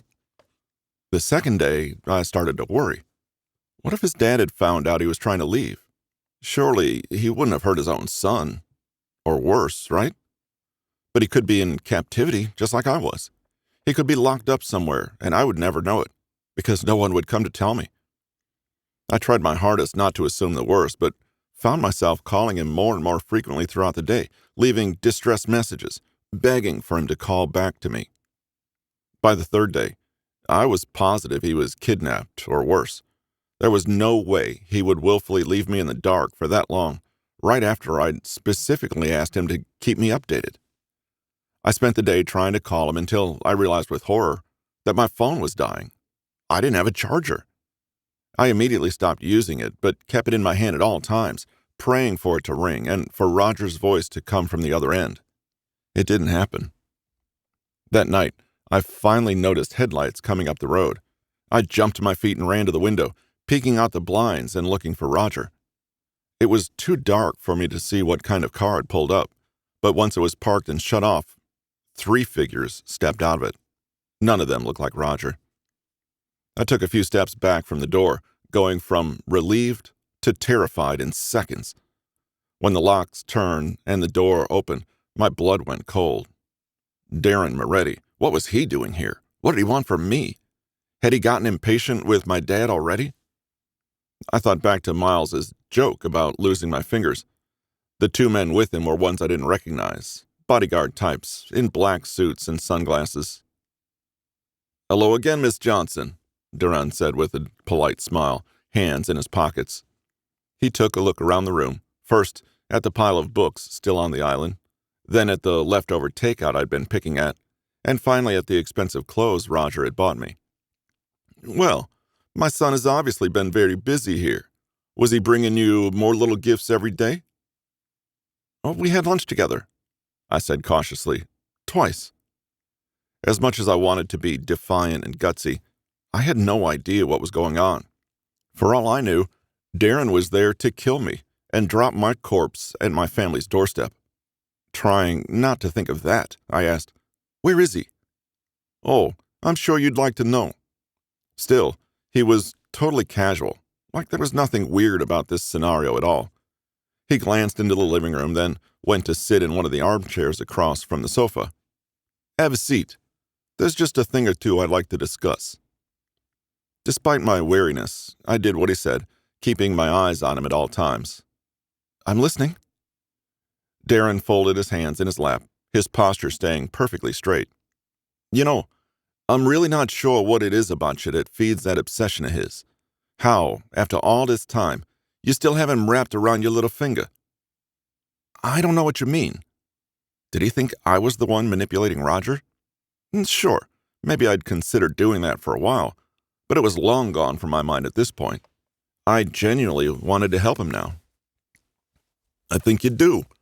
I heard the 2 of you talking the other night," Darren informed me. When I realized exactly which conversation he meant, my face burned with embarrassment, and I suddenly couldn't meet his eyes. He threw back his head and laughed at me. "Oh, don't worry, I didn't hear anything sensitive, though I'm sure there's been plenty of that going on, all things considered."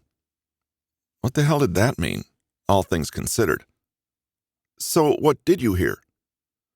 "All this very idealistic little plans about getting away from me, and the business I've worked so hard to build. The business that's supported him his entire life, now, despite how ungrateful he's been for it." Behind his polite mask, I could see a glimmer of contempt in his eyes, as if he was blaming me for Roger being tired of his bullshit. I swallowed hard, hoping my fear wasn't obvious in my eyes. "Oh, what did you do to him?" "Oh, you got me all wrong," he said with a wave of his hand. "I didn't do anything to him. He's perfectly safe, and still free to go where he wants. I didn't lock him up to keep him away from you. We had a chat, and I gave him a task, that's it." He must have been lying. Otherwise, Roger would have come back already, or at least called me, or answered one of my many phone calls, or something. "You need to let Roger go." "What?" I drew back, blinking at him in surprise. "That's what this is about? You don't want him to be with me?" "Yeah, that's the long and short of it," he agreed. Why? Put simply, he leaned forward in his chair, I don't like you. You think too highly of yourself without much to back it up. You think you deserve respect without earning it. You're selfish and have no sense of loyalty to family, to name a few. Fighting back a sneer, I answered, You're really being that petty about this? You have to have control over your children to the point that you decide who they date? You haven't heard the best part yet. I came to tell you, like I told Roger, that if you two split up, I'll freely and gladly let him walk away from my business. No strings attached, no debts owed. A fresh start, if you want to look at it that way. He stared down his nose at me, probably observing the distrust on my face. Are you serious? Absolutely. Like he told you himself, he's not business essential. I can get by without his contributions, Darren explained, crossing his legs, ankle over knee. All you have to do is cut ties with him, and he'll be free as a bird. I couldn't believe it. There had to be some kind of catch he wasn't mentioning. If you're so willing to let him go, what does it matter to you whether he's with me or not? This almost felt like a game, like a stressful, unpleasant game of us dancing around each other's words, each trying to get information the other didn't want to give. Only I was already at a huge disadvantage. Even if he's no longer a part of my business, he's still my son, my flesh and blood. He'll still be related to me in the eyes of the rest of the world. That I can't change. But what I can't stand for, he said in a resentful sneer, is to see him end up with someone related to Fred Johnson, someone with a coward's blood in her veins. Again, I had to fight myself not to snap at him. How dare you? My father isn't a coward, I growled, clenching my hands into tight fists against my thighs. You're the one who took advantage of him when he was desperate. Again, Darren laughed, though this time it felt even more ridiculing. Oh, you naive, ignorant child. You still don't know the full story, do you? I know you're a monster who can't even treat his own family like human beings, I hissed, despite my efforts to resist his taunting. And I know you're not above lying and manipulating to get what you want, no matter who the victim is. Still, his smile didn't fade. Listen to me, Miss Johnson, just a few minutes without interrupting, and we'll see who's actually a monster. Though, I'll admit, I'm going to enjoy this. He got up from his seat and started to pace slowly back and forth in front of the coffee table. Let me tell you a little story about your dear old dad. First, the reason his family was in debt. A gambling addiction he'd probably never mentioned to you. Liar. Without missing a beat, Darren took a step closer to me and raised his hand, causing me to flinch away. But he didn't hit me. When I looked up, he smiled coolly. Don't interrupt me again. Now, as I was saying, he continued his pacing, a gambling addiction that put him, his wife, and his two beloved daughters hundreds of thousands of dollars in debt. He made mistakes, sure, but he somehow had it in his head that more gambling was the answer. He was wrong, of course. When he finally realized just how bad his situation had become, he tried finding loans elsewhere, but of course, his pre-existing debt kept that from being a viable option. He'd just be creating more problems for himself. So instead, he came to me. Being the generous man that I am, I often lend money to others who've made similar mistakes. He had his hands folded at his back while he talked, and he reminded me a lot of Miles when they'd first presented me in Darren's office. As much as they might have looked alike, though, I couldn't imagine Miles ever being this willfully cruel. But he was asking for a pretty significant sum, as you're now aware.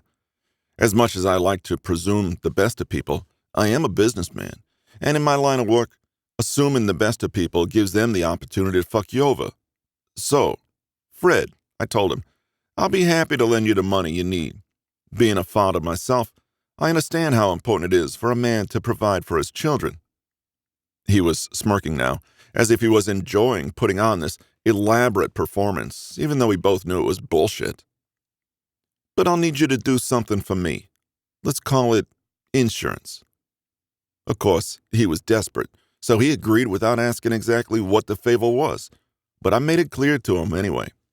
In order to prove that he understood the gravity of the situation, I needed your father to take a man's life."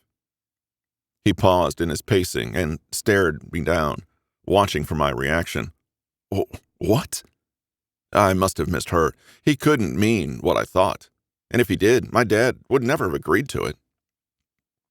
"It's a standard condition of all loans I give out in amounts of $1 million or more. How else will I know I can count on them to repay me? Unless I hold a bargaining chip that can utterly ruin their lives. And the lives of everyone close to them, of course." He was watching me intently, but I couldn't look up at him anymore. This was enough of a shock that I had officially lost my nerve. I made sure he understood exactly what I was asking for.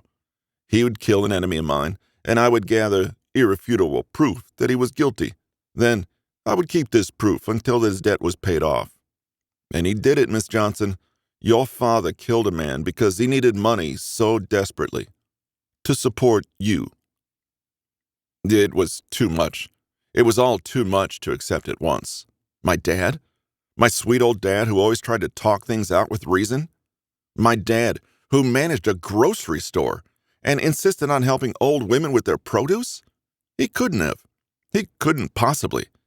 And if he had, it meant that every success we'd had in the past 10 years, our new start in California, the store, my grand plans for the expansion, were all built on another person's death, probably a completely innocent person. Oh, God. I could hardly breathe. I could hardly think. And Darren Moretti laughed at the horror on my face.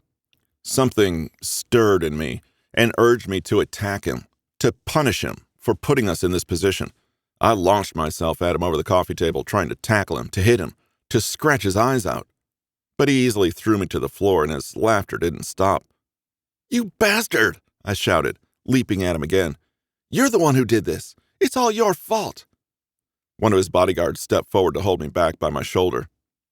"You're giving me too much credit, Miss Johnson," he said on his way to the door. "Your father had a hand in it, too." Once he was outside, the bodyguard shoved me to the ground and pulled the door closed behind him. I threw myself at it, yanking at the handle, screaming curses after them, until they disappeared down the road. Losing my breath, I collapsed to the floor and started to sob. Until then, I hadn't even noticed the tears in my eyes. How was I supposed to move on from this? How was it the Morettis could always find more to take from me? I wanted Roger there to hold me. I wanted him to tell me again that he loved me, tell me his dad was lying, that my father wasn't guilty of something so horrible, that my entire adult life hadn't been supported by a murderer. Even if it was a lie, I wanted to hear it. But if Darren had been telling the truth, maybe Roger wasn't even willing to see me anymore. Maybe he had accepted his dad's deal, the offer for his fresh start, in exchange for cutting ties with me. No, he wouldn't. Just days ago, he told me he would fight to be with me. He'd said that he loved me. So why didn't I feel confident in that? Why didn't I feel confident in anything anymore? 15. Roger. "I'm not too sick." The raspy roughness of my voice betrayed me while I argued with my mom, following her around the room. "I want to go." It was a few weeks after my 6th birthday, and I'd been home from school the past couple of days with bronchitis. I definitely was still sick, but I was still trying to go with my mom to whatever social event she had planned for the afternoon. Anything was better than staying home alone with my dad. "Sweetheart, you can barely talk," she pointed out sympathetically. "You need to stay at home and rest. Mina's making you chicken soup. You don't want that to go to waste, do you? It would hurt her feelings." "I can eat it later," I argued. "I want to go with you. What if I get sicker while you're gone? What if I die?" "Roger," she snapped, giving me a sharp look. "Don't say things like that. It's not funny."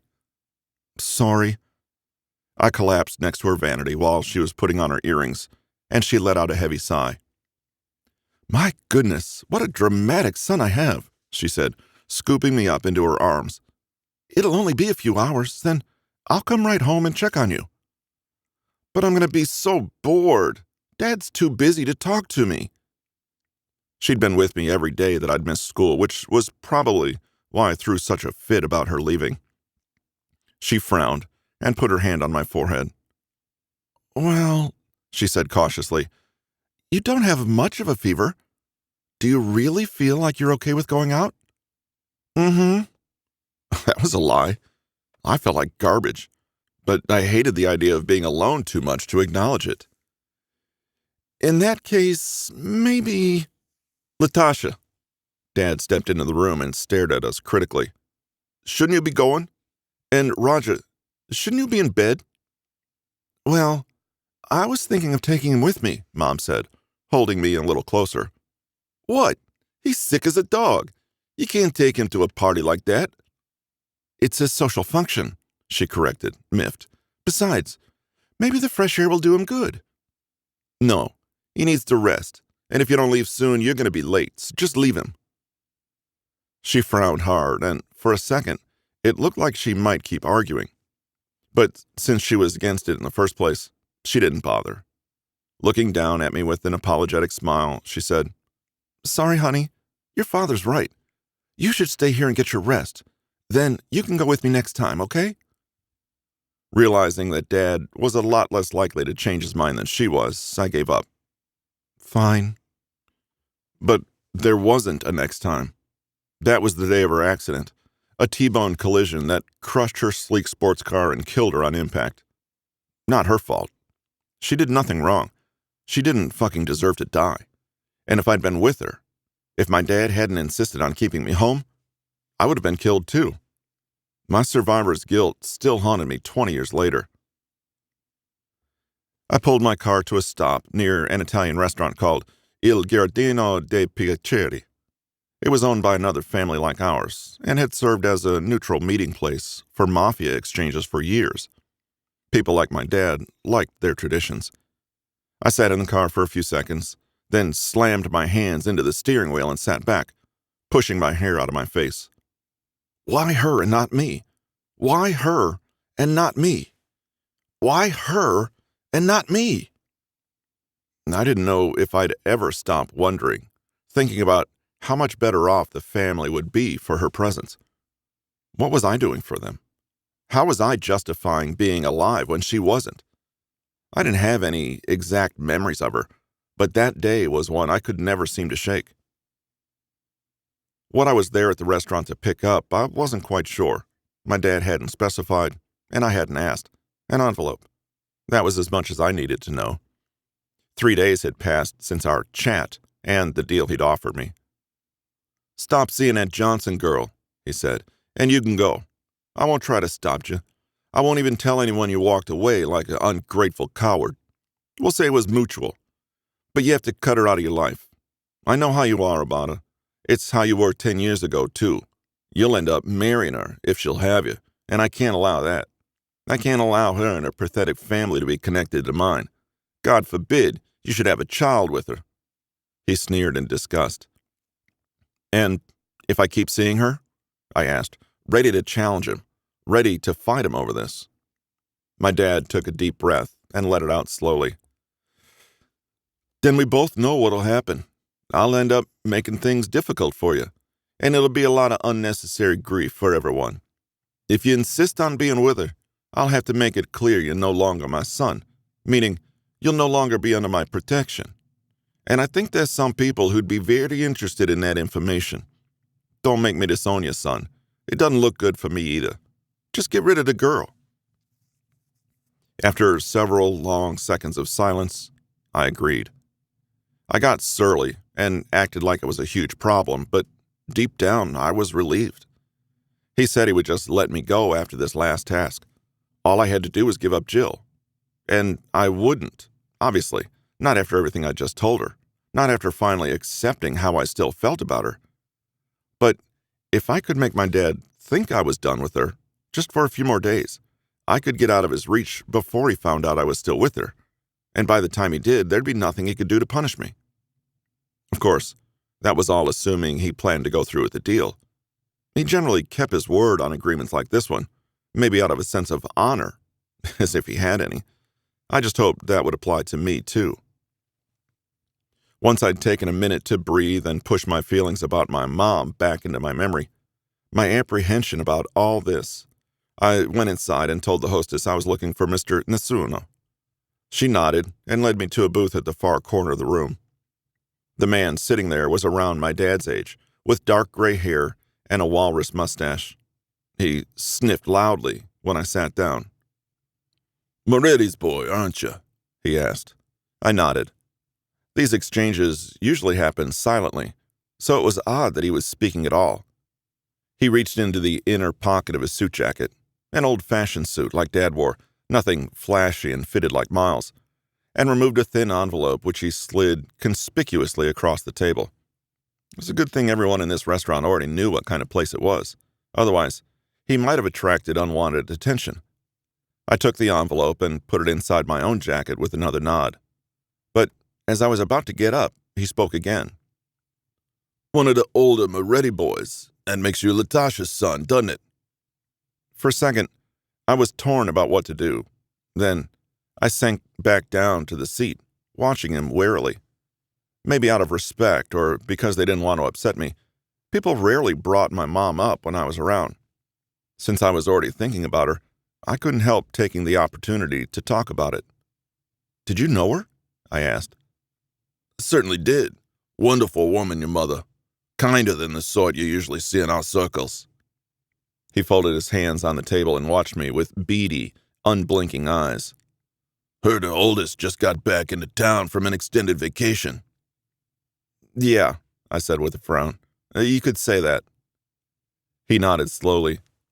"Real shame what happened to her. Shouldn't have been done." Something about that wording seemed off to me. "What do you mean, done?" He looked at me with something like pity in his eyes. "Accidents do happen, young man, every day, all around the world. What happened to your mother?" Glancing out the window at the street, he said, "I'm not certain that was an accident." My mouth went dry. What the hell did this stranger know about my mom, or what happened to her? "What?" I swallowed hard and cleared my throat. "What makes you say that?" "You learn things in this business, son. Maybe that means learning the difference between brake lines that are cut and ones that are worn down. Maybe it means knowing the difference between momentum and acceleration." He looked down at his hands thoughtfully, maybe remorsefully. "Or maybe it means having an acquaintance who insists he knows the reason Latasha Moretti died. Difficult to say which will be useful in the long run." "Wait, are you saying you know who did it?" My brain had practically stalled at the thought of all this, but I had to force it to catch up. This was too important to miss even a single detail. Our contact was already getting up from his seat. "I don't know anything for sure. Don't have any proof," he said. "And I'm sure you're aware I can't just give out names. All I have is a strong hunch, just a feeling. I figured you deserved to have at least that much, too." Even once he was gone, I couldn't force myself to stand. It wasn't like I'd never considered this a possibility. When you're a kid and your mom dies without warning, especially when you're a kid in my circumstances, you start thinking about every possible explanation for it, trying to rationalize it any way you can. Only it didn't make sense that anyone would deliberately kill her. Like the contact said, she was an amazing person. She got along with everyone, no matter how hard they tried to resist it. So I couldn't think of any enemies she might have, anyone who would stand to gain anything from her death. At the funeral, I'd been on the lookout for anyone whose grief looked fake. Like I would find some kind of villain smirking at her casket and call them out. It didn't happen. In fact, everyone there was inconsolable, except for the one person you'd expect to be upset the most. The person who had just lost his wife, the mother of his children, who he supposedly loved. My dad didn't cry once. And sure, maybe that was because he sucked at expressing any emotion that wasn't anger. Maybe he really was just as fucked up about it as the rest of us, but in a quieter way. Thinking back about their relationship, I was starting to form a different idea. At the time, I was too young to completely understand what they fought about. Royce saw more of it than I did, and we'd talked about it plenty of times over the years. If my mom was still around, she'd be fighting him every step of the way. And within a year of her death, he'd married Rena and started his new bunch of Moretti boys. Rena, who never argued with him, who was fine with being blissfully ignorant about his work. I didn't want this to be true. I didn't want to even acknowledge it as a possibility. But now that I'd started considering it, putting it all together, I couldn't let it go until I got a definitive answer. 16. Jill. Maybe after a week of it, I should have been used to my new wait-and-see circumstances, content to sit and read and wait and behave myself until one of the men showed up to give me a scrap of news. I wasn't. Trying to stay informed, I'd been keeping an eye on the news and realized that the Moretti mob trend had died down, just like Roger had predicted.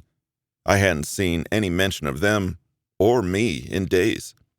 Brooke still showed up regularly, but she'd been given other topics, none of which were nearly as serious. The Morettis really were completely beyond reproach. I wondered how many people they'd had to shut up this time, and how many of those voices were silenced forever.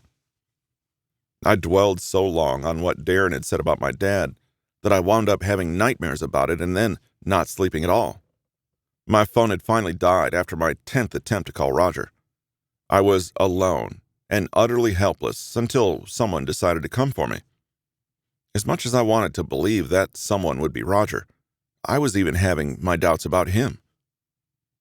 The following night, about 24 hours after Darren's visit, I was sitting, curled up on the couch, staring down at the coffee table, unable to do anything but wait. Even when headlights shone through the curtains, my only response was to narrow my eyes a little against the glare. I was so shaken that I didn't have the will to be hopeful or scared. After all, it wasn't like I had any power in this situation. Whatever my captors wanted to happen would be what happened. Some quiet, furious part of me railed against that thought, knowing it was defeatist bullshit, just like Roger's. I told her to shut up and pulled my legs in tighter. When the locks clicked and the door opened, I looked up to see Roger step inside. Roger? Thank God! Seeing the state I was in, how fragile I was, he came to kneel beside the couch and take my hands. Jill, are you okay? I'm sorry I haven't been answering your calls, but Dad had this stupid deal. I know. So he wasn't aware of Darren's visit to the safe house. He came here yesterday and told me about it. He told me a lot of things, actually. What do you mean? What did he say? He reached up to touch my cheek softly, rubbing his thumb over my cheekbone. Between that and the concern written all over his face, my brain must have realized it was safe to feel things again. As I started to answer him, I found my voice strained with tears. Did you know about my dad? I asked, holding his hand against my cheek, but keeping my eyes locked on his. What he did in New York? Is it true he killed someone? Roger's black eyes widened slightly, and he quickly looked away from me. It is, isn't it? I've been trying so hard to tell myself it was a lie. I'm sorry, he said quietly. I knew, but it never seemed like the right time to tell you. There would never be a right time. There couldn't be. I don't want to know this, I muttered, squeezing my eyes shut tight. All this time, I've been telling you how awful your family is, how they can't be trusted. But my own father is a liar and a murderer. I wish I didn't know. I wish... Shaking my head vaguely, I trailed off. There was no point wishing for things that couldn't happen. He was desperate, Jill. He was trying to take care of you and your sister. And he didn't talk about it in order to protect you. Don't tell me that, I said, jerking away from his hand and curling in closer to myself. Don't. Your dad said the same thing. He did it to take care of us. That means I'm at fault too. And Annette and my mom. We all benefited from another person's death. All our happiness over the past 10 years, all our ambitions, it's all poison now that I know what happened for us to get it. Tears were starting to make my eyes feel peppery, and I tried my best to wipe them away before they could surface. Please, I don't want to think about this right now, I told Roger. You're finally here, and that helps. It helps so much. I kissed him gently, once, twice, and wrapped my arms around his neck. Still sitting on the ground, he let me crawl into his lap and held me close. Yeah, he agreed. I'm here. I was really starting to worry that you took your dad's deal. I rested my head on his shoulder, running my fingertips along the seam of his shirt. It's still unbelievable that he would be petty enough to try to break us up just because he doesn't like me. Only because you don't know him as well as I do. This is the kind of shit he pulls all the time. His hand ran slowly up and down my spine, only making me relax against him more.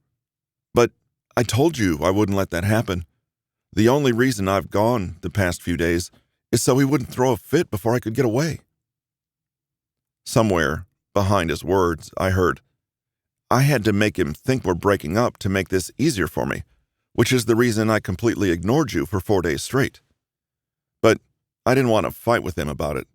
He would have plenty of time to talk about how bad solitary confinement was for my mental state later.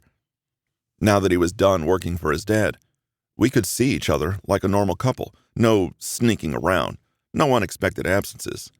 And after all this radical shift in the way I saw my dad, I was even more grateful that I would have Roger there to support me when I confronted him.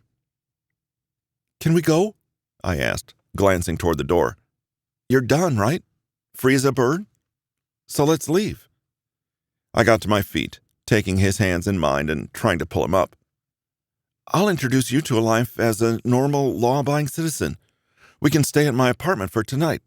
I swear, if I never see this place again, it'll be too soon.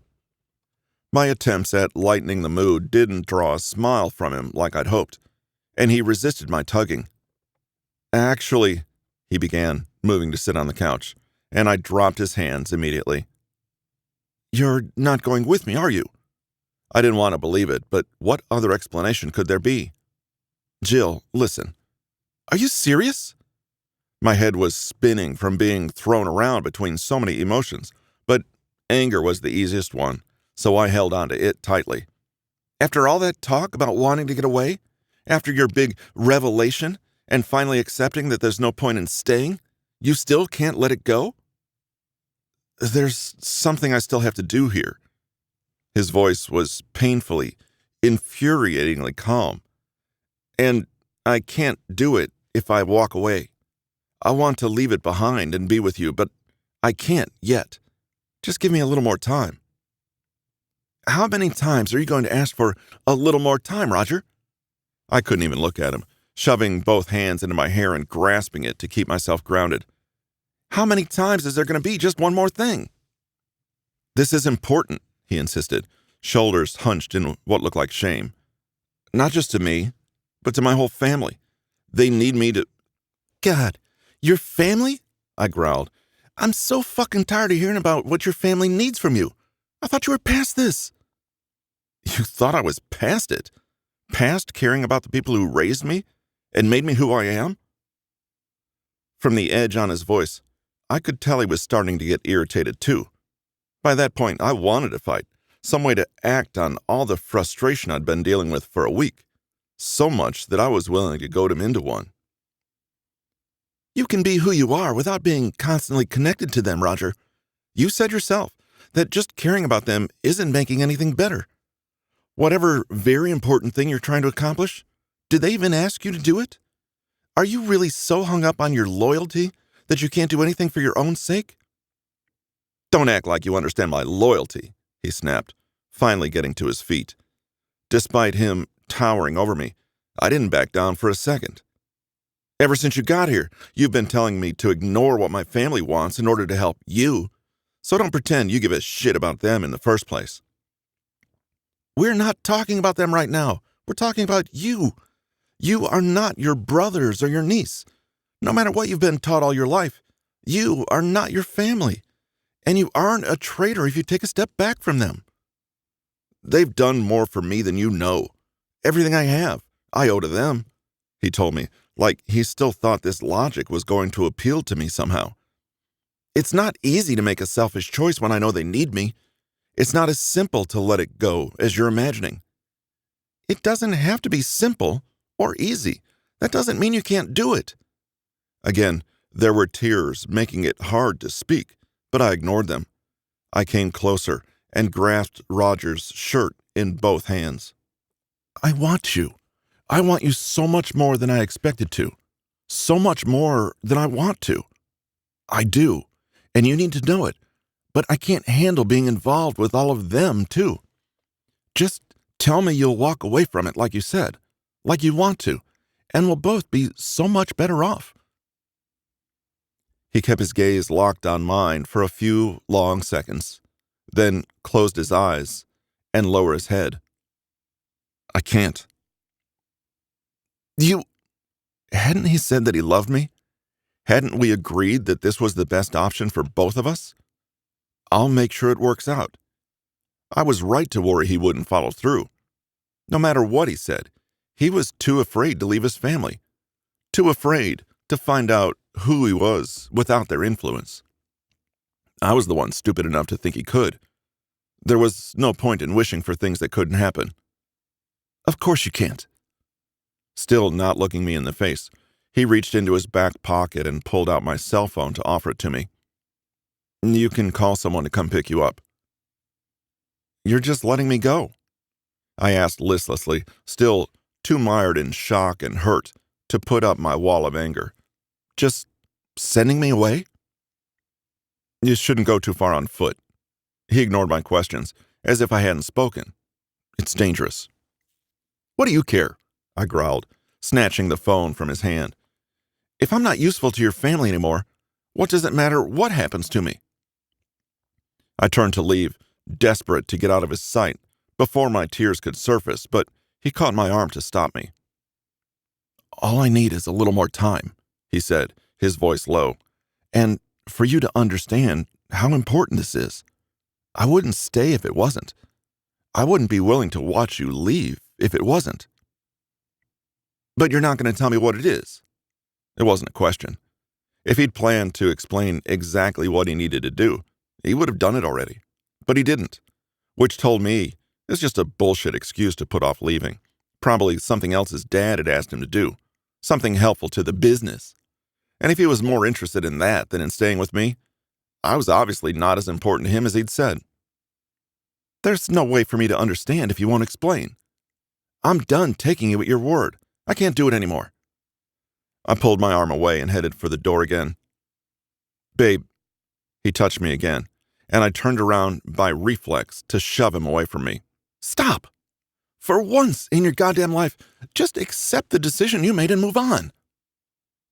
Before he could stop me a third time, I bolted from the safe house and into the darkness outside. I thought I heard him calling after me, but I ignored it. Once I was far enough down the road that I knew he wouldn't hear, I allowed myself a sob as the tears rolled down my cheeks. The glow from my phone's screen blinded me for a second, but I managed to tap Annette's contact, despite the shaking of my hands. Jill? Her answer was timid and breathy, like she couldn't believe it was really me. Hey. I tried and failed to manage a smile she could hear in my voice. Oh, my God, where are you? Are you okay? Did they hurt you? Well, I couldn't honestly say I was okay. No, I'm not hurt. They let me go. But I need you to come get me. Of course I will. Just tell me where you are. I'm on my way to the car. Keep talking to me, okay? I'm so happy to hear your voice. It sounded like she was on the verge of tears, too. I had every intention of spending the entire night crying with her while I explained everything that had happened. 17. Roger. I stood still in the doorway and watched Jill run, barefoot down the road. She was so eager to get away from me, she probably hadn't even noticed.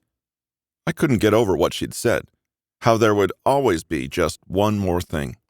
Almost exactly what Whitney had told me about her dad. And even though I knew she was wrong, and this wasn't the same as anything I'd done for my family in the past, I still understood why she felt that way.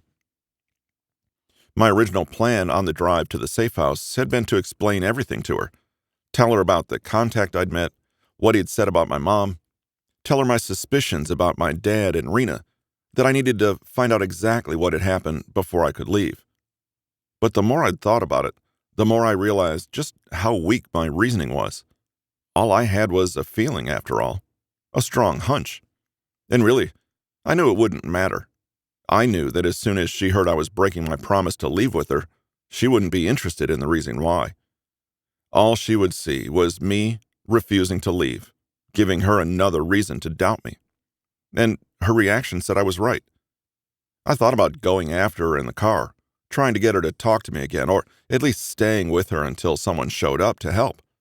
But she'd made it pretty clear I was the last person she wanted to see at the moment. So I let her go. All I could do was hope she would be safe and that maybe she'd be willing to let me explain later. But I had to focus on finding out what happened to my mom. If I gave up on it now or didn't get answers, then breaking Jill's trust in me would have been for nothing. I headed back to the house and looked for Rena. Between her and my dad, it would be a lot easier to intimidate her, and I'd definitely be able to tell if she was lying to me. If she'd had anything to do with my mom's death, I would find out. For a second, I considered finding Royce and Miles, telling them what I knew, and asking them to help me find out the truth, but there was no point until I had something concrete to tell them. I found Rena in her sewing room, working on some kind of needlepoint project, her eyebrows furrowed and tongue between her teeth in concentration. As long as I'd known her, she'd always been into every possible form of sewing, but it seemed like it was more about appearances than her actually enjoying it.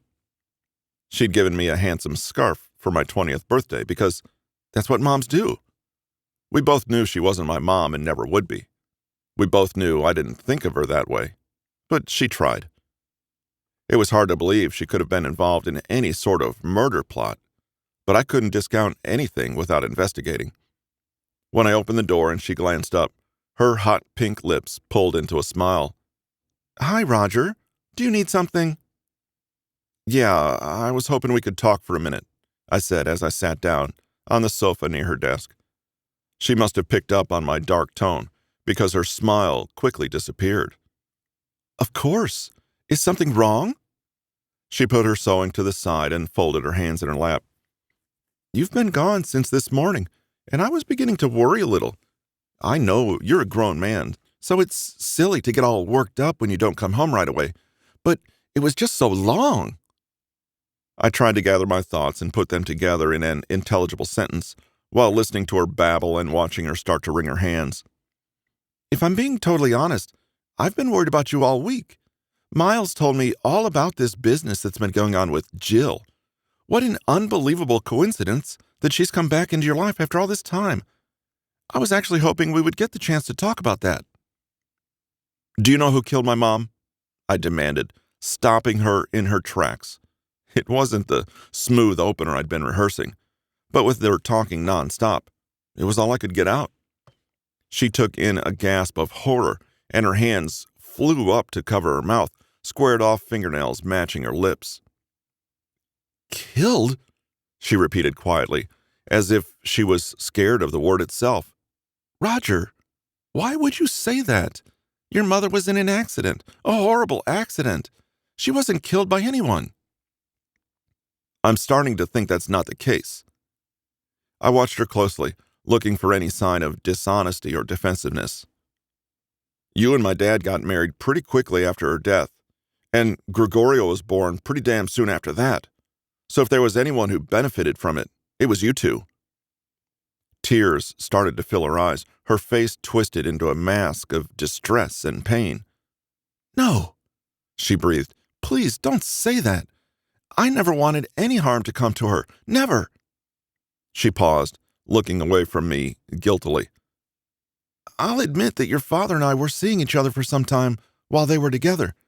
We both knew that it was wrong, but She let out a sob and then sniffled to control herself. "I loved him. And Latasha was so sweet, so kind to me. I hated knowing that what we were doing would hurt her. I begged Darren to tell her, to end things between them so that he could be with me. And he told me at first that Morettis don't do divorce, that it would reflect badly on him somehow. But I couldn't keep up that lie forever. I wanted a life with him, our own family, something real." She clasped her hands tightly again and stared down at them as her tears dropped into her lap. As hard as I was trying to stay cold and suspicious, she wasn't making it easy. "He told me he would talk to her. He said he would tell her he was in love with someone else, and they needed to go their separate ways. And I knew even that would be difficult for you boys, but I thought, surely, she would be better off knowing the truth. But then, the accident." As one of Mom's socialite acquaintances, Rena had been part of the large crowd at her funeral, and she'd cried as hard as anyone else, maybe even harder. From guilt, I now realized. Not because she'd had a hand in my mom's murder, but because of the affair with my dad. "I was never glad that she died, though," she insisted. "I swear, that wasn't at all what I wanted. I didn't bear her any ill will, and I wanted to wait a respectful amount of time before your father and I married. But by then, Gregorio was already on the way, and Darren said it would look worse if we weren't married. There were only so many options. Roger, I can't say how sorry I am for what happened to your mother, but I had nothing to do with it." "I believe you, Rena," I said, sitting back on the sofa and shoving a hand through my hair. "I should have known better than to accuse you in the first place." She might not have been the brightest bulb in the drawer, but she didn't have a malicious bone in her body. Too bad I couldn't say the same for my dad. Morettis don't do divorce. I remember what a huge fit he'd thrown when Royce and Margot had split up. Just like he told Rena, it reflected badly on us, made us look weak or like we couldn't commit. Murder, on the other hand, that was apparently something our family could do all too well, and maybe he had resented my mom enough that he felt like she deserved it. "You don't think—" Rena was wringing her hands again, staring with unfocused eyes down at the plush beige carpet. "You don't think your father would have done that to her, do you? I knew they'd grown apart, but she was still his wife. He loved her once. He wouldn't."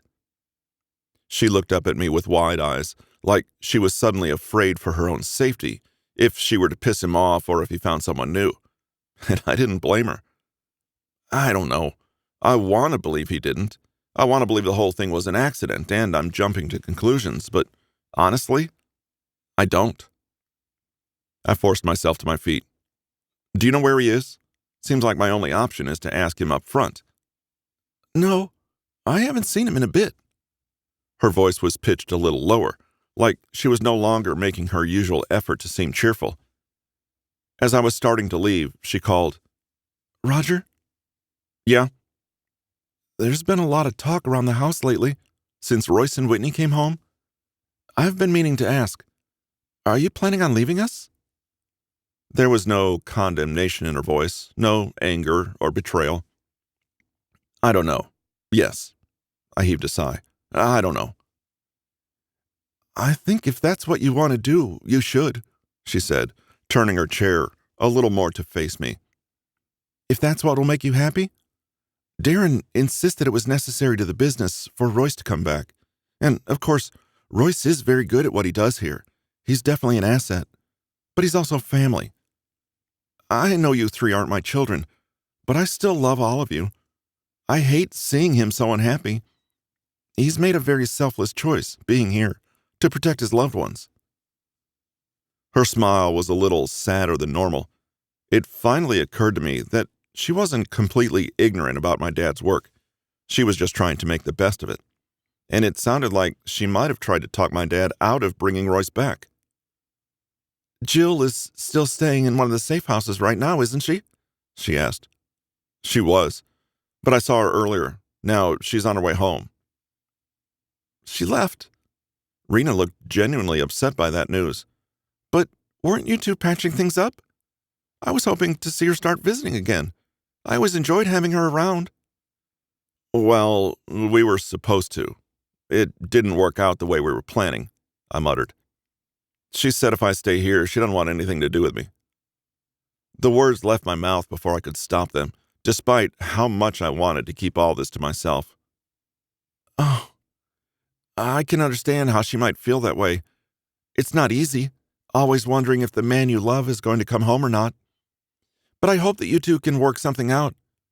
I remember how happy she made you before, and I always thought you two were good for each other." "Yeah," I mumbled. "Me too." "Oh, but I'm being nosy, aren't I?" Rena laughed. She picked up her needlepoint again and started to fuss with it thoughtfully. "I just want what's best for you, you know. There's so much ugliness in the world, and you've grown up around a lot of it. I think you've earned some happiness." Still in the doorway to the hall, I opened my mouth and closed it again. She and I didn't have many one-on-one conversations like this, definitely not long ones on serious subjects. Listening to her talk like that was forcing me to consider what Jill had said before about me being so distant toward her. Maybe that wasn't fair. Part of me felt like I should thank her, but I didn't know how. "I'll see you later, Rena." "I hope so," she said with a smile, back to her usual bubbly self. I wandered through the house, distracted, trying to figure out what to do next. Find Dad. His office was empty. Even Royce wasn't there. He wasn't in his room either. Not playing poker or billiards with his associates, not smoking a cigar at the bar outside. He must have been out on a job or something, but he would come back sometime. Plan B. Find Royce and Miles. I went to Royce's room and knocked, but there was no answer. Outside Miles's door, I could hear the sounds of that video game he liked, so I figured at least someone was still in the house. I knocked and opened the door to find him on his bed like before, controller in his hand. "What do you want?" he asked flatly, not looking at me, and what I had to say definitely wasn't going to improve his mood. "Do you know where Royce is?" "He took Whitney out earlier. They're seeing a movie or something. I don't know. Father-daughter time." He shrugged and rolled his eyes like it was a stupid idea. "Guy leaves the country for 2 years. Now that he's back, he's a fucking celebrity, apparently. Must be tough having all that responsibility." I tried to brush off the irritation at his immaturity. Pretty soon, we were all going to have to deal with some pretty serious shit together, so I hoped he'd be able to put all that jealousy and resentment aside. "Let me know if Dad comes home." "What are you even still doing here?" he asked, pausing the game to stare me down. "I thought you were supposed to be riding off into the sunset with your former ex-girlfriend. Escape the mob, live happily ever after, etc." Choking out a dry laugh, I told him, I think she's back to being my current ex-girlfriend at this point." "Pfft, yeah, sure she is." "What's that supposed to mean?" "It means, unless she's moving across the country again, you'll probably get another opportunity to talk to her, and she'll end up giving you another chance, because she always does, always did before," he pointed out, leaning back against the wall behind him. "If she'd had the opportunity, I bet she would have even forgiven you for the whole jealous beatdown thing. She likes you too much to just cut you out." "I don't know. She seemed fed up this time." Her line about accepting my decisions and moving on was pretty final. "I don't think she's giving me any more chances." "Man, you're fucking stupid," he remarked casually. "Thanks. Listen, you think she would have warmed up to you that quick if she was totally over you?" he asked, raising his eyebrows over half-lidded eyes. 10 years is a long time to forget you cared about somebody, and a week's a short time for all those memories to come back. From what I hear, you two fell back into your old habits pretty quick. She was like that with me. She was like that with Royce. She knows us. She still cares about us. And I bet she was grateful for the reminder. Reminder again. What do you care about it anyway? It doesn't have anything to do with you." Sure it does. It's not like anybody's relationship is totally separate from the rest of the family. If that was the case, Royce and Margot would still be together." He shrugged and spread his hands with a grin. "What can I say? I like Jill. She doesn't scare easy, unlike another certain sister-in-law of mine. And she's not shy. Plus, I like you better when she's around. You're kind of uptight otherwise." He picked up his controller and started his game again. "Look, my point is, give her a minute to cool off, then go talk to her again. I dare you to tell me that doesn't work." "Psychology, right?" I asked, and he threw me a smirk. "You're catching on." 18. Jill. "Shit," Annette said for the third time in the past 4 minutes since I'd finished telling her my story. I'd left out some of the graphic details of my relationship with Roger, but she knew most of what had happened. Getting it all out in the open, just having someone to talk to, was incredibly cathartic. And I was right. I had cried for a significant portion of it. By this point, I had no more tears. Yeah, I muttered dully, trying and failing to ground myself again. I was at home, in my tiny apartment, sitting on the bed with my sister and sharing an old pint of Ben and Jerry's. 2 weeks ago, this would have been a great night for me. We would have been laughing and teasing each other loud enough to irritate my downstairs neighbors. But things had changed in that short time. Now everything just felt dark and heavy. I keep trying to talk to Dad about the debt thing after you were gone, she told me, digging another chunk of chocolate out of melted vanilla ice cream. But he wouldn't tell me anything. Like, he just shut down completely. I never even knew he used to gamble. There's a lot we didn't know about him, apparently. I hadn't told her the worst part. I couldn't. If anyone was going to say it, it was going to be him. In spite of Annette's insistence that Mom and Dad would want to know I was okay immediately, I begged her to give me one night to acclimatize to being back in the real world. Before I had to bear all their tearful relief and celebrations, I definitely wasn't ready to face my dad yet. What about Roger? She ventured carefully, eyeing me like I might snap at her, as if I had the energy. I was already so drained that the thought of Roger barely brought back all the rage and despair I'd been through earlier. What about him? It sounds like you guys were really enjoying seeing each other again. Like you were really happy being around him. And now you're just done with him? Just totally done? She actually sounded sad about the idea. Maybe she really was excited to hear that I was letting myself have feelings for someone again. I gave him a choice. He knew how I felt about his family and their business, and I told him very clearly that if he could leave them, I wanted to be with them. I did, but he couldn't do that. No matter how many times he told me he wanted to or how much he claimed to care about me, in the end, he still was just too attached to them. So, yes, I'm done. I ate another bite of brownie batter and dropped my spoon into the mostly empty carton. You mean with the ice cream? Or... She could barely conceal her smile, and I rolled my eyes. Ha ha. But really, I wish it didn't have to be like that. I always liked Roger, she said. He was nice. How do you even remember that? You were like 5. I was 11, she corrected indignantly. Oh, right. Practically an adult then. Old enough to have memories? She stuck her tongue out at me. Like, he kept Miles from picking on me at school. He kept tripping me in the hall. And Roger was like, that's no way to treat a lady, and made him apologize. I forgot sometimes that she and Miles were about the same age. He'd seemed so much older somehow. If you can believe it, Miles is even more of a brat now. Yeah, that's what it sounds like, she laughed. It's just weird to think about how things turned out. How we all used to be really close, you and me, Roger, Miles, Royce. Like, I was really thinking of Roger as my big brother when... Annette, I said, lying down on my back and closing my eyes. I don't think I can talk about this anymore tonight. I'm going to have to tell the whole story again for Mom and Dad tomorrow.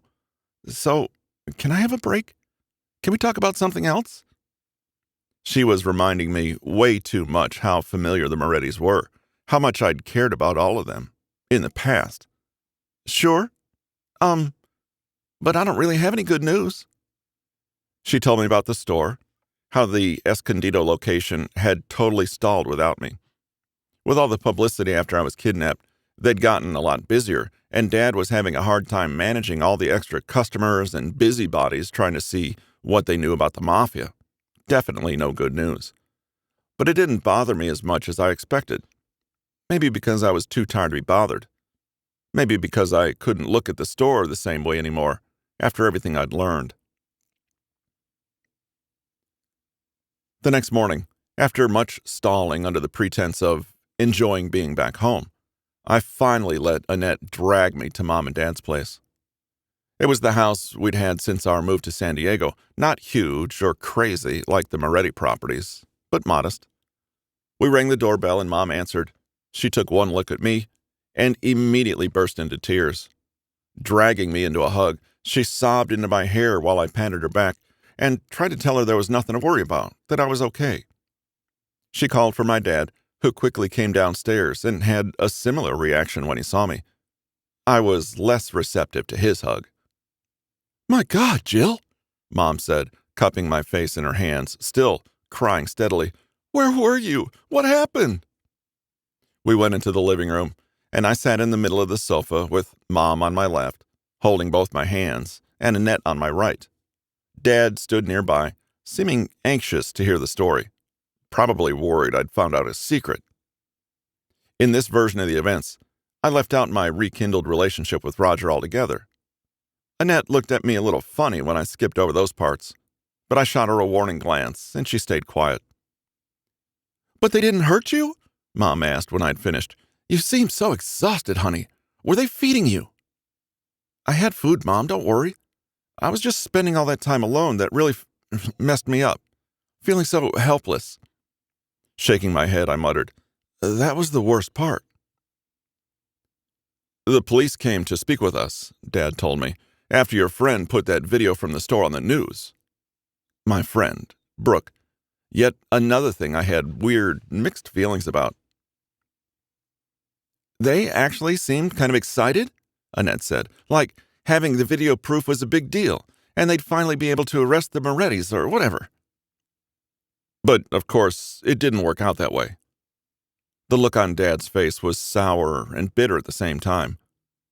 Darren Moretti is too powerful for a little thing like kidnapping to bring him to justice. I always knew those people were bad news. "And you still went to them for money," I blurted, without meaning to.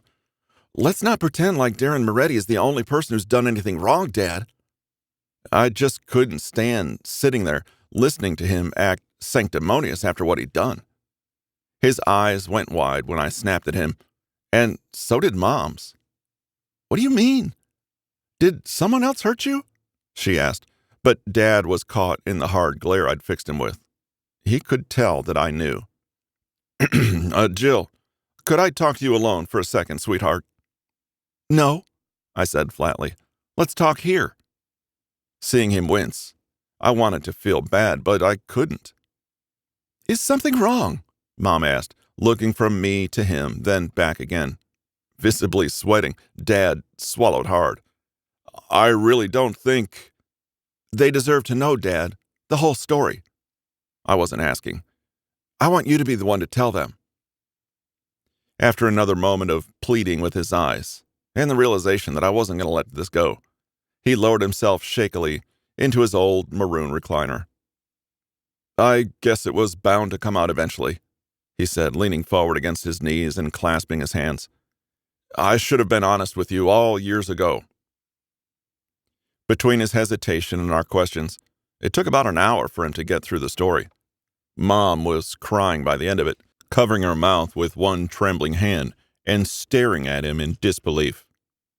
"Tamara," he started, reaching out to her, but she recoiled in horror, shaking her head. He must have seen the change in all three of us. Hanging his head, he muttered, "I'm so sorry.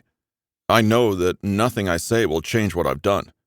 I've been trying to raise the money to pay Darren off, so that none of you would have to know about this, and it would just be my burden. But I don't have it, and I'm not sure Darren will be patient with me for any longer." "What are you saying?" I asked. He took a deep breath and looked up at the far wall.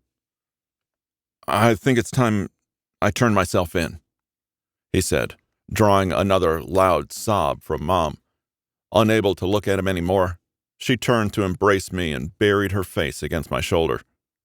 My right hand was still holding Annette's left tightly. "I know that won't make this any easier for you, but you aren't the ones who owe him, and he won't have any more leverage over me. This is the only way to end it." If he thought being in prison would keep him out of the Moretti's reach, he was wrong. They must have had people, even there. I got the feeling there was practically nowhere to hide where they wouldn't find you if they really wanted to. When I realized that my dad was going to die in prison, I finally started to cry and huddled with my mom and sister for comfort. The police came that night, As much as we'd hoped otherwise, they'd sent multiple cars after hearing all the details Dad confessed to. There were red and blue lights, uniformed officers, and plenty of neighbors outside to see what the commotion was about. We stood outside the house together while Dad followed instructions from the nearest officer, putting his hands up, walking slowly to one of the cruisers. They read him the Miranda warning, and even after being told that anything he said could and would be used against him in a court of law, he said loudly, "Everything I did to help my family." "Bullshit!" Annette shouted through her tears. Realizing that people were staring, she let out a frustrated growl and covered her face with both hands. "You think this is helping? You just screwed us over a different way." The next morning, I got a call from Brooke. "Jill, I just saw that you were back home. What happened? How did you get away from the Morettis? God, I've been so worried." I thought about her spotless composure during her many reports about the search for me. Just like Roger had pointed out, I wouldn't have described her as looking so worried, but I reminded myself she at least deserved the chance to explain her motivation. "Don't worry, I'm fine. They actually just let me go." There was a pause on her end. "Do you want to talk about it? Maybe we could do lunch or something." "Are you asking me as my friend or as a reporter?"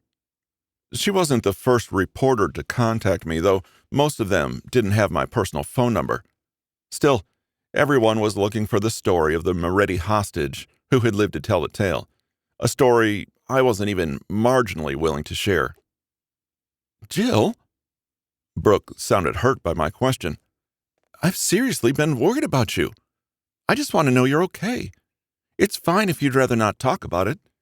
I'd still like to see you just to touch base. Is that okay?" My time with the Morettis must have made me a little harsher. That wasn't her fault, and she didn't deserve my suspicions. "I'm sorry," I sighed, pushing a hand through my hair. "Yeah, I think lunch sounds great. After a week and a half in solitary confinement, it would probably be good for me. Where do you want to go?" A couple of hours later, we met at Crema Blanca, a bistro we'd visited plenty of times in the past for similar lunch dates. Brooke was already there when I arrived, and she quickly put her phone down to get up and hug me. "I'm so glad to see you. Hang on." She pulled away and looked me over, maybe inspecting for any visible injuries. "You don't look any worse for wear. Maybe a little tired." She touched my cheek, and I brushed her off to sit down. "I'm fine. They didn't have me chained up in a basement or anything," I told her, "and they didn't beat me or starve me. It was the least intense hostage situation you can imagine, honestly." "Oh, that's good to hear." She smoothed her dress underneath her as she sat across from me. "I ordered you a caramel macchiato. I hope that's okay." "It's perfect. I haven't had coffee all week." I'd been right to think that going out would be good for me. Normalcy was nice. Just people going about their lives around me. Apparently, news of Dad's arrest hadn't made the rounds yet, at least not with my face attached. "I still can't believe they just let you go," Brooke said, resting her chin on folded hands. "No explanation? No warnings or threats?" "Nope," I lied. "Maybe they were tired of waiting for my dad to pay up. Maybe they were tired of me complaining." "Oh, I hope you gave him hell," she said with a smirk. Something like that. I actually gave one of them head." I shook that thought out of my mind. Telling Annette about my relationship with Roger was one thing. Telling a friend who happened to be a journalist was something else. "So, where were you? I heard they searched the Moretti's house and there was no sign of you."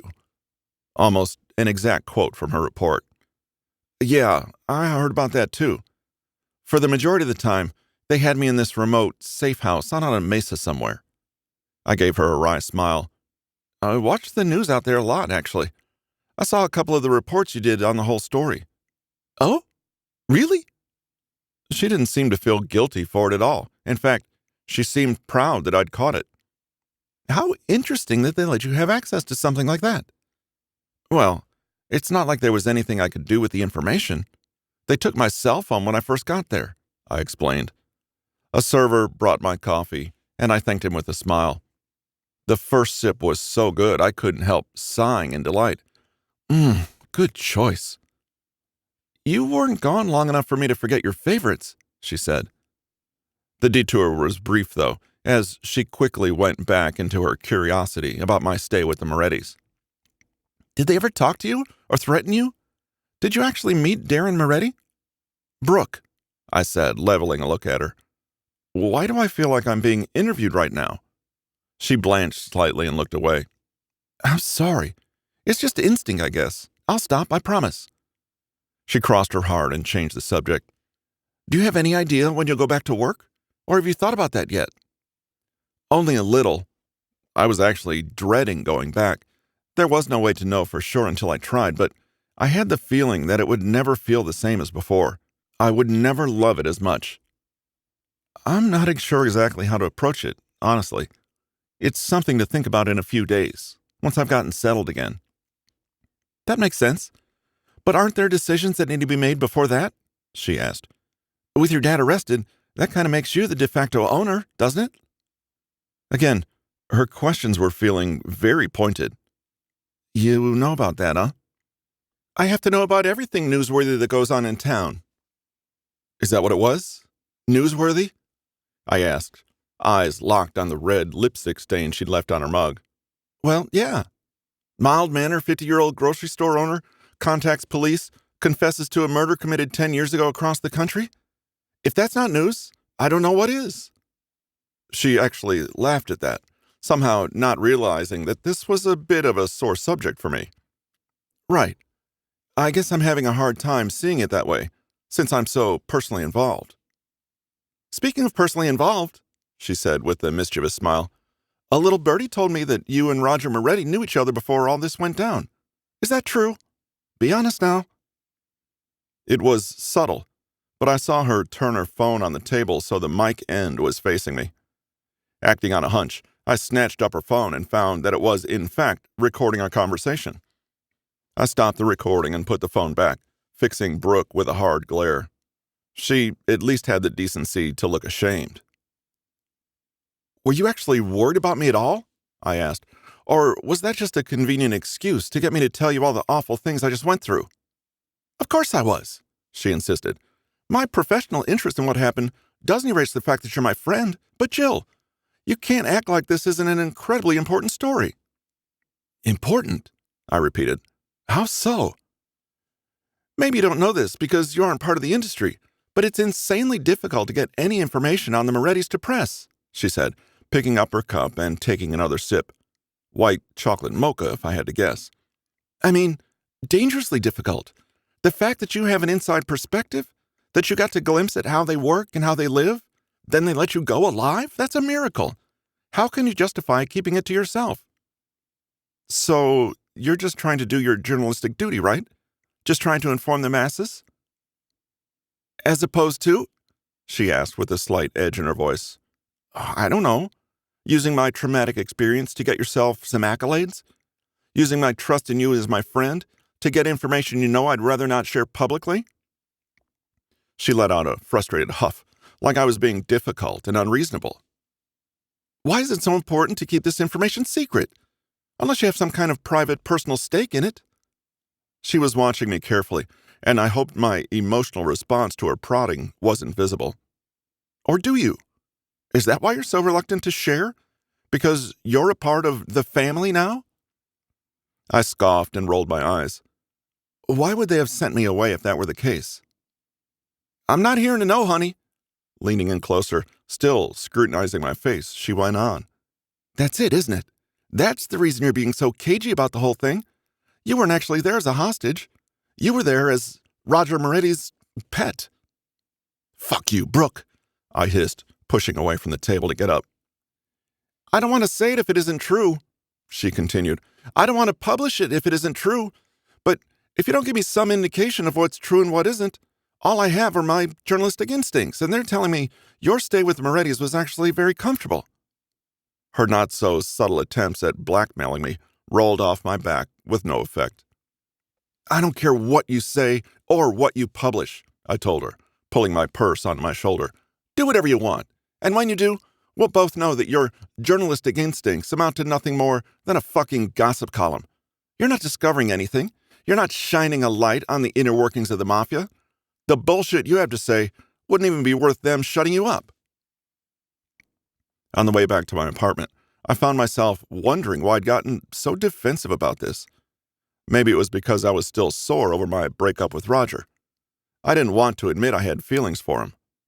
Maybe it was about protecting my own emotional experience, or maybe some part of me wanted to say, I felt like giving out all the details of the Moretti's business would have been disloyal somehow.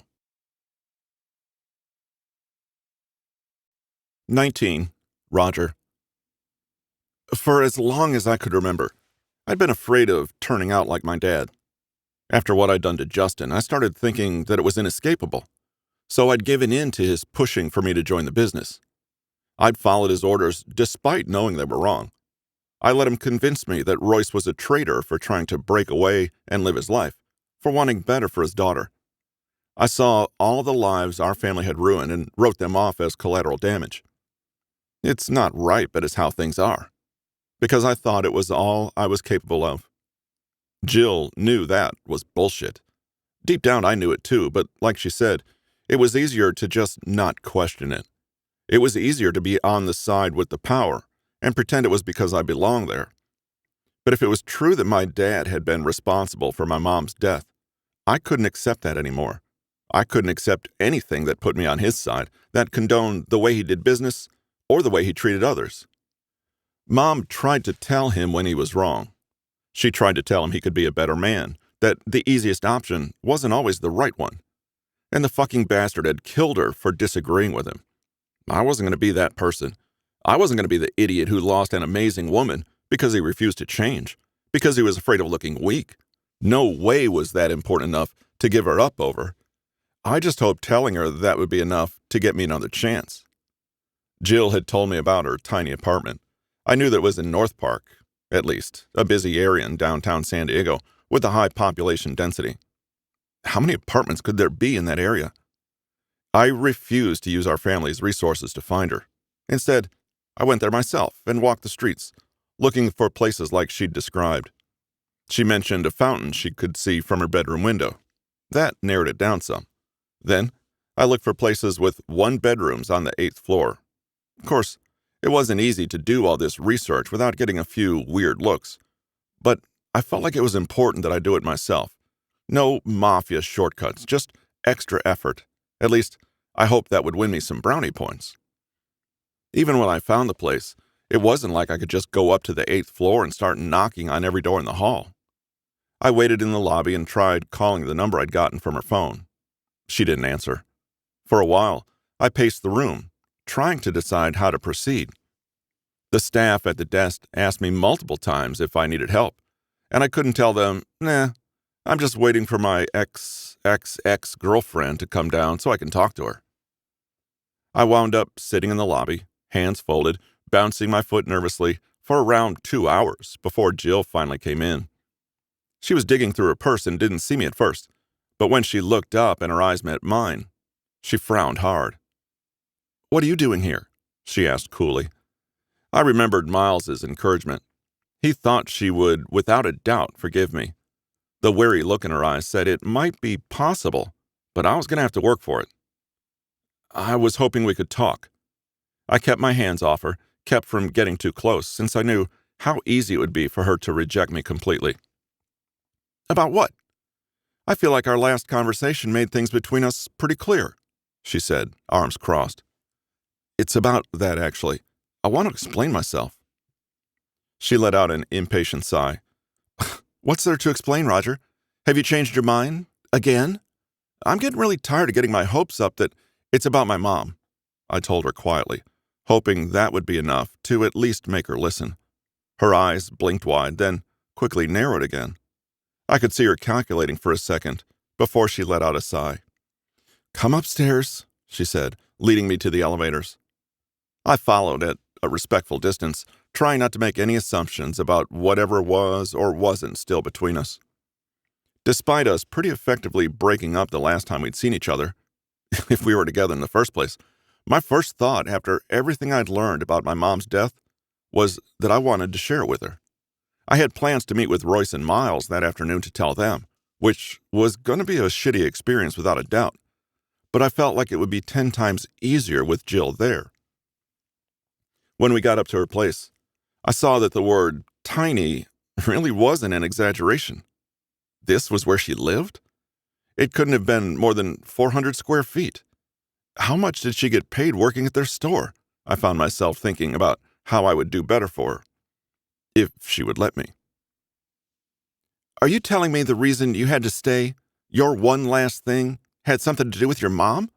Jill asked, setting her purse on the kitchen counter and sitting down on the love seat in the living room, which was basically the same room. When she saw me awkwardly standing near the door, she sighed and scooted to the far end of the love seat, nodding to the other side so I could sit down. Yes. My dad gave me a pickup task, but the contact who was there apparently knew my mom. I told her everything I'd learned, starting with the hint from the contact, then my speculation, and the conclusion I'd come to about my dad and Rena. The conversation I'd had with her and everything she'd explained, how I was positive now that my dad had something to do with my mom's death, but didn't have any hard proof yet. How I was planning to tell Royce and Miles next. Wait, so you told me about this before you brought it up to your own brothers? She asked, wide-eyed.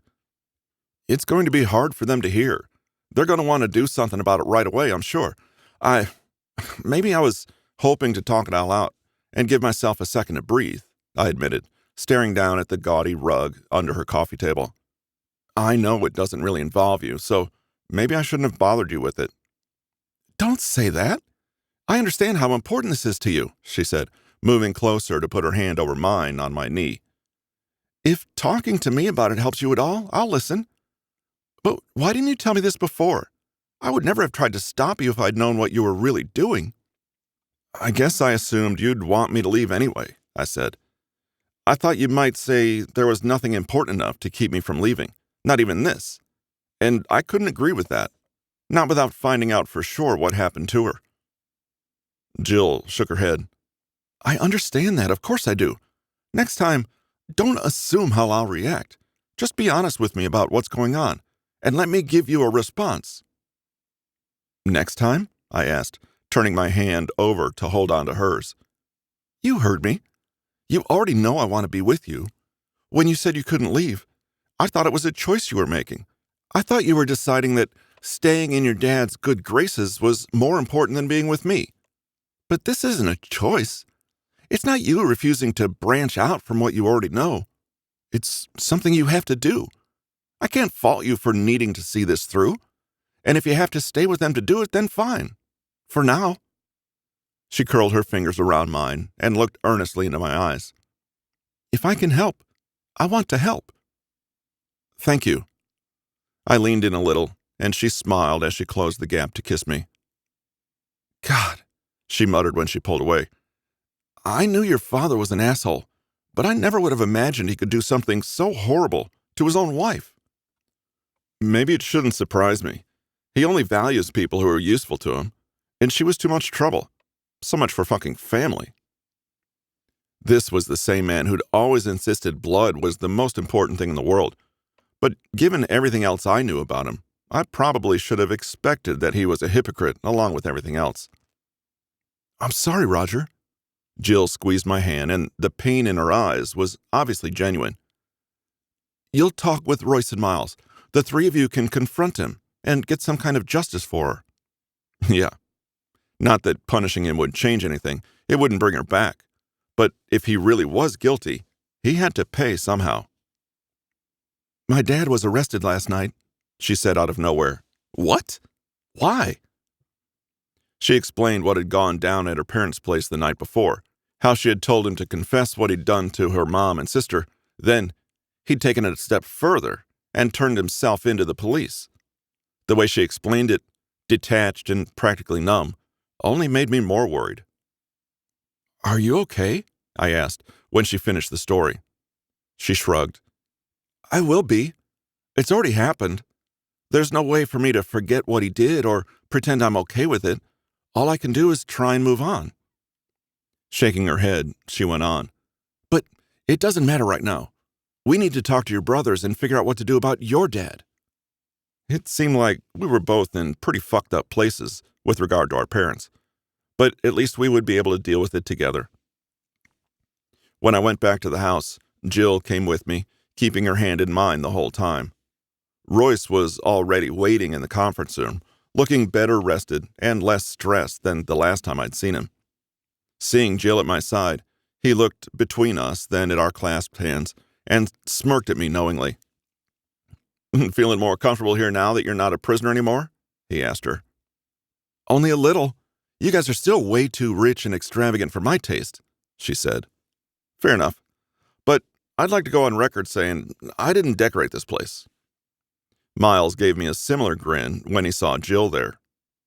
"Told you so," he said, giving her a nod. "Do you guys have an announcement or something?" "Not exactly," I told him. We all crowded at one end of the long table meant for 10 or more people. "I want to warn you, this isn't going to be easy to hear." "What? Is it about you leaving?" Miles asked, leaning on one arm against the table and resting his chin in his hand. "I mean, sure, it's going to suck. But it's not like—" "Miles, I'm serious. This is a big deal." "Just tell us what's going on," Royce said. I'd been trying to decide how to approach this, how to set it up, but there was just no easy way to do it.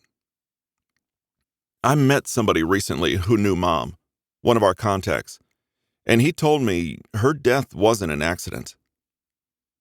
The statement sucked all the air out of the room, and there was silence for more than a few seconds while my brothers absorbed what I had said, and exactly what it meant. "How the fuck would he know that?" Miles demanded.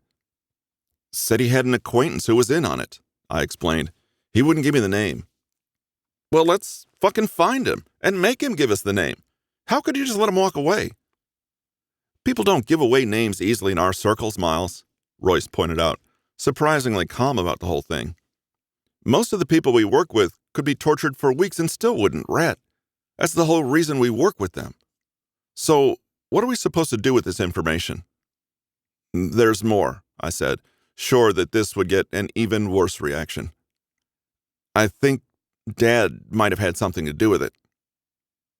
"What do you mean? You think he killed her?" Miles was beside himself with shock and denial. "He couldn't." "Why not? Think about it. He married Rena less than a year after Mom died. She told me he was cheating on Mom with her, and he promised he would talk to her just before the accident." "How many times did you see them argue?" I asked Royce. "And you said he would get pissed at her when they did." "And he wouldn't have divorced her," he agreed slowly, eyes narrowing behind his glasses. "Rena is easier to deal with, and it isn't like she didn't have experience with this sort of thing. It would have been easy for him to arrange." "Are you two fucking crazy?" Miles snapped, shoving to his feet. "Do you hear yourselves? You think he'd do something like that just because she irritated him?" "Yes," Royce said plainly. "It's what he's always done with people who don't toe the line. You can't possibly believe he genuinely cares as much about family ties as he says. He only plays the family angle when it's convenient to him. Otherwise, it's all his work and his money and his business. He was willing to use Margot and Whitney against me. He's a self-serving piece of garbage. Yeah, I believe he would kill her, just because she was inconvenient." Miles was breathing hard, staring down at the table with wide, desperate eyes, obviously struggling to accept this. "We have to ask him," he concluded. "We have to find out if he really did it." "And if he did?" Royce prompted. I could feel the anger and outrage coming off him, but they were quieter than Miles's or mine. He wasn't looking at anyone by that point, his eyes directed at the tabletop but unfocused. "What then? What are we going to do about it?" "Something," I said firmly. "Even if we don't know what yet, I think we can all agree that we can't just let this go. If I'm right, he's going to have to answer for it." "How? He's practically untouchable," Royce said. "You think we can turn him into the police? You think we can hire someone to take care of him?" "I think that's not the decision that has to be made right now," I countered. "Right now, we have to find out if we're even right about this." "Then I guess we'll just need to find some proof." "Couldn't you just ask him?" Jill suggested, cautious about getting involved in the conversation. I mean, obviously, you know him better than I, but he seems to be the kind of person who owns all his choices. And if he thinks you can't do anything about it, why would he lie? That was actually a pretty accurate evaluation of his character. But if he doesn't admit it, he'll know we're looking, Royce said, and he'll almost definitely make it harder for us to get any evidence. I can't believe this. Miles sank back down in his chair. I can't believe this is a real conversation we're actually having right now. Believe it, you've spent too long seeing Dad's approval as the be-all, end-all purpose of your life. Royce's flat tone was starting to unnerve me a little. No better way to move past that, I guess. Isn't it funny how the one of us who actually has his approval is the one who doesn't fucking want it? Miles growled, quickly getting defensive. Knowing he was eager to start a fight with Royce and we wouldn't be able to work together if they were at each other's throats, I tried to step in. Royce, do you have an idea of how to look for proof? You know what kind of records Dad keeps? Ignoring or unaware of Miles's glaring, he pinched the bridge of his nose as he considered. I doubt he'll have it plainly stated anywhere, but I'm sure if I do some digging, I can find a list of who was working on the day of the accident. After that, it's a matter of seeing who was being paid what, figuring out their individual jobs for the day. He tilted his head back to look up at the ceiling. It won't be a simple thing, but I think it's possible we could get some answers that way. Then let's start there.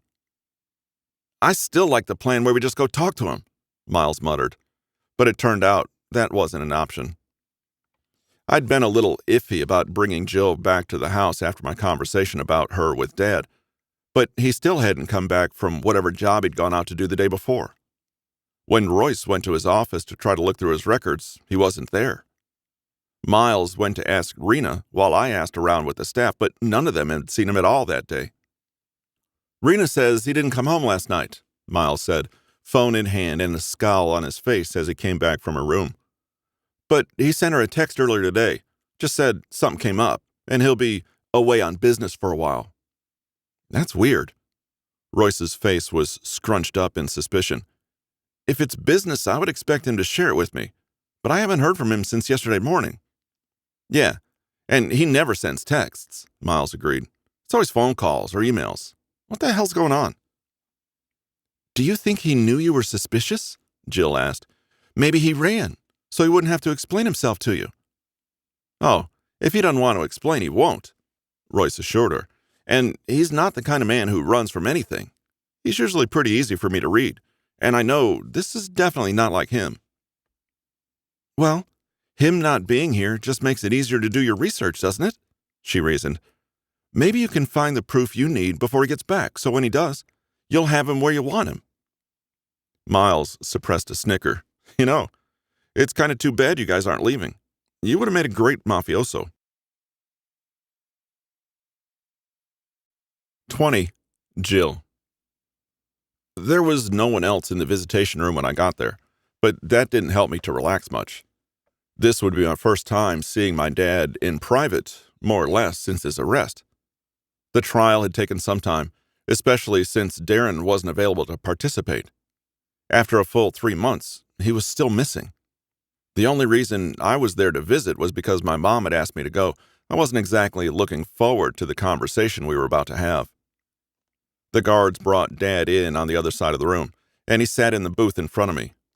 A pang of guilt struck me when I saw how utterly exhausted he looked, but I tried to remind myself it was a result of his actions, not mine. I was only grateful that Darren had disappeared when he did. That meant there was no one to give an order for my dad to die there in jail. When he picked up the phone at his side, he managed a weak smile. "Hi, sweetheart," he said. "It's good to see you." "Yeah," I muttered into the receiver on my end.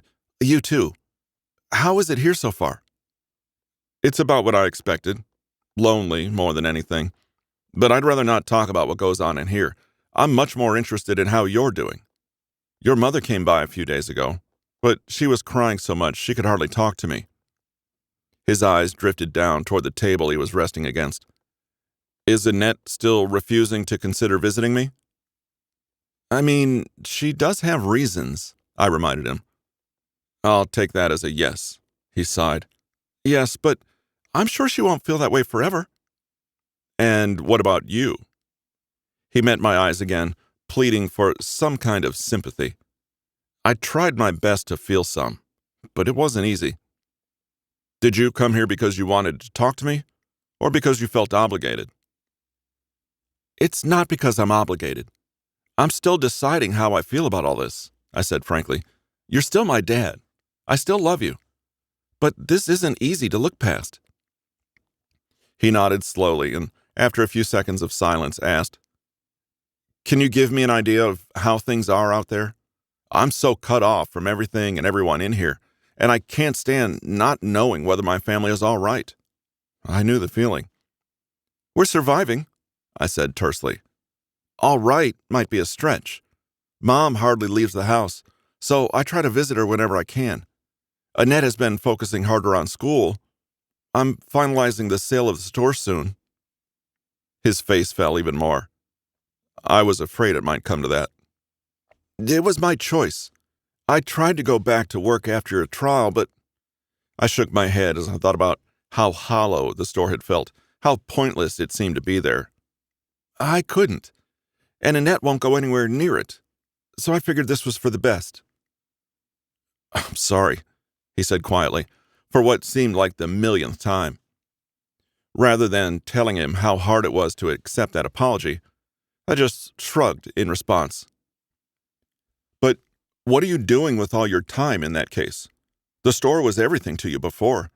Without it, you must have a lot of time freed up. Oh, yeah, I guess.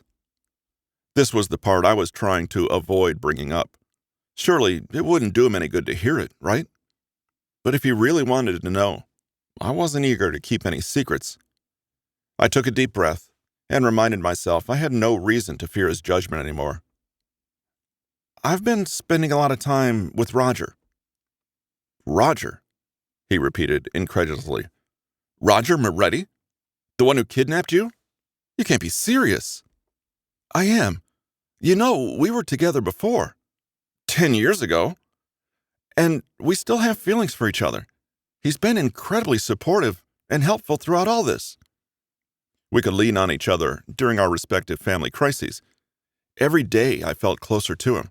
Being around all the Morettis again, as a family and not as captors, reminded me so much of all the time we'd spent together when we were younger.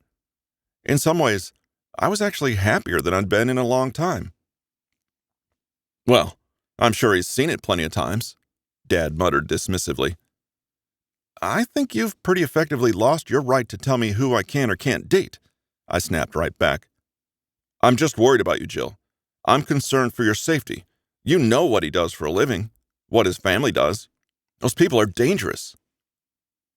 You don't know as much about those people as you think. They aren't all like Darren. In fact, most of them are actively trying not to be like him. They wouldn't hurt me or put me in danger. Besides, Roger isn't working for them anymore. He's just a part of the family, not the business. Those two things are inseparable when it comes to the Morettis. What made him think he knew them better than I did? I wasn't sure. I'm telling you, trusting them is a mistake. People will start to think you're working for them, and no one will trust you. They'll ruin your life. Astonished by his ignorance, I let out a scoff. Dad, do you not realize how much publicity your trial got? How quickly I was labeled daughter of ex-mob killer? It seemed like everyone in San Diego knew me and my family now. Those who weren't suspicious and judgmental were insufferable gossips instead. Brooke had no qualms about using our former friendship, to share all the detailed information the public wanted to know about the murderer's family, everything I'd told her in confidence over the past 4 years. It was doing wonders for her career. All sorts of rumors and speculation surrounded not only my relationship with my dad, but my relationship with Roger. People were saying I was going to be the next Moretti queen. I was considered dangerous, just like the rest of them. If that was what Dad meant by ruin, I was already there. I'm not going to avoid being with the person I want just to save face. I'm done telling lies to keep other people comfortable, and that includes you. What about your own comfort? he asked. Because if you really think he would leave behind his entire life just for you, I do believe that. You know why?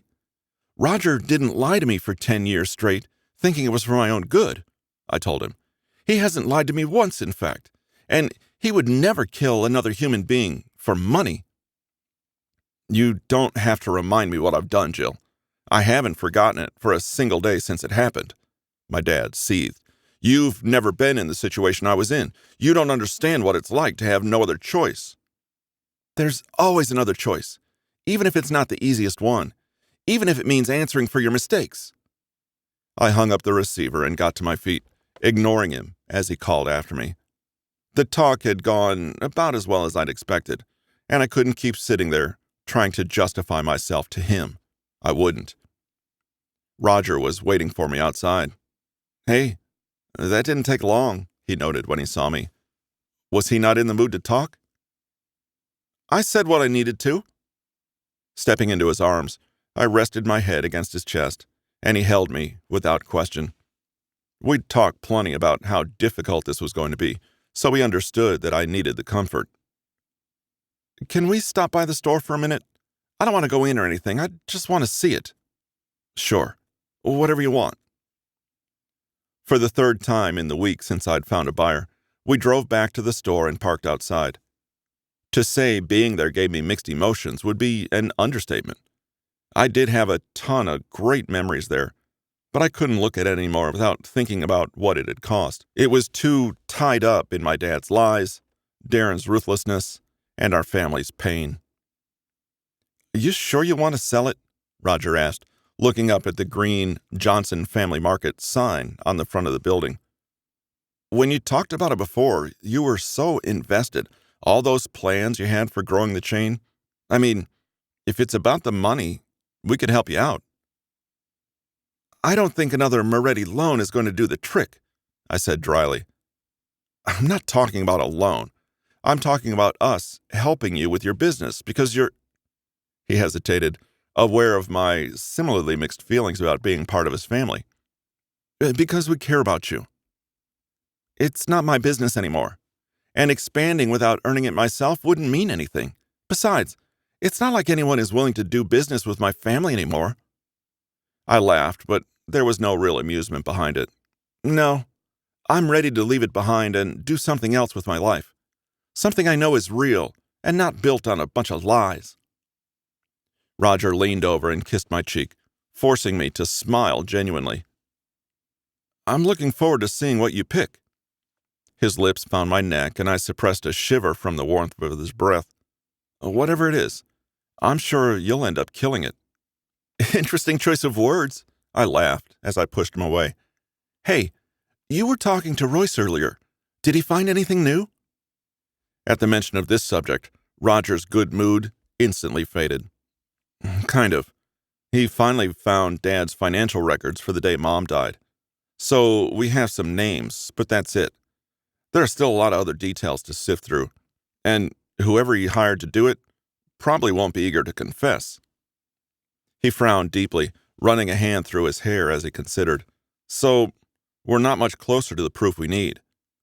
But at this point, I don't even know how much it matters. Dad's still missing, and I'm really starting to think it's not by choice. What do you mean? It's not like him to just disappear for so long without updating anyone, he explained. He's such a micromanager.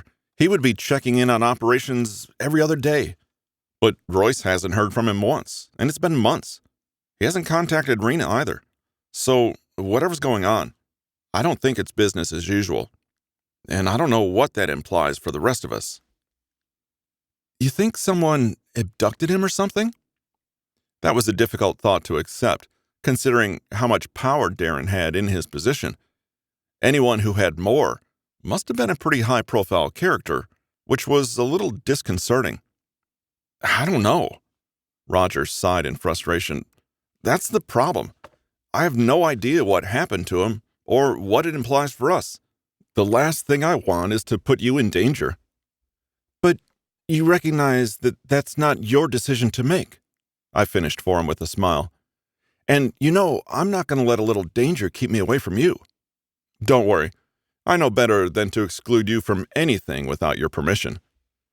I've been thinking it might be good for you to learn some self-defense, actually. You're plenty convincing if someone's willing to let you talk, but you might not always have that option, he reasoned, and it was a logical thought. Okay, but don't think you're going to draw me into the family business gradually that way. The teasing smile on my lips made it clear this was a joke, although, to be honest, I was still a little unsure on the subject. I thought sometimes about what Miles had told me, that I would have been a good fit for the job. The loyalty I felt to Roger and his brothers, how easy it was for me to dismiss sympathy and repay ruthlessness with more ruthlessness. My dad had done some horrible things for reasons he thought were valid. Who was I to say I wouldn't end up doing the same? What I told my dad was true. Roger hadn't been involved in any of the jobs or business negotiations for the past 3 months. We were staying at the house and working closely with Royce and Miles. That was just until we found Darren and paid him back for Latasha's death. And that was a valid reason, wasn't it? Family, yes. Business, no. Roger agreed with a smirk. Nodding to the story, said, You ready to head home? Home. With him. I still like that. Sure.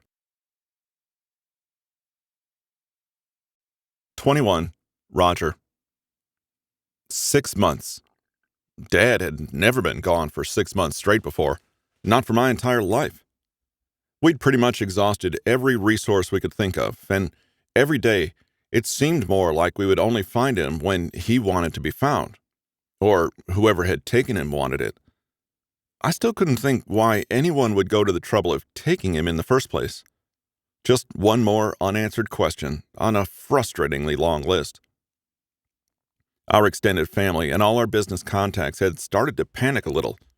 They thought Dad's disappearance would be the end of the Morettis as a group. They couldn't function completely on their own. There needed to be someone on the throne to give orders and maintain control. After the scare we had about the family's stability, it was even easy for people to get spooked. Even though everyone knew he was the best man for the job, and multiple people had personally asked him to take it, Royce was still balking at the idea of claiming Dad's position for himself. He didn't want all that power, or the reputation that came with it. He didn't want to sentence Whitney to life as a boss's daughter, and all that entailed. He didn't even want to be involved with the family's work, much less run it. He and I had that in common. Maybe we should have been grateful that Miles was willing to step up. When he proposed it, Royce and I were both a little unsure. It was possible that Miles being the one in charge would be even worse than not having a boss at all.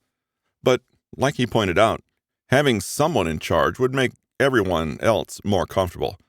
And there were certain privileges and resources that came with the title, things we couldn't access while we were just heirs, things that might help us find Dad, or get answers about Mom's death.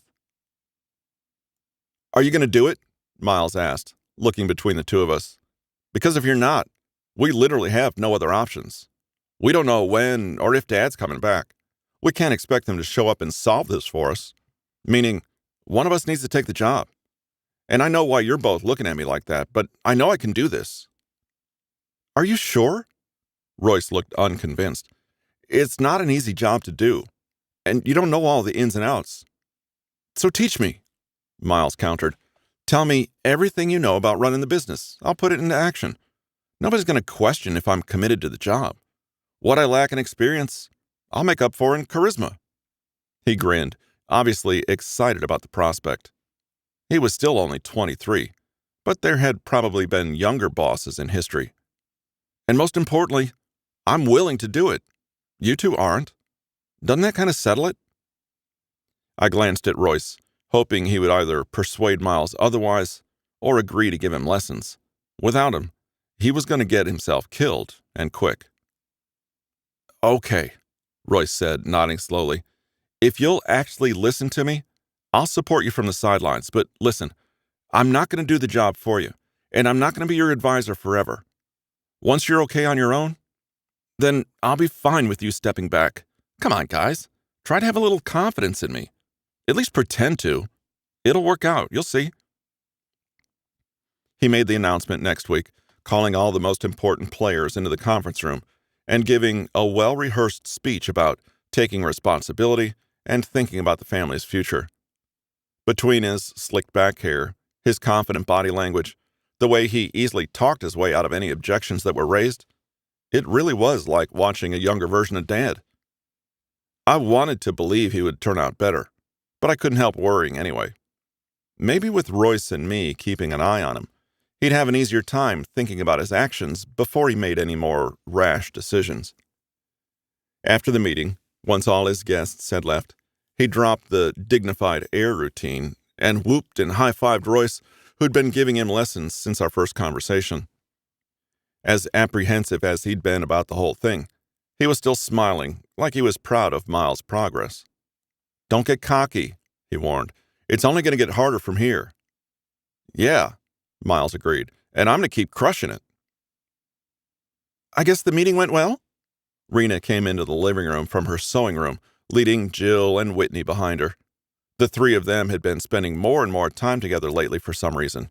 Maybe because Royce and I were distracted, trying to solve the deal with our dad. And I felt like it was good for Jill. Annette had gotten steadily more distant over the past few months. Her mom was so depressed she hardly talked, and Brooke was definitely not a part of her life anymore. So it was a relief that she had at least some other women in her life to talk to. And surprisingly, yeah, it did. I reached up to muss Miles' carefully arranged hair, and he groaned as he squirmed away from me. He didn't fuck up even one single part of it. "Hey, you better watch your mouth," he said, quickly drawing back up to his full height and giving me an exaggerated glare. "You know who I am? You know what I can do to you?" I rolled my eyes. Save it for somebody who never saw you cry over a dead goldfish. Before he could answer, the doorbell rang. Royce was closest, so he went to answer it. "Were we missing someone at the meeting? I didn't think—" He stopped when he opened the door and saw who was standing there. The woman was around 30, no taller than 5'4", with dark brown skin and black hair pulled into several shining braids. Royce and Whitney recognized her at the same time. "Margot?" "Mommy!" Wits zipped across the room to meet her, and Margot caught her in a fierce hug. "Hello, my love. I've missed you so much." Her accent was a lot more noticeable than Whitney's. She planted several kisses in her daughter's thick curls before getting to her feet, still keeping hold of Whitney's hand. When she looked up, her smile faded. "Royce, nice to see you." Her chilly tone said otherwise. "What?" He swallowed hard, visibly shell-shocked. "What are you doing here?" "I invited her," Jill said brightly, coming over to my side and giving Margot a little wave. "Jill, it's so nice to finally meet you in person." They hugged, and Royce exchanged a stupefied glance with me. "How did you invite her?" I asked, lost as to how they would have even met. Had she sought out Margot's contact information just to make this reunion happen? "We've been talking for a few months now," Jill said with a shrug, as if this was a totally casual thing. "She knows what it's like to try and deal with Moretti who can't get out from under his dad's thumb, so we have a couple of things in common. Since Darren isn't here at the moment, and I know how much she and Whitney have been missing each other, it made sense to me that she should come and join us here." "I should have come back straight away when you did," Margot agreed, carefully arranging Whitney's hair. "If being in the middle of this horrid mess is what it takes to stay close to my child, I suppose it can't be helped." "Maggie," Royce started, but she ignored him. "Anyway, I'm going to keep Jill company while—" She stopped as Jill quickly shook her head. She glanced at me, then back at Jill, and hissed, "Have you not told him it?" "Told me what?" "Holy shit!" Miles' eyes were so wide, I thought they'd pop out of his head. "You're preggers?" "What?" I snapped back toward Jill. "Are you—" She smiled sheepishly. "Surprise!" For a second, my brain practically short-circuited, and I had no idea how to respond. "Jill is... which means we're... and I'm gonna be... holy shit, babe, holy shit!" I grabbed her and spun her around, then kissed her hard. Is that a positive reaction? She laughed as she pulled away. Yes! So much for her birth control, but it wasn't like I was complaining. This is amazing. This is fucking incredible. I wanted to be mad she'd told someone else before me, but I was too ecstatic over the news to complain about any part of it. If someone had asked me before that moment how I felt about having kids, I would have been unsure. But now that it was a reality, I couldn't have possibly been happier. Wow! Congratulations, Royce said, shaking out of his stupor to come over and slap me on the back. 7, 8, now 9, Miles was saying. This family's getting huge. All I could focus on was Jill. Keeping her close against me, I muttered, I'm going to make sure this baby grows up happy and comfortable and safe, not involved in any of this, Miles called, any of this mafia bullshit. I shot him a brief glare before turning my eyes back to her. I promise. I love you. God, I love you. She stood up on her toes to kiss me again. I love you too, and I'm going to hold you to that promise. This has been Sinful Debts, written by R.A. Black and Sable Phillips, narrated by Russell Newton for Hot Ghost Productions. Copyright 2019 by R.A. Black and Sable Phillips. Production copyright by R.A. Black and Sable Phillips.